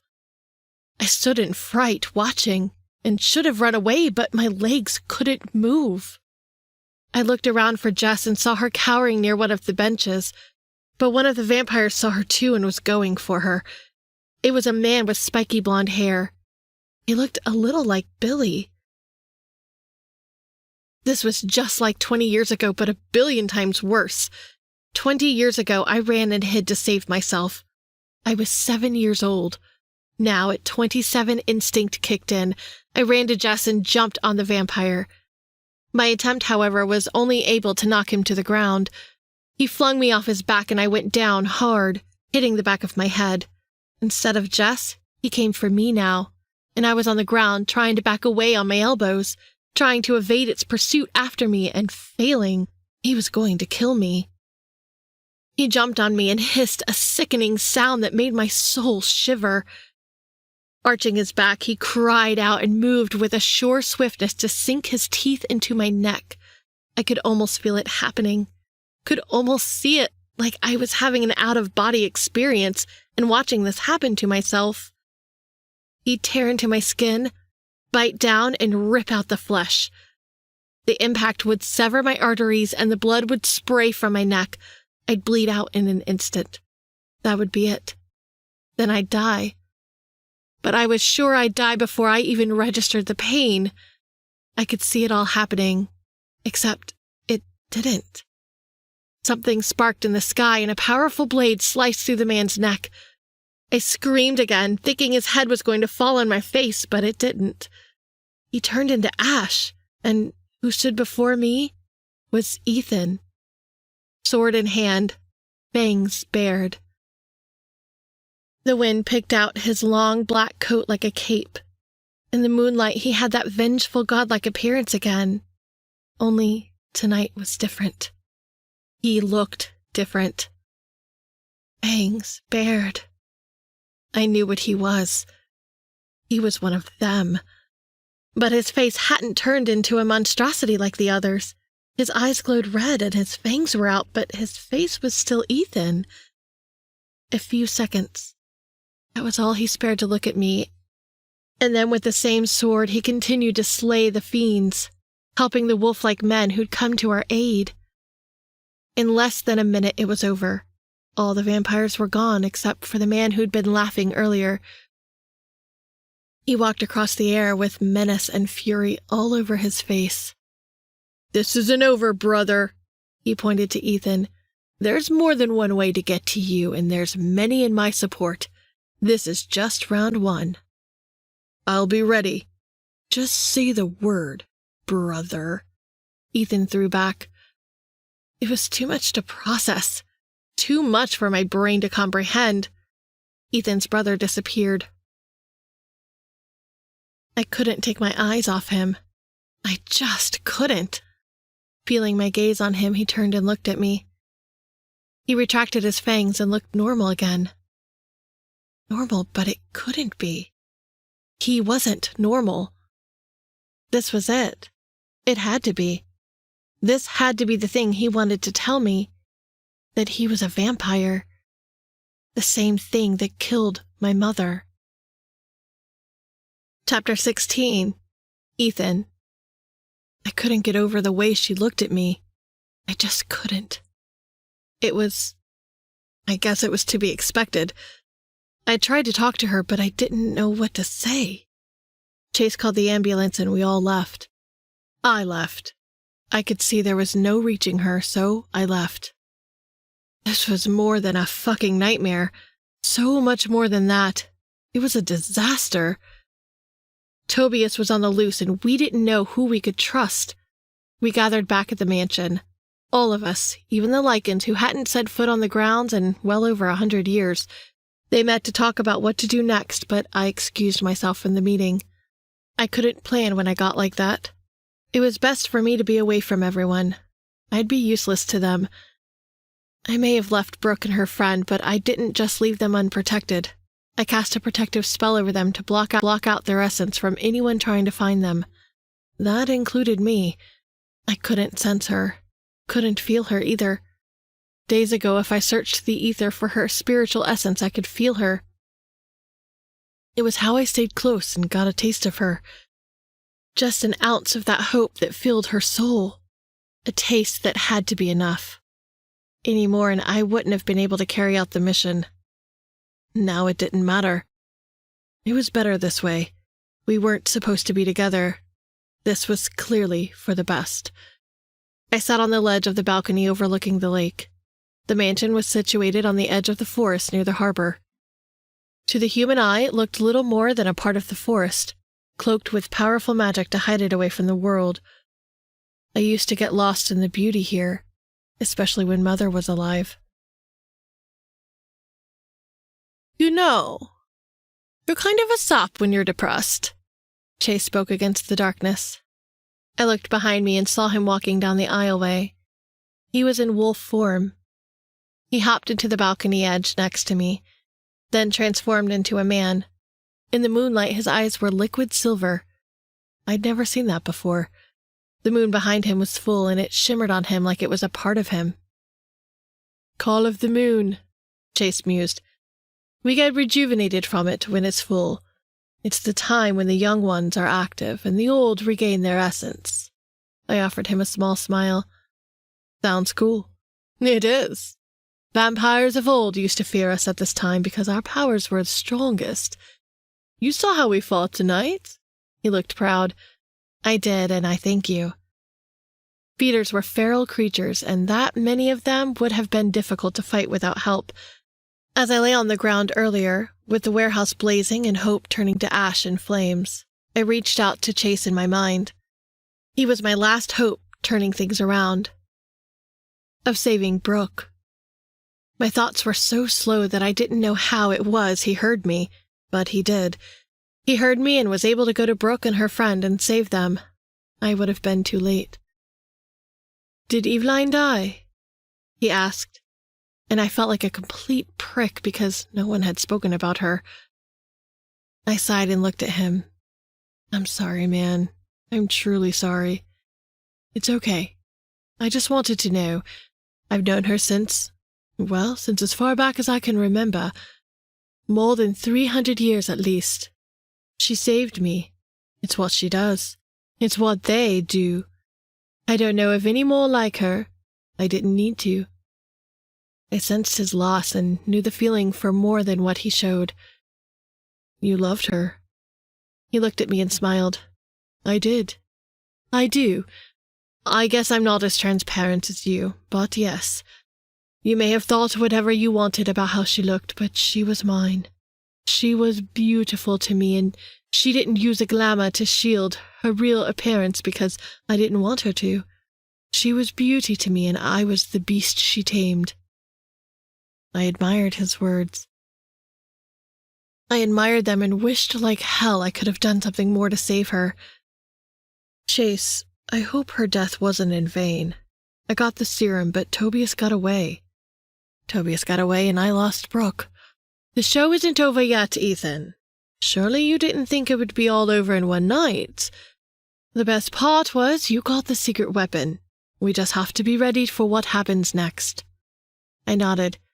Yeah, I'll be ready. Being ready doesn't mean just training to fight. It means preparing your heart and your mind. It means addressing your worries before it's too late. Worries cloud judgment. Chase smiled. He was talking about Brooke. It's over. Did she say that? She didn't have to. She was scared of me. She was terrified. I could feel it. She thought I was a monster. That hurt. It was expected, but it still hurt. But she loves you. He pointed out, and I just looked at him with my eyes narrowed. What the hell makes you think that? I didn't mean to sound as harsh as I did. I'm a lichen. We pick up scents, emotions. A little like you, but more so. We may be different on a lot of levels, but there are a lot of similarities as well. When I saw her looking at you, I picked up the scent. You, my friend, will just have to give her time and see how this plays out. I returned my gaze to the waters.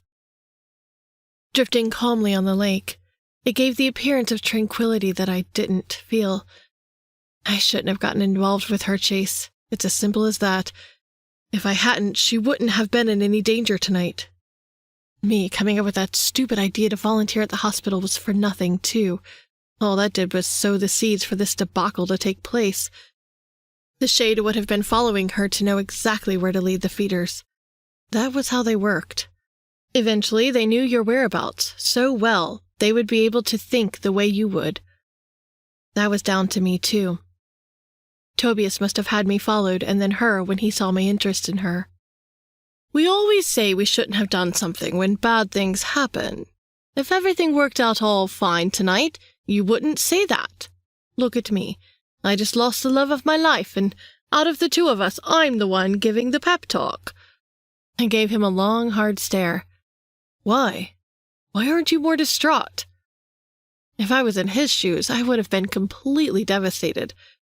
I have my own ways of dealing with things, and she wouldn't have wanted me to be any other way than I am right now. Positive thinking and energy. I learned that from her. It's probably what made me better able to push aside the feud between the vampires and lichens that doesn't concern us. If we have a cause, then we fight on the same side and get shit done together. Now please, hear me out. Brooke is human. She had to go through a lot tonight and see more than the eyes and brain can handle.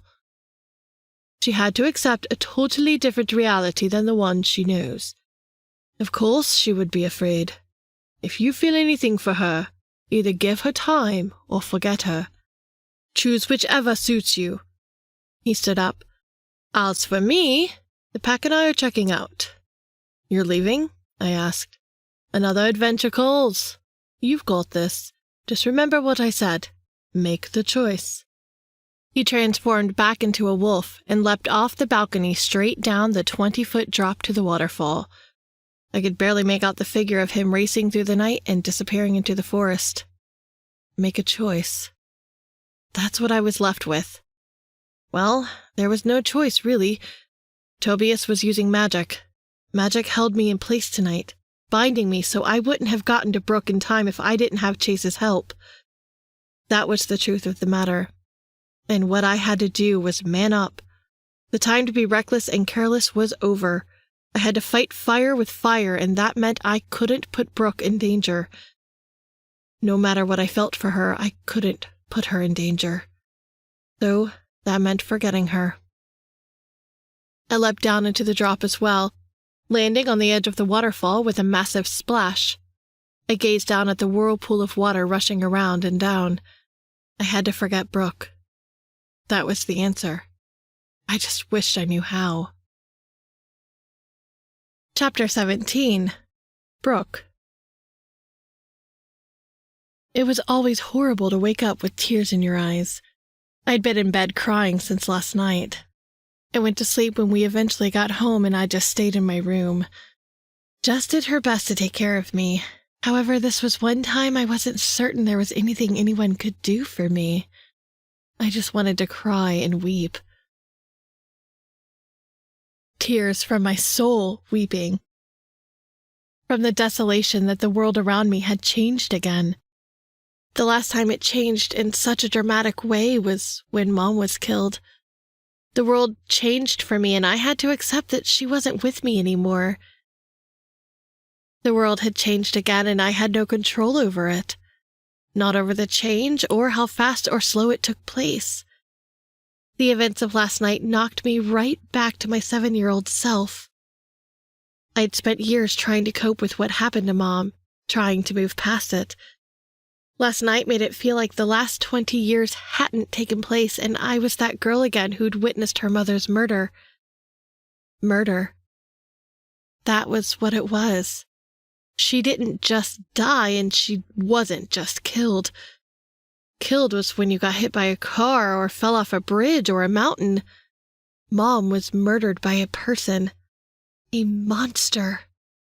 A vampire. Vampires and monsters were real. I was right. I wasn't crazy. All these years I contemplated what I saw that night, and I tried to believe what the therapists were saying to me.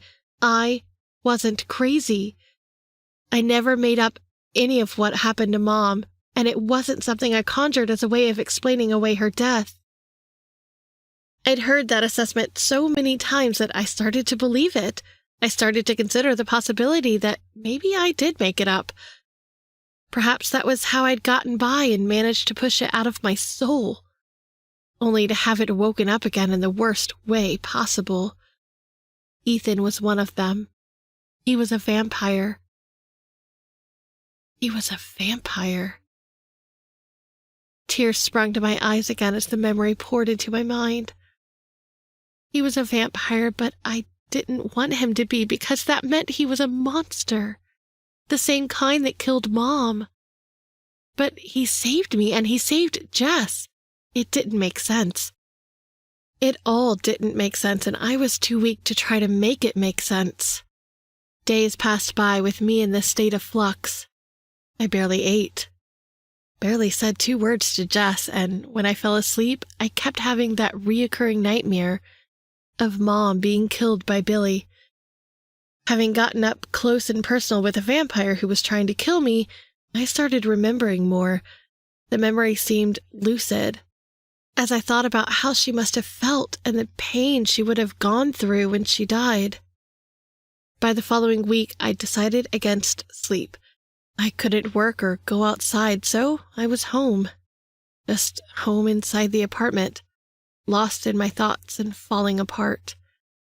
It was night again. Late. I'd retreated to the living room about an hour ago after I heard Jess turn into bed. I sat on the floor just by the window and stared outside at the rain falling. It ran down the sides of the windows like beaded lines blending between the floral patterns on the glass. I had just rested my head against the wall when the door swished open and Jess came in. She switched on the standing lamp by the TV and grabbed a cushion from the sofa. She patted over and handed it to me, taking a seat in front of me with her knees hugged to her chest. I held the cushion against my stomach and leaned forward to rest my head on it. Brooke, you should try to get some kind of sleep, she said, running her hand lightly over my head. I can't sleep, Jess. Every time I close my eyes, I see it all. Talk to me, Brooke. Please talk to me. Don't just shut down. I was there too, and I know it's different for both of us because it's dug up bad memories of your mom. I looked at her and nodded, wiping away a tear that streamed down my cheek. I'm trying so hard to push it back out of my mind. I keep remembering. I've been trying to give you the space you need, but I'm worried. I know people need time to process when they experience any kind of mental trauma, but there's such a thing as taking too much time. I don't want that to happen to you, Brooke. I don't want you to slip away, like last time. I straightened up. She hit the nail with the hammer. That was exactly what was happening here. I was slipping away. I didn't want that to happen to me either. Jess, a vampire killed Mom. She nodded her agreement, and this was the first time that she'd looked at me like she believed me. She looked like we could have been having a regular conversation about anything that was true of the real world. Before, it felt like she was listening to hear me out and being the great friend and support that she knew I needed her to be. I won't lie, it really did a number on me, and she paused for a moment and continued, I have to be honest with you. I listened to you talk all these years, saw what happened to you after your mom, saw what it did to you, but I didn't really take on board what it was you were telling me. You were the reason why I chose my career path. I wanted to help people like you, but now I see that it was all true, and you really did go through something horrible. It was the most horrible experience of my life. I think I'm falling apart now because a part of me wanted to believe that it wasn't true. I didn't want to believe that something that bad could happen to Mom, and that she was murdered in such an awful way. I was firm in my belief of what I saw, but as long as I had people around me telling me that I must have made it up, it helped in some way. It sounds completely contradictory because I wanted everyone to believe me, but then I didn't want it to be true. I sighed with frustration. She gave me a little smile. Brooke, that makes all the sense in the world. It does. I get it. I really do. If that happened to me, I'd be the same. So I get it. I get it, and now I'm going to tell you to try and push that part of the equation out of your mind. There's another part of this you haven't talked about. Ethan. I hadn't even mentioned him to her. All the brainstorming I'd done over the last week or so, whatever time had passed since that night, had been in my head. All in my head. I don't know if I can talk about him just yet, Jess. I don't know what to say about him. I got deeply involved with a man I barely knew, and looked how it turned out. I should have better sense than that. I'm a doctor. I'm 27 years old, not some stupid lovesick teenager. Yet I acted like one. I liked him so much I wasn't thinking straight. I don't think you can just explain it like that, sweetie. That wasn't what I saw. I'd be a bad friend if I didn't point that out or be upfront with you. Ethan saved us, Brooke. He saved us, and so did men who look like wolves. Werewolves? I don't know. She raised her brow. I couldn't even answer. Answer and say what? Yes? Hard enough to accept that vampires were real, but now there was more. It's like there's this whole other world we never knew about. It's not just us, Brooke. I don't think we were supposed to find out the way we did, but now that I know, I want to know more. I want to know more, and you should too, because it will give you answers. Answers to what? I know what happened to Mom. Brooke, you saw what happened the other night. Ethan didn't look like the other vampires. He didn't look as mindless and monstrous as the others. Billy Madison. Well, in my head, I imagined he looked like the other guys. Am I right? I recalled his face and bit the inside of my lip. Yes. Brooke, in the short space of time that you've known Ethan, he changed you in some way. You didn't just like him. There was a difference in you because of him. And if not for him, I don't know what would have happened to us. That has to count for something. It has to. The wolves came, but the vampire he took out would have killed us. Both of us. I was listening. Jess reached for both my hands and gave them a gentle squeeze. Brooke, please try to see past the grief and pain and think back to when you were with Ethan. How did he make you feel? I stared at her, seeing the wealth of our friendship in her eyes. Friendship I appreciated. It reached out to me now and unlocked the guard I'd placed on my heart. It was like she just turned some invisible key and unlocked it, allowing me the ability to take in her words.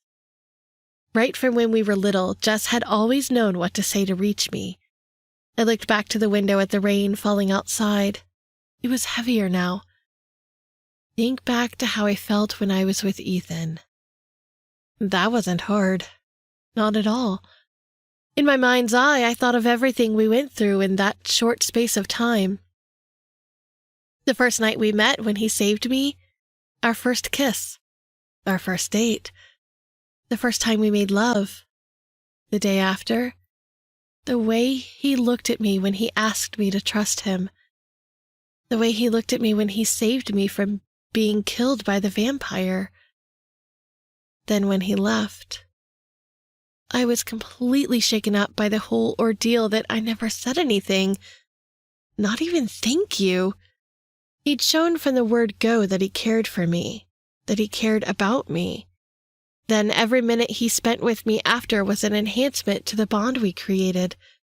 We turned into something I didn't expect. When I was with him, I felt love. I felt loved. He told me it was real. You look like you're starting to see my point, Jess said. I looked back to her and saw the tenderness brimming in her eyes. Jess, the last time we were together, he asked me if I believed that two people could meet, be very different, not know everything about each other, but form a connection that makes them want to be together. He didn't think time mattered. A tear ran down my cheek.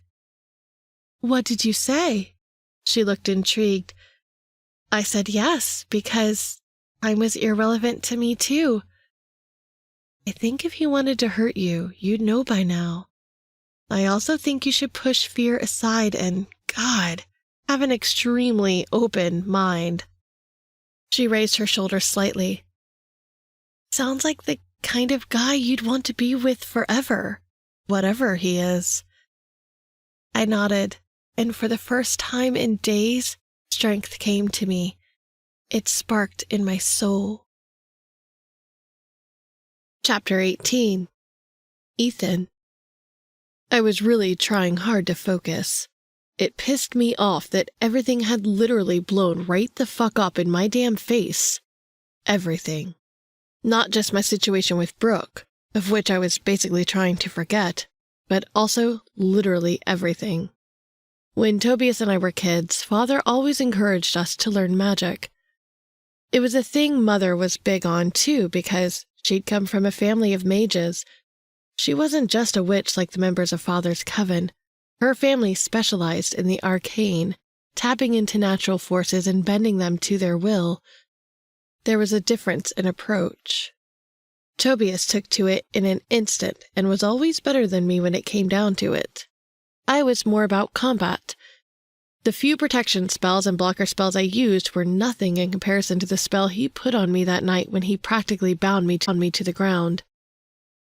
That was raw skill, talent in the art at its finest, and this was me trying to cram for something that took him years to learn. It wasn't vampire abilities that allowed him to open a portal to hell. It was magic. It wasn't vampire abilities that allowed him to put together his little project and create hybrid beings that could potentially wipe out everyone on the planet. It was magic. Magic, wit, tact, brains. My brother used it all. All of it. We searched for him everywhere, then we realized we wouldn't be able to find him. Again, he would be using magic to have the upper hand. The only leverage we had was that I had something he wanted, something that was going to be very hard to come by and replicate. The shifters he'd killed to get their abilities weren't anywhere to be found in the first place, and I was sure those of them that were around and knew what happened to their brethren would definitely make themselves scarce.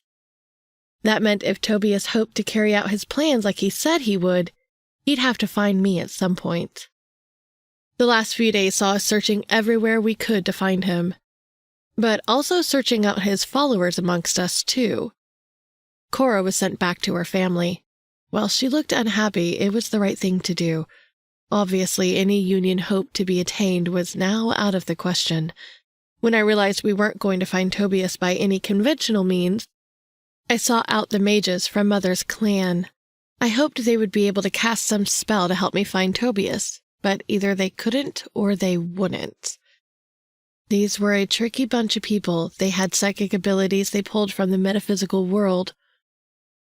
Days ago, when I got to their clan in the Greenwood Forest, one of them looked at me and said something in a language I didn't understand. Since then, everything was riddles, as if we had time for that. Today was absolute shit. The day was about to get more fruitless. I'd sat in the clearing with one of the seers. The enchanted sun beamed down on us. This was one of the only places on Earth I could go to in the daylight. The magical essence here was the strongest, and the mages had put a protective barrier over the atmosphere with their cloaking abilities to block out the UV rays from the sun. The seer who sat in front of me was the oldest of them, too, older than Father by 2,000 years, but had the youthful appearance of a 22-year-old. Her hair was platinum blonde and twisted into little plaits, within one mane she'd put to the side.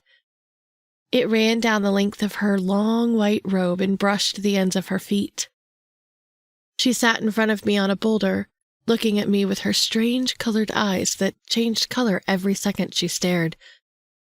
Blue, green, brown, purple, yellow, orange, fuchsia, red.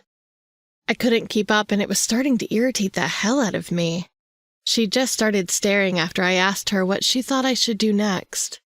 I stood up quickly, knocking over my cooler of water. If this was what we were going to do, I'd rather be doing something else. Anything besides this shit. I'm gonna go. This was clearly a mistake coming here. Thanks for your time. I appreciate that you guys tried, but couldn't help. The last thing I wanted was to be disrespectful, and to someone like her, it probably wouldn't bode well for me. Who said we couldn't help? She asked. Her eyes turned a vibrant purple.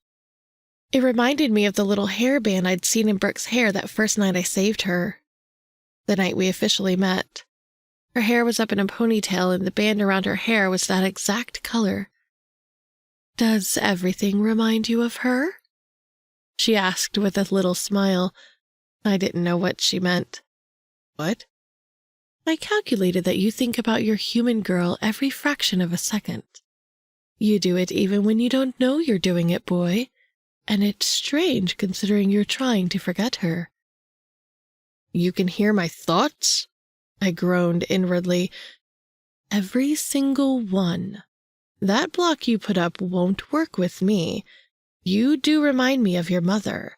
The things you say and the things you do. They're all her. It comforts you. I sat back down. That's really interesting, and I'm honored for the comparison, but time is something I don't have. You're powerful. You must know where Tobias is. She had to. She absolutely had to. Sure, she replied, confirming my thoughts. Of course I know. So tell me. My pulse quickened at the idea of finding him now and ending this. Dear boy, this is not simply about finding your brother. She straightened up and ran her fingers through her hair. It really isn't. It doesn't fix the problem, and, if I may, we only sound like we're speaking in riddles to you because we're not telling you what you want to hear. I need to stop him before he does more damage. I have no idea what his next move is going to be. Exactly. That is my point. Ethan, if you find him now and you fight, he will torture you. You will become weak and release the location of the serum to him. When the body becomes weak, so does the mind. He will torture you, get what he wants, and kill you. So I'm sorry. I won't just tell you where he is and hand you over to him completely unprepared. It would be foolish of me, and for you for that matter. How do you know I'll die? I didn't last time. I threw back, even though it was pretty obvious that she was right. Last time he used the quickest way to get you to hand over the serum. Your girl. He came at you through her. His plan hasn't changed, by the way, but he can't find her, and whatever spell you put up has had the effect of making her invisible to him. My lips parted and my chest tightened. What? What are you saying? I just cast a protective spell on her and made it hard for him to track her. She shrugged. Ethan, when you cast that spell, you did it with every emotion you felt for her. You did it so it was foolproof. It had to work. There's a difference between people who learn something and are good at it, and those who are naturally gifted and refine their craft. Tobias is the first, and you are the latter. I stared at her, really listening to what she was telling me because it shocked me to shit that she was talking about the spell I did, and me in that respect too. So I can naturally do more powerful spells? She nodded. You can, but you have to focus. You have to see past anything blocking your path and focus. To find Tobias and stop him, you have to be the one who locates him. And when you do that, you'll know his every move, his every thought, and that's how you'll stop him. He told you on the night you battled him that blood called to blood. It does. The same blood runs through your veins as it does his. Focus. Call to it and make it answer. Call to it? I didn't know how I was supposed to do that. Through using his own blood and the blood of his supporters, they realized they could use mind control over the creatures they created. It's almost the same thing. When done properly, you can become one with the person, use and feel their essence. That is what I mean. The future is in your hands, young vampire. Every aspect of it is in your hands to shape in whatever way you see fit. It sounded like she was talking about someone else because I didn't know if I could do all of that. How? How do I do it? How am I supposed to do all of that? Now that's a better question than what should you do next? The beginning of a smile tipped the corners of her mouth. The answer is simple. Remove the block in your path. Forget Brooke. That must have been what she meant, because Brooke was all I kept thinking about. She was on my mind, and days had passed and I still hadn't been any closer to forgetting her. I'm trying. I want to forget her because I have to. I know I shouldn't have stepped over the line and dabbled with a human. I know now, too, that some things are best left alone. It was so frustrating. All of it. She sighed. No, that isn't what I meant. You're fighting against something that's not possible. The answer isn't to forget her, Ethan. It was never that. And that is the block. You're trying to make this thing happen that isn't supposed to because you think it's for the best, when it isn't. I brought my hands together and knit my fingers. It has to be better for her that I forget. How about you let her tell you that? She offered.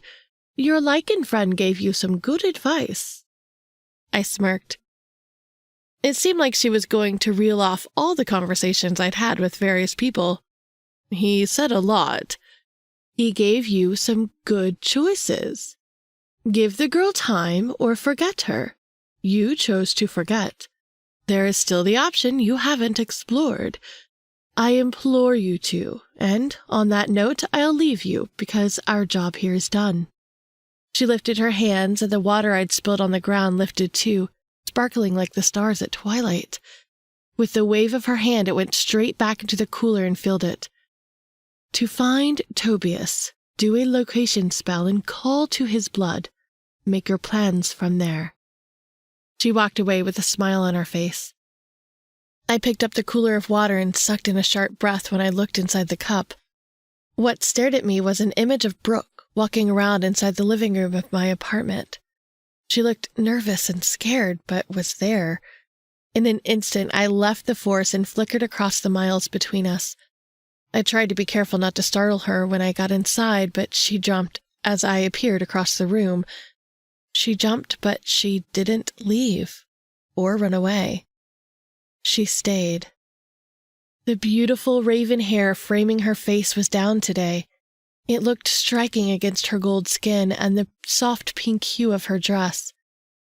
I walked up to her and she looked on longingly at me, tears making her turquoise eyes glassy. When I reached out to touch her face, she came to me and a tear ran down her cheek. Her soft, warm skin called to me. It was sweeter than before. Sweet to me, just like her. The block that had built itself up in my path fell apart before my eyes when I lowered to her lips to kiss her, and she kissed me back with the same passion I felt for her. Chapter 19. Brooke. His kisses were earth-shattering. Each one sent licks of electricity through my veins, eating my blood, making it sing as it came alive. His merciless mouth showered me with hungry kisses, working like magic on me that enchanted me with everything about him. Inside, I melted at his touch and crumbled deep within, wanting to get lost in him forever. But still we kissed, in an unbroken kiss that could have been eternal. His tongue entwined with mine, possessing my mouth, making me push closer, so close I felt the sharp ends of his incisors press against the edge of my tongue. Suddenly he pulled back. A flush crept across his cheeks while he covered his mouth, trying to hide his fangs. I noticed, too, that the blue of his eyes had lightened so that it was almost opaque. As I watched him, I noticed that sense of shock was no longer in me. I no longer cared what he was because I loved who he was. Who he was not the monster that killed Mom. He was Ethan.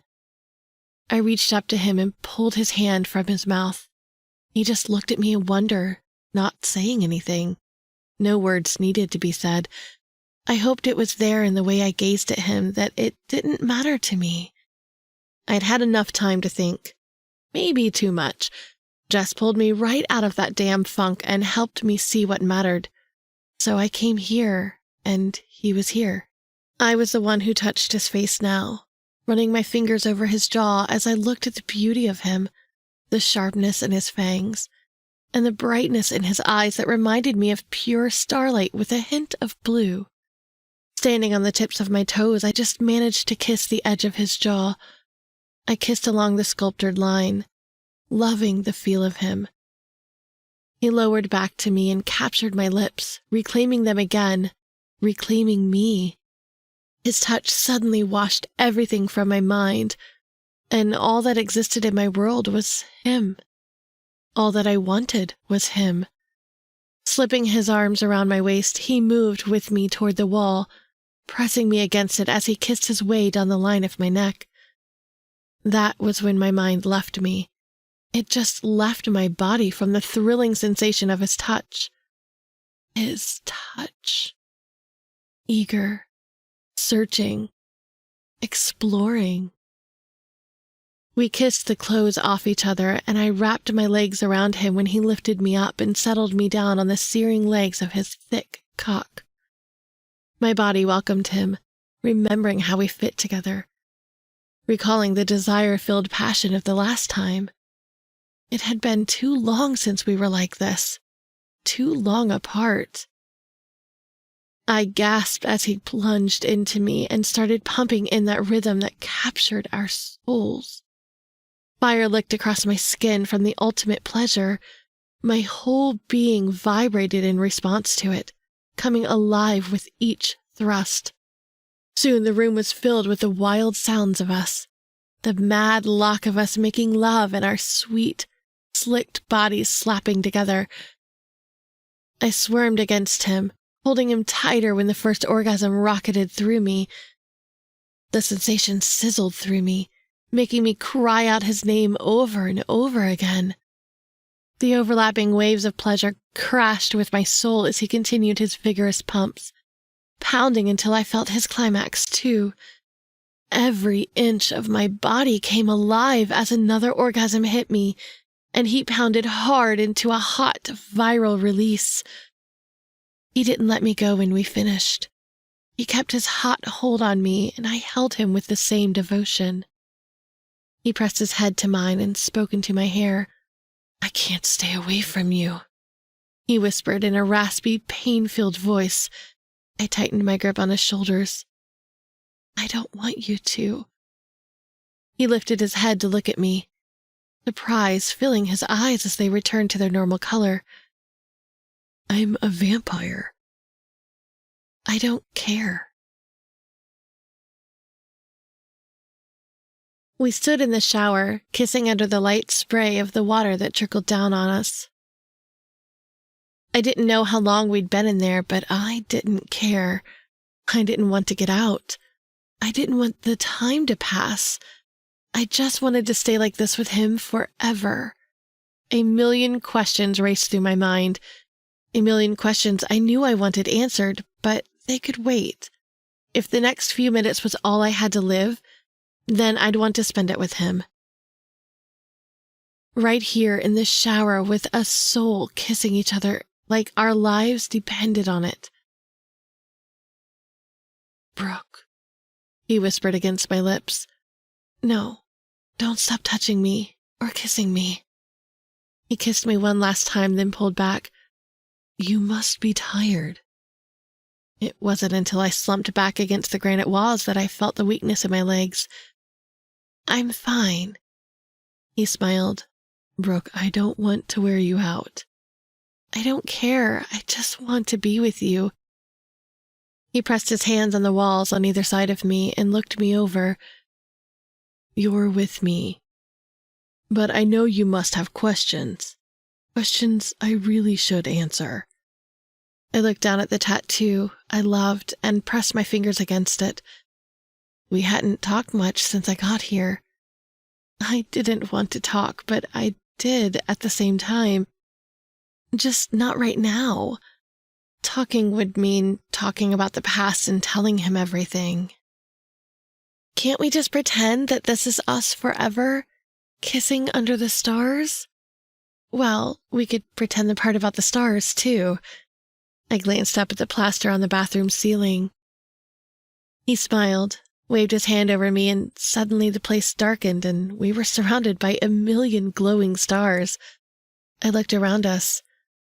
Where had the shower gone? The water, too. Everything. We weren't where we were before. "Ethan, what?" It was so beautiful. I couldn't find the words to talk.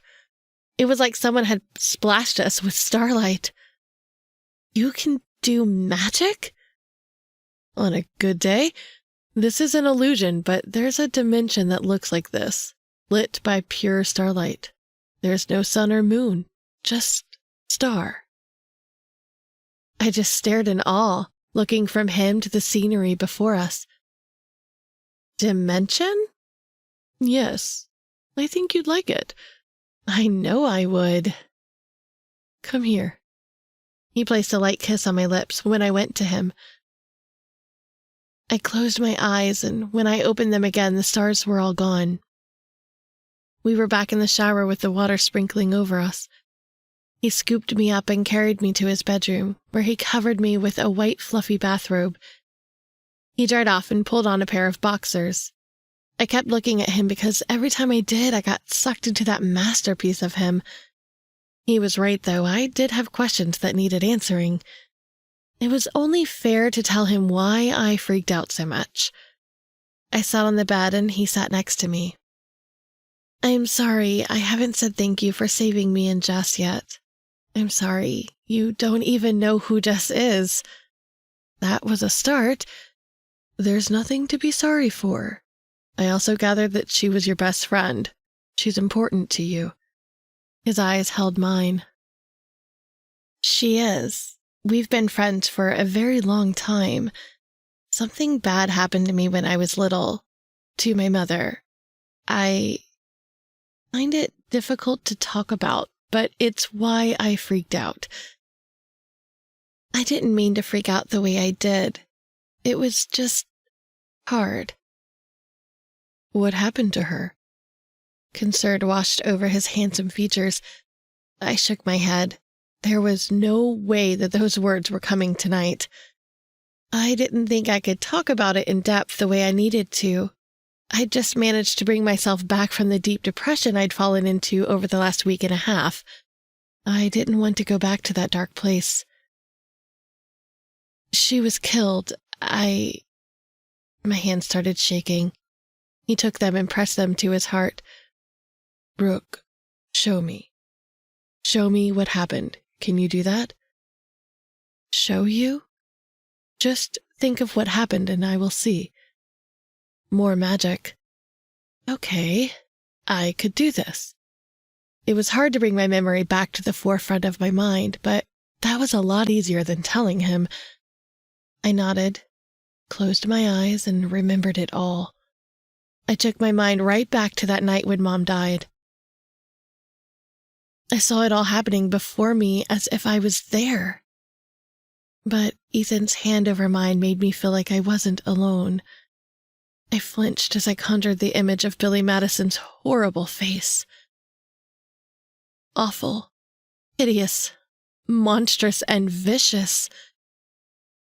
When he growled and ripped into her, I opened my eyes and tears streamed down my cheeks. I wiped them away quickly and brought my hands together to stop them from shaking. He placed both his hands over mine and stared deeply into my eyes. Your mother was killed by a type of vampire we call feeders. Feeders? Yeah, we call them that because they have no control over themselves and they just want to satisfy their bloodlust. That was what came after you and Jess the other night. Their creation is caused by a mutation that happens when they transition from human to vampire. Something goes really wrong and they are the result of that. A mutation? I was starting to sound like his echo. Yes, it's a mutation because it occurs at DNA level. We don't know if it occurs in certain humans or if some are more prone to it than others. Could that happen to me? I didn't even know what I was asking him. I guess my heart knew, but my brain was slow to catch on. If I wanted to be with him, there had to be a number of things I had to consider.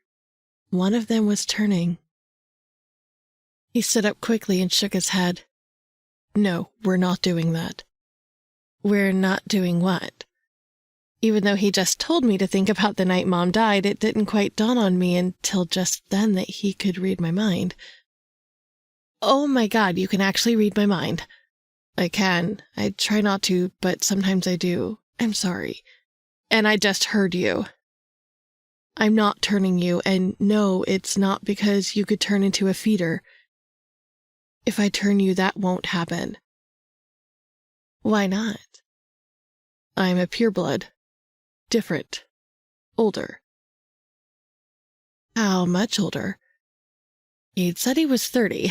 I was guessing he was perhaps older than that. Brooke, I'm 230, and by pureblood standards, that's young. My heart stilled. 230 years old. Oh, was all I could say. He sat back down. Beaters only arise when turnbloods feed on other humans. It doesn't always happen, but it happens often enough. Turnbloods are what you become when a pureblood turns you. And if I asked, you wouldn't turn me? It hurt that he would say no to me. Brooke, it's not as simple as that. I can do all this stuff that I wouldn't trade, but it comes at a price. Not being able to see the sun is a big one. Living in the night or going to dimensions where the sun can't kill me isn't a walk in the park. It's sacrificing a lot. You don't have to do that to be with me. So I get older and die and that's it? He chuckled. Brooke, I dare not assume you'd want to stay with me for as long as that. What if I wanted to? What if I did? He looked me over in a stunned expression. I can't answer that. Why not? Because I want you. I want you to be mine forever, and I have to accept that it may not be the best for you. I don't want to be with anyone else, so it's something I have to think about, and you won't stop me from contemplating it. I'm here. I'm here in your house. You must know what that means. I thought it showed how serious I was about him. I do. Then don't shut me down or out. He nodded. Okay. I want to know everything, too. I should. I was ready to hear it. All of it. Okay, he said again. I'll tell you everything. Chapter 20. Ethan. She stayed with me, and I told her everything. All I thought she needed to know about vampires, the shadow world, the creatures and beings that existed in it. And, of course, Tobias's plans. That was everything I felt her brain could handle, and she handled it well. Parts mesmerized her, others I could see terrified her. The parts about Tobias. Telling her that made me reveal what I was doing on the night we first met. And the creature that attacked her wasn't just a man wanting to rob her. We ended up talking practically all through the night. It wasn't until the early hours of the morning that we fell asleep in each other's arms. We slept in pretty late, and I was glad she didn't want to leave straight away. I didn't want to talk about turning her because I knew the sacrifice. It didn't mean I didn't want her to do it. It wasn't a stipulation of us being together. I didn't want it to be. That was something that was her choice, and I wouldn't force it on her. I didn't want her to think she had to do something she didn't want to do. As the day wore on, I became more aware of the time.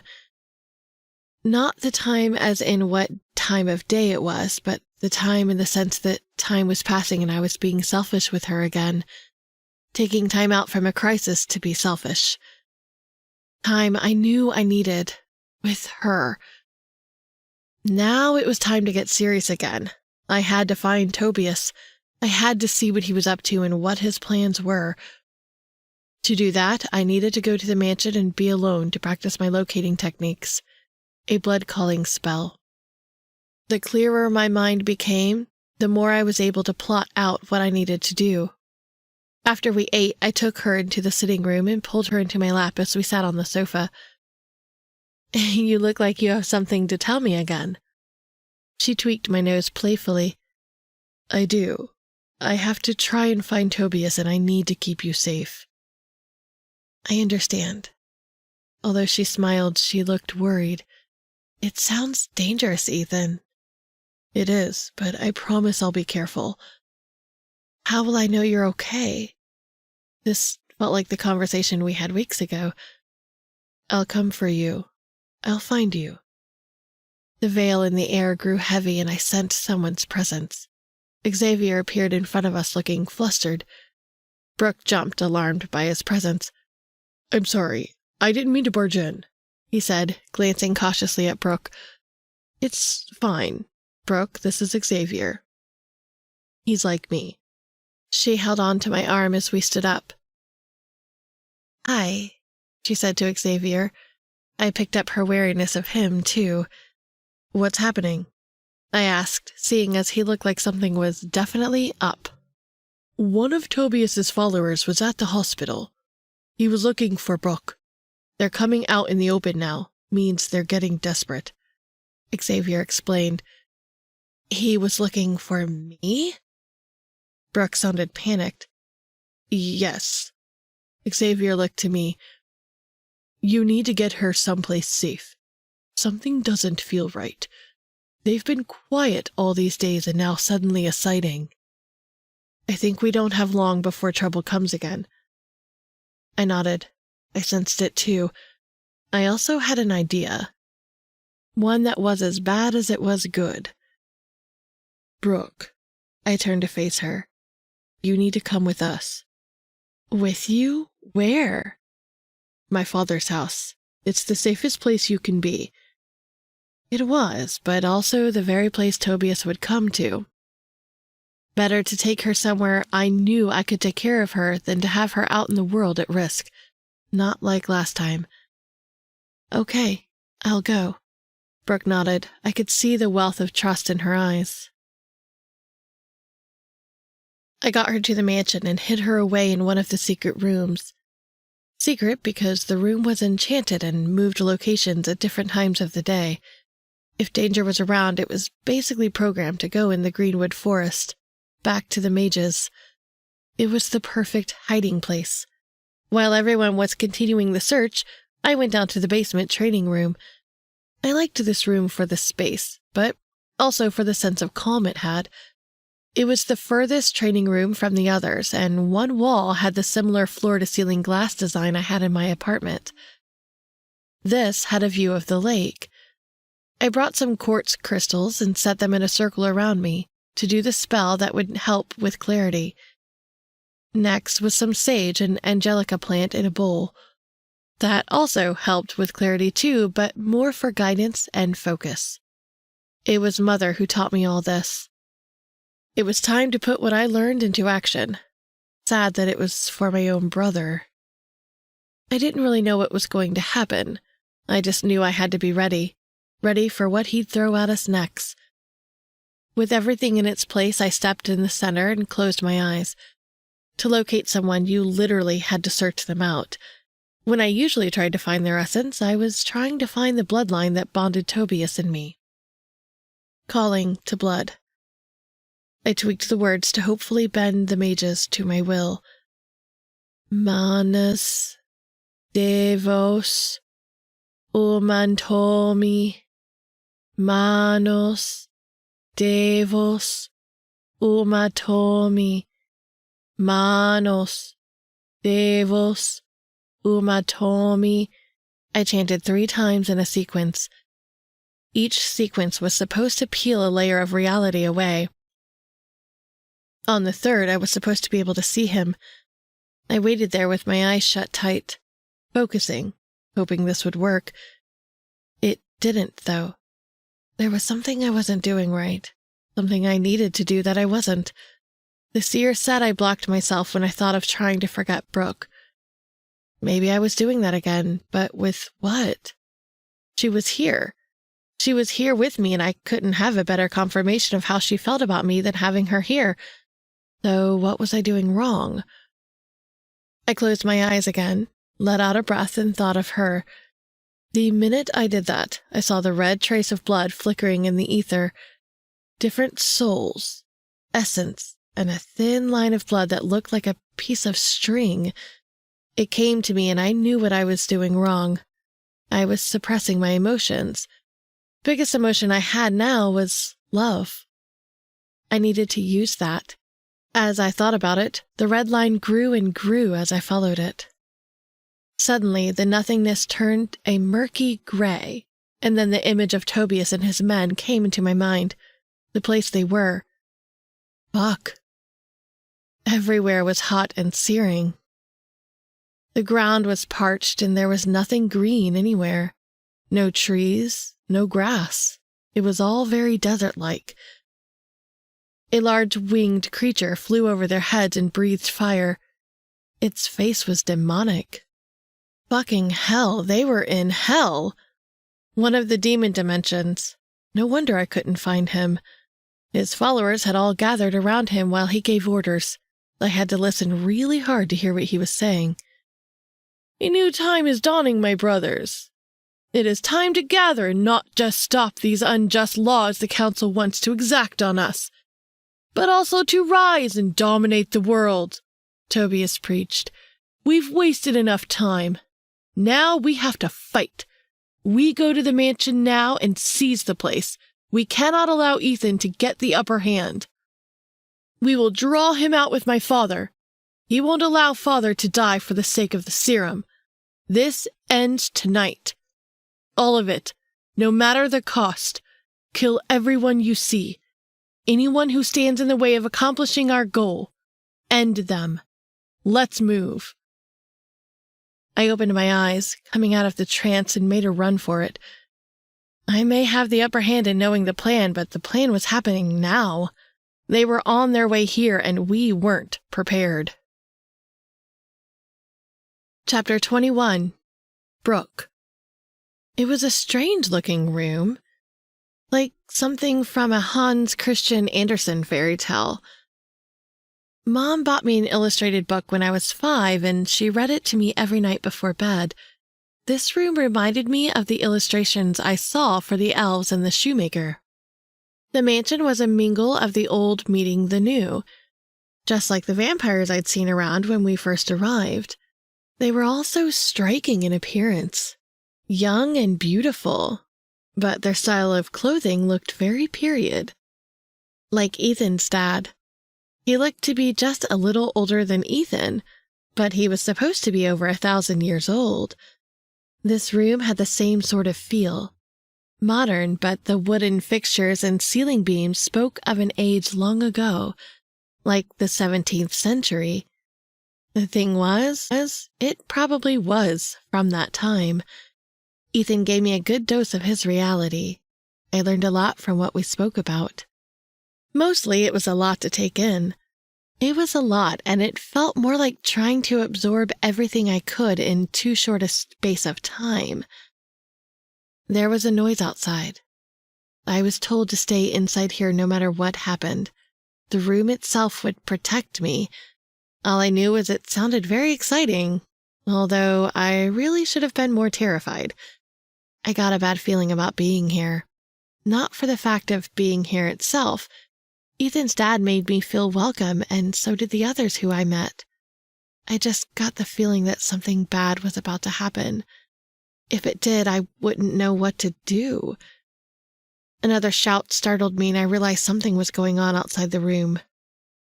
Suddenly, the room started glowing a bright yellow, then it just stopped. It did it again, but this time the yellow floated away and moved through the walls. As it did so, the room started to unveil itself. It was like someone peeling away the packaging on a parcel. As it unwrapped, I saw what it really looked like. A barn filled with straw and bales of hay replaced the intricate decor that had lavished the room. I looked around, startled and unsure of what to do. The door opened and Ethan rushed in. "Come, there's no time. We have to go now," he said, grabbing my arm. "Ethan, what's going on?" I winced. The place started to shake and something loud sounded on the other side of the house. Then an explosion. I grabbed onto him and he held me close. "Come this way." He pointed down the long hallway that led to the bridge outside. We ran that way. "Brooke!" I cried, an agonizing voice I recognized. "Ethan." I stopped and he appeared in front of me, right next to himself. There were 2 of them. "Brooke, come to me," said the Ethan who just appeared. "This is dark magic, Brooke. Come with me," said the other. "Fucking asshole!" Knew that was the right Ethan. He raised his hand and blasted the one who'd come to get me with an energy ball.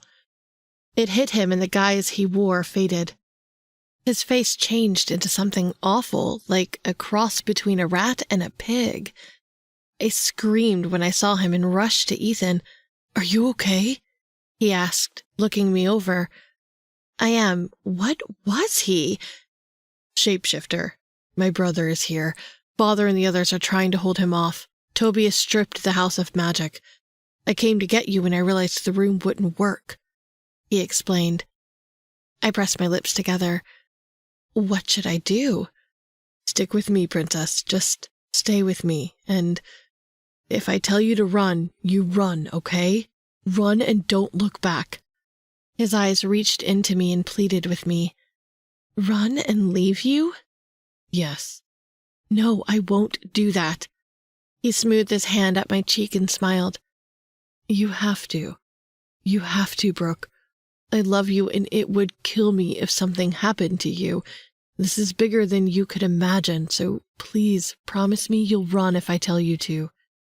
Another explosion sounded, shaking the house. There was a lot of that going on, and all I could focus on was him telling me he loved me. He was the first guy to ever tell me that. I love you too, I breathed. I just can't leave you. There has to be something I can do. Brooke. The doors crashed open and 5 hellish-looking hounds came running in. Ethan put an arm around me, holding me tight to his chest, and we moved through the house at lightning speed. We ended up on the upper floor of a large hall. Buck, stay here, Brooke. I mean it. There are demons with him. Stay here. Okay, I'll stay. I nodded. He moved back down to the center of the room, just as the door opened, and in came the tall, dark-haired man I saw the other night. That was him. Tobias. Run and catch. The whistle is blowing. The sheep are going astray, he said in a sing-song voice. Stop this madness, Tobias. Stop it now, Ethan demanded. No, Ethan, you know what I love about you. You're so predictable. You don't just keep your enemies closer than your friends. You keep your most prized possessions even closer. He looked straight at me. There was no running even if I wanted to. He reached forward and invisible fingers secured around my waist and grabbed me, launching me high into the air and holding me there. I screamed. Let go of her, Ethan cried. Serum first, brother. Give it to me, Tobias demanded. From behind him, those dogs returned, but then they changed shape, molding into a giant spider. It shot out a web at me and wrapped me in it, propelling me through the air, rolling me and spinning me like I weighed nothing more than a rag doll. Tobias laughed a cruel, harsh, sardonic laugh as he flung me against a web that just magically appeared behind me. When Ethan tried to help me, Tobias blasted him back with a huge flash of light. Bright like lightning, it blew up, blasted into fire all around him. I screamed from the depths of my soul. I didn't think there was any way that Ethan could have survived that. I continued screaming as the giant spider made its way over to me. Long, sharp teeth gnashing and snapping open and closed with thick saliva dripping from its maw. I couldn't believe it. I was going to die here. I really was. Chapter 22. Ethan. You know what's worse than playing second fiddle? Tobias bellowed. His voice sounded like thunder. The impact hurt my ears. I didn't answer. I couldn't. I couldn't answer because I was too weak. He was stronger than before and seemed to be running on something more than what he had when I last saw him. The only other thing that's worse than playing second fiddle is living in your shadow. Then again, the two are one and the same, he roared, and his voice echoed across the room, rippling in waves like there were 100 of him. I rolled over on the floor, seeing stars, but tried to steady my gaze on him and gather myself. I couldn't stop here. I just couldn't. Brooke was here. I was responsible for her, and I couldn't allow her to die. She screamed as the spider began making its ascent up to the web. I didn't know if the thing was real or if it was an illusion. I stood up and tried to run for her, but Tobias hit me with a bolt of lightning that pierced me deep, deep in my soul, draining my energy, draining all that I was. He was too strong, much too strong. I couldn't beat him. How? I dropped to the ground and looked over my shoulder at him. His face turned red, a dark blood red, and his eyes glowed black. Dark, demonic magic was what he was using. I was no match for that. Fuck. He walked closer to me and fired a series of shots that tore into my body. I was such a fool.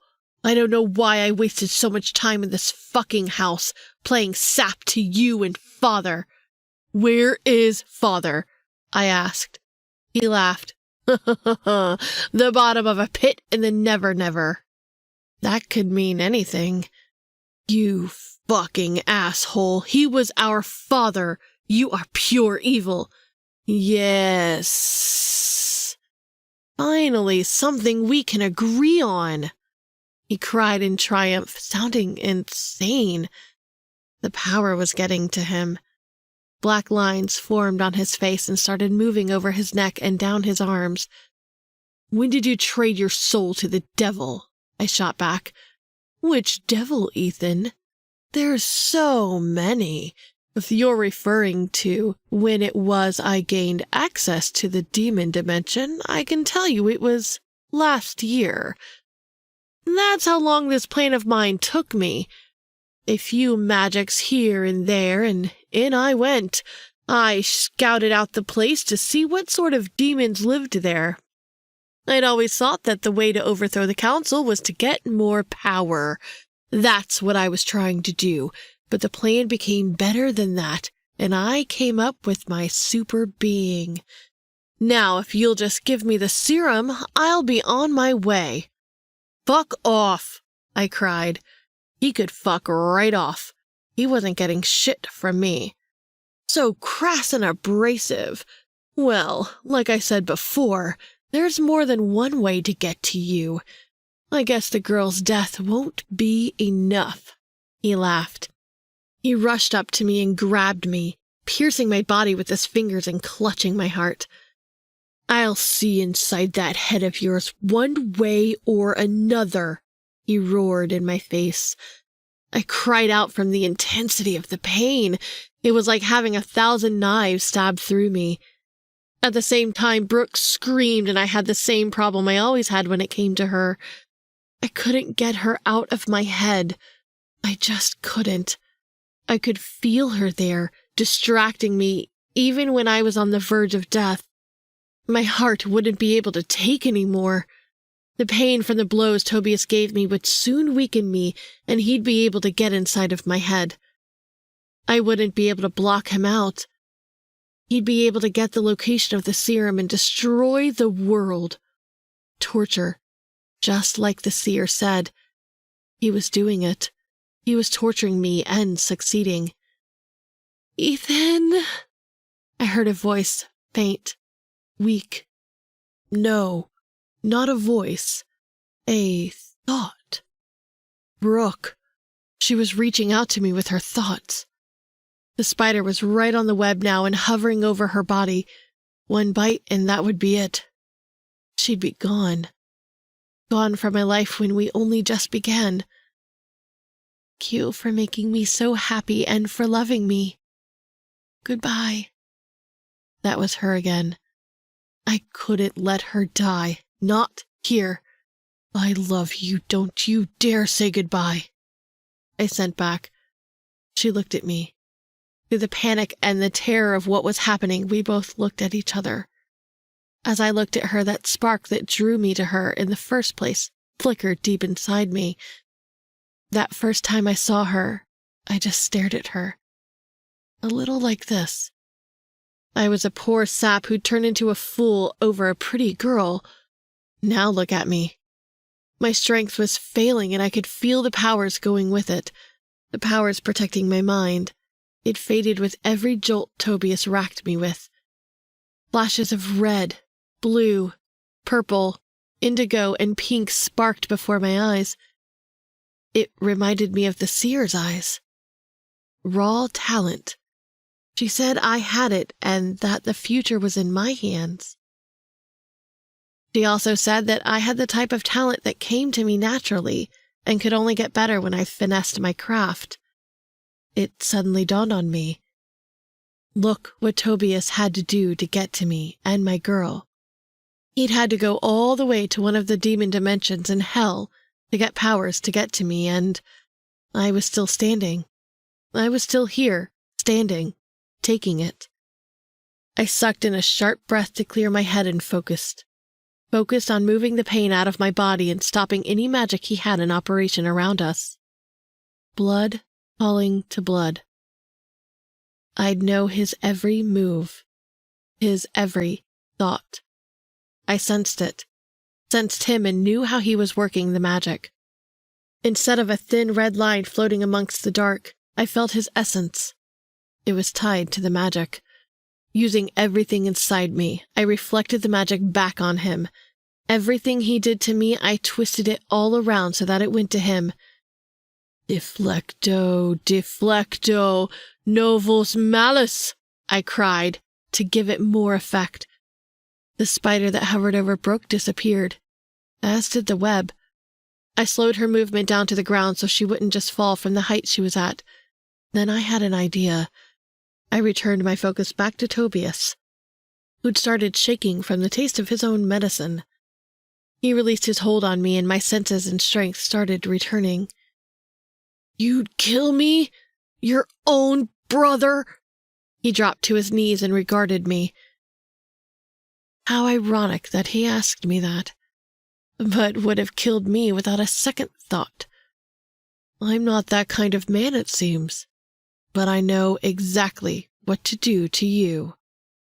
I shared my thoughts with him and let him see an image of the beast I saw flying around in the demon dimension earlier. That wasn't where I was going to send him, but since I didn't know what the depths of hell looked like, that was the best I could come up with. He knew that, too. He raised his hands to blast me, but I blasted him instead with a powerful fireball. At the same time, I opened a portal behind him and sent him straight through it. The place I thought up when I created it was somewhere in the outer darker planes of hell. Somewhere he would never make trouble again. My brother. Limping, I moved over to Brooke. She crouched down when the portal opened. I reached for her and pulled her into my arms, holding her close to my heart. She held me, too, and her touch soothed my pain. It was over. All of it was over. Tobias was gone. I stopped him. I actually did it. I stopped his plans to usurp power and destroy everything. It was something to feel triumph over and feel that sense of relief that came with being successful and winning. I didn't feel it, though. In my heart was a sense of desolation and sadness that it came to this end. Tobias's plans were evil, but he was my brother. Being evil never changed that. Father was okay. He didn't die like I feared. When Tobias fought him, he thought he'd struck his heart, but Father managed to open a portal to the Greenwood Forest. We also, thankfully, didn't have many casualties considering Tobias came with an army imbued with demonic magic. We'd managed to catch his followers and hand them over to the council officials, who responded to our alerts. Normally, we would have dealt with any sort of trouble under our own laws, but since their actions went beyond our remits and would have affected everyone at large, we handed them over to the council. Besides, with the mass involvement and plots to overthrow the system, we never could be too careful. Tobias could have influenced them in more than one way, and if left to their own devices, we could have another uprising. In my opinion, they deserved whatever measures the council would take to punish them. With all the drama and trauma, I thought it was best to take Brooke home, back to her place. I had her checked over thoroughly, making sure she was okay. Then I got her home. Back to something normal. For someone who'd never been exposed to our way of life in our world, it was a lot for her to take in. A lot for her to see and accept. She seemed okay, but I knew she was trying her hardest to look that way so I wouldn't worry. I plan to check on her tomorrow, or maybe give her a few days to get over what happened. The mansion took a hit and most of the bridge was damaged. The magics in the house, too, were all thrown off, so I spent my time restoring that. The next day, Father called me into his chamber. He looked like he'd done some substantial healing overnight. And thinking. I could always tell when he was thinking about doing something drastic. That was how he looked now. I sat in front of him and he gave me a small smile. "How are you holding up?" he asked. "As good as I can be." I nodded and sat forward in the chair, resting my elbows on my knees. I keep thinking about where I sent Tobias. Father, I don't even know where I sent him. It was a deep, dark place where there's no coming back. Father looked down at the table with a sadness in his eyes that gripped my heart. When he looked back up to me, the look subsided somewhat. "I know you did what you had to do. He had too much power, Ethan. The only way to stop him was to either kill him or do what you did. It took strength. Great strength to decide on the latter. Why don't I feel all noble and like I did something worthwhile?" "Same reason why I feel the same as you. He was my son and your brother." There was never any good to feel when we discovered he was the one orchestrating this whole plan. That was it. He was completely right. When I first realized it was Tobias, there was a sadness in my heart that took me that I couldn't describe. I didn't want it to be true. "How is Brooke?" Father asked. "Shaken. She's really shaken, but I think she'll be okay," I answered. "Well, I guess she's had a taste of our world now, and from what I saw yesterday, she may have been shaken but not put off. She must really want to be with you." I noticed the same. In addition to my guilt over Tobias, I felt bad for once again putting her in danger. Then I realized it would always be like this. My life would always be like this. Father leaned across the table and smiled. "Life may be like this, but it will not stop her from loving you," he stated. I narrowed my gaze at him. "There was no way you were able to hear that." He chuckled. "No, not so much, but I could tell what you were thinking. There's a reason why I never advanced to the level of the seer. Sometimes it's best I don't know what you're thinking. Still, it would have been an advantage with Tobias. Anyway, we have urgent things to discuss." "I gathered that. What are we talking about now?" It sounded like council business. I could only imagine what they must have thought over this recent event. It worried me. "Ethan, I've been thinking for some time. A very long time, actually, about stepping down as leader. Of course, I know you would have considered this because it's only logical, and the time would come one day when it happened, and the choice would be between my sons." I held his gaze, my eyes never leaving his. I'd always dreamed of being leader right from, well, it was so long ago I could hardly remember. Being leader was what made me whip myself into shape and take things a little more serious. "You're stepping down?" "I am. I wanted to do it before, but I didn't think either of you would have been able to deal with the council. Tobias was..." He shook his head. "Tobias was never going to get a chance to be leader. I sensed his defiance a long time ago. He was, however, completely correct in his beliefs. There wasn't a damn thing he said that wasn't right when he expressed his opinions about the council.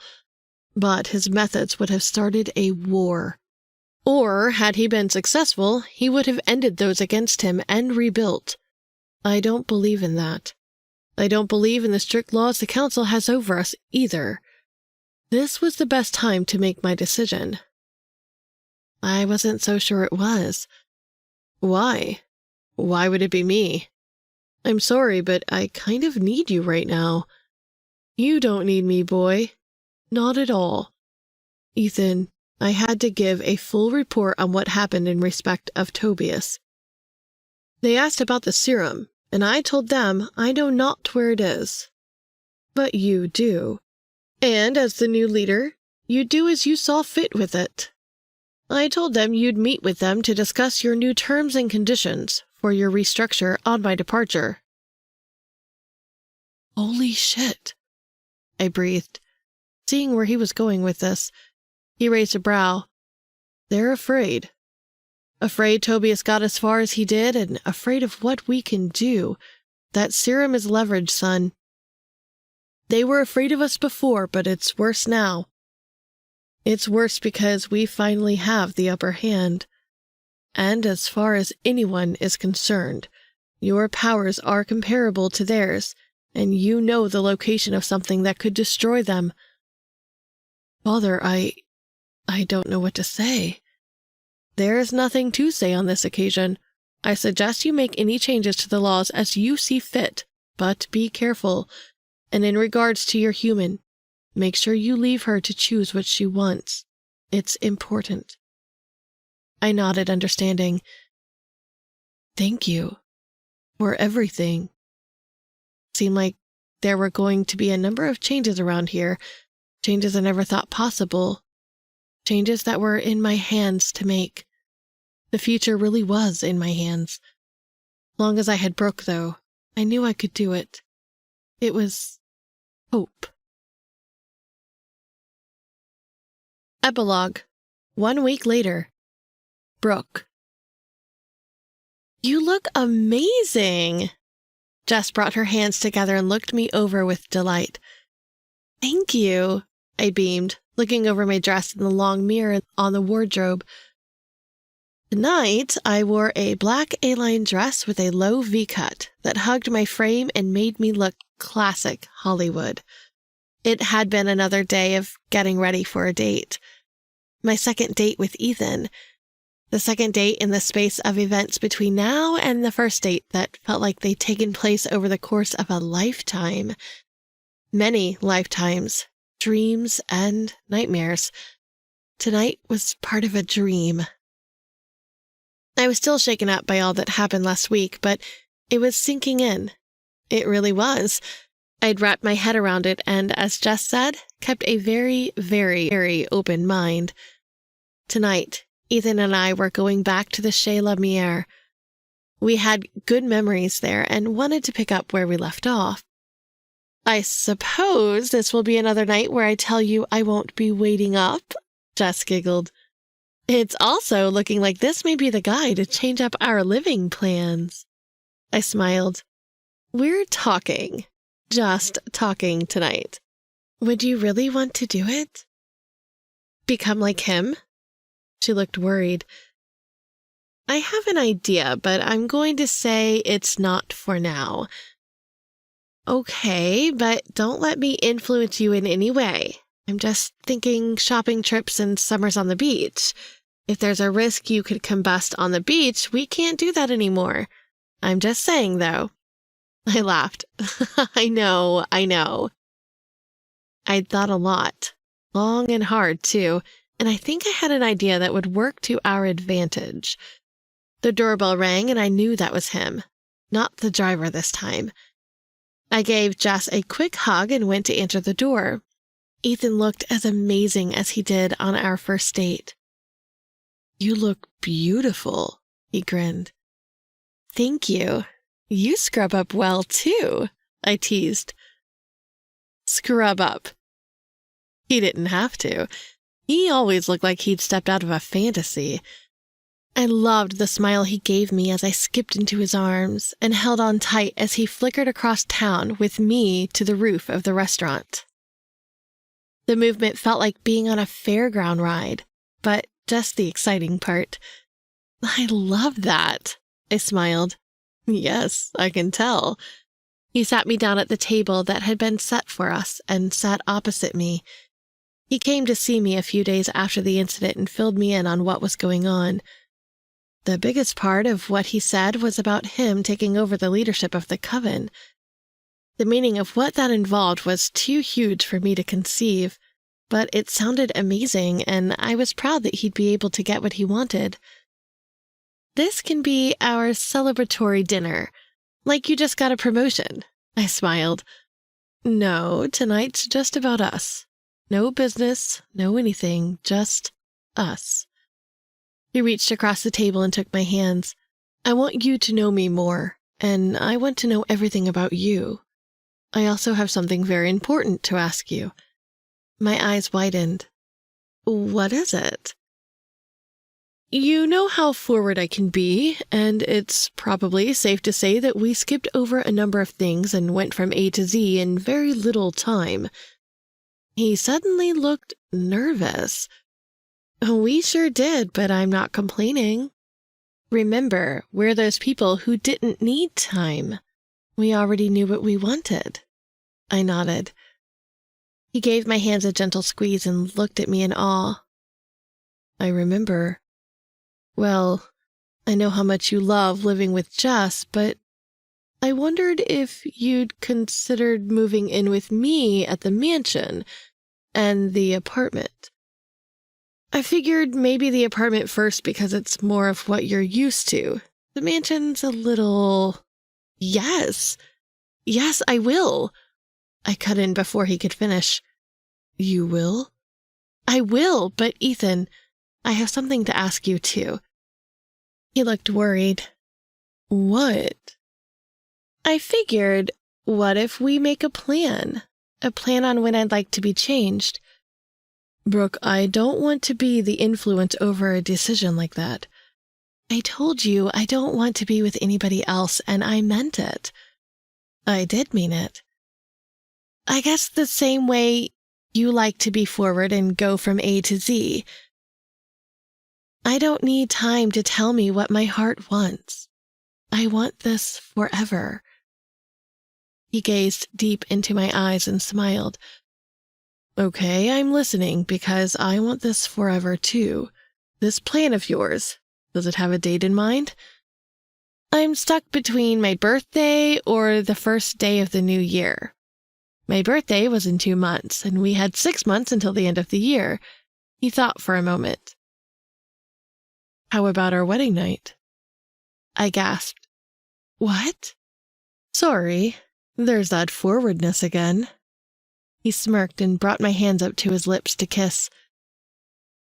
When will that be? Sooner than either of those dates. You're mine, and I can't wait to love you forever. Its words made my heart happy. I am yours, and I will love you forever. Those were words straight from my heart and my soul.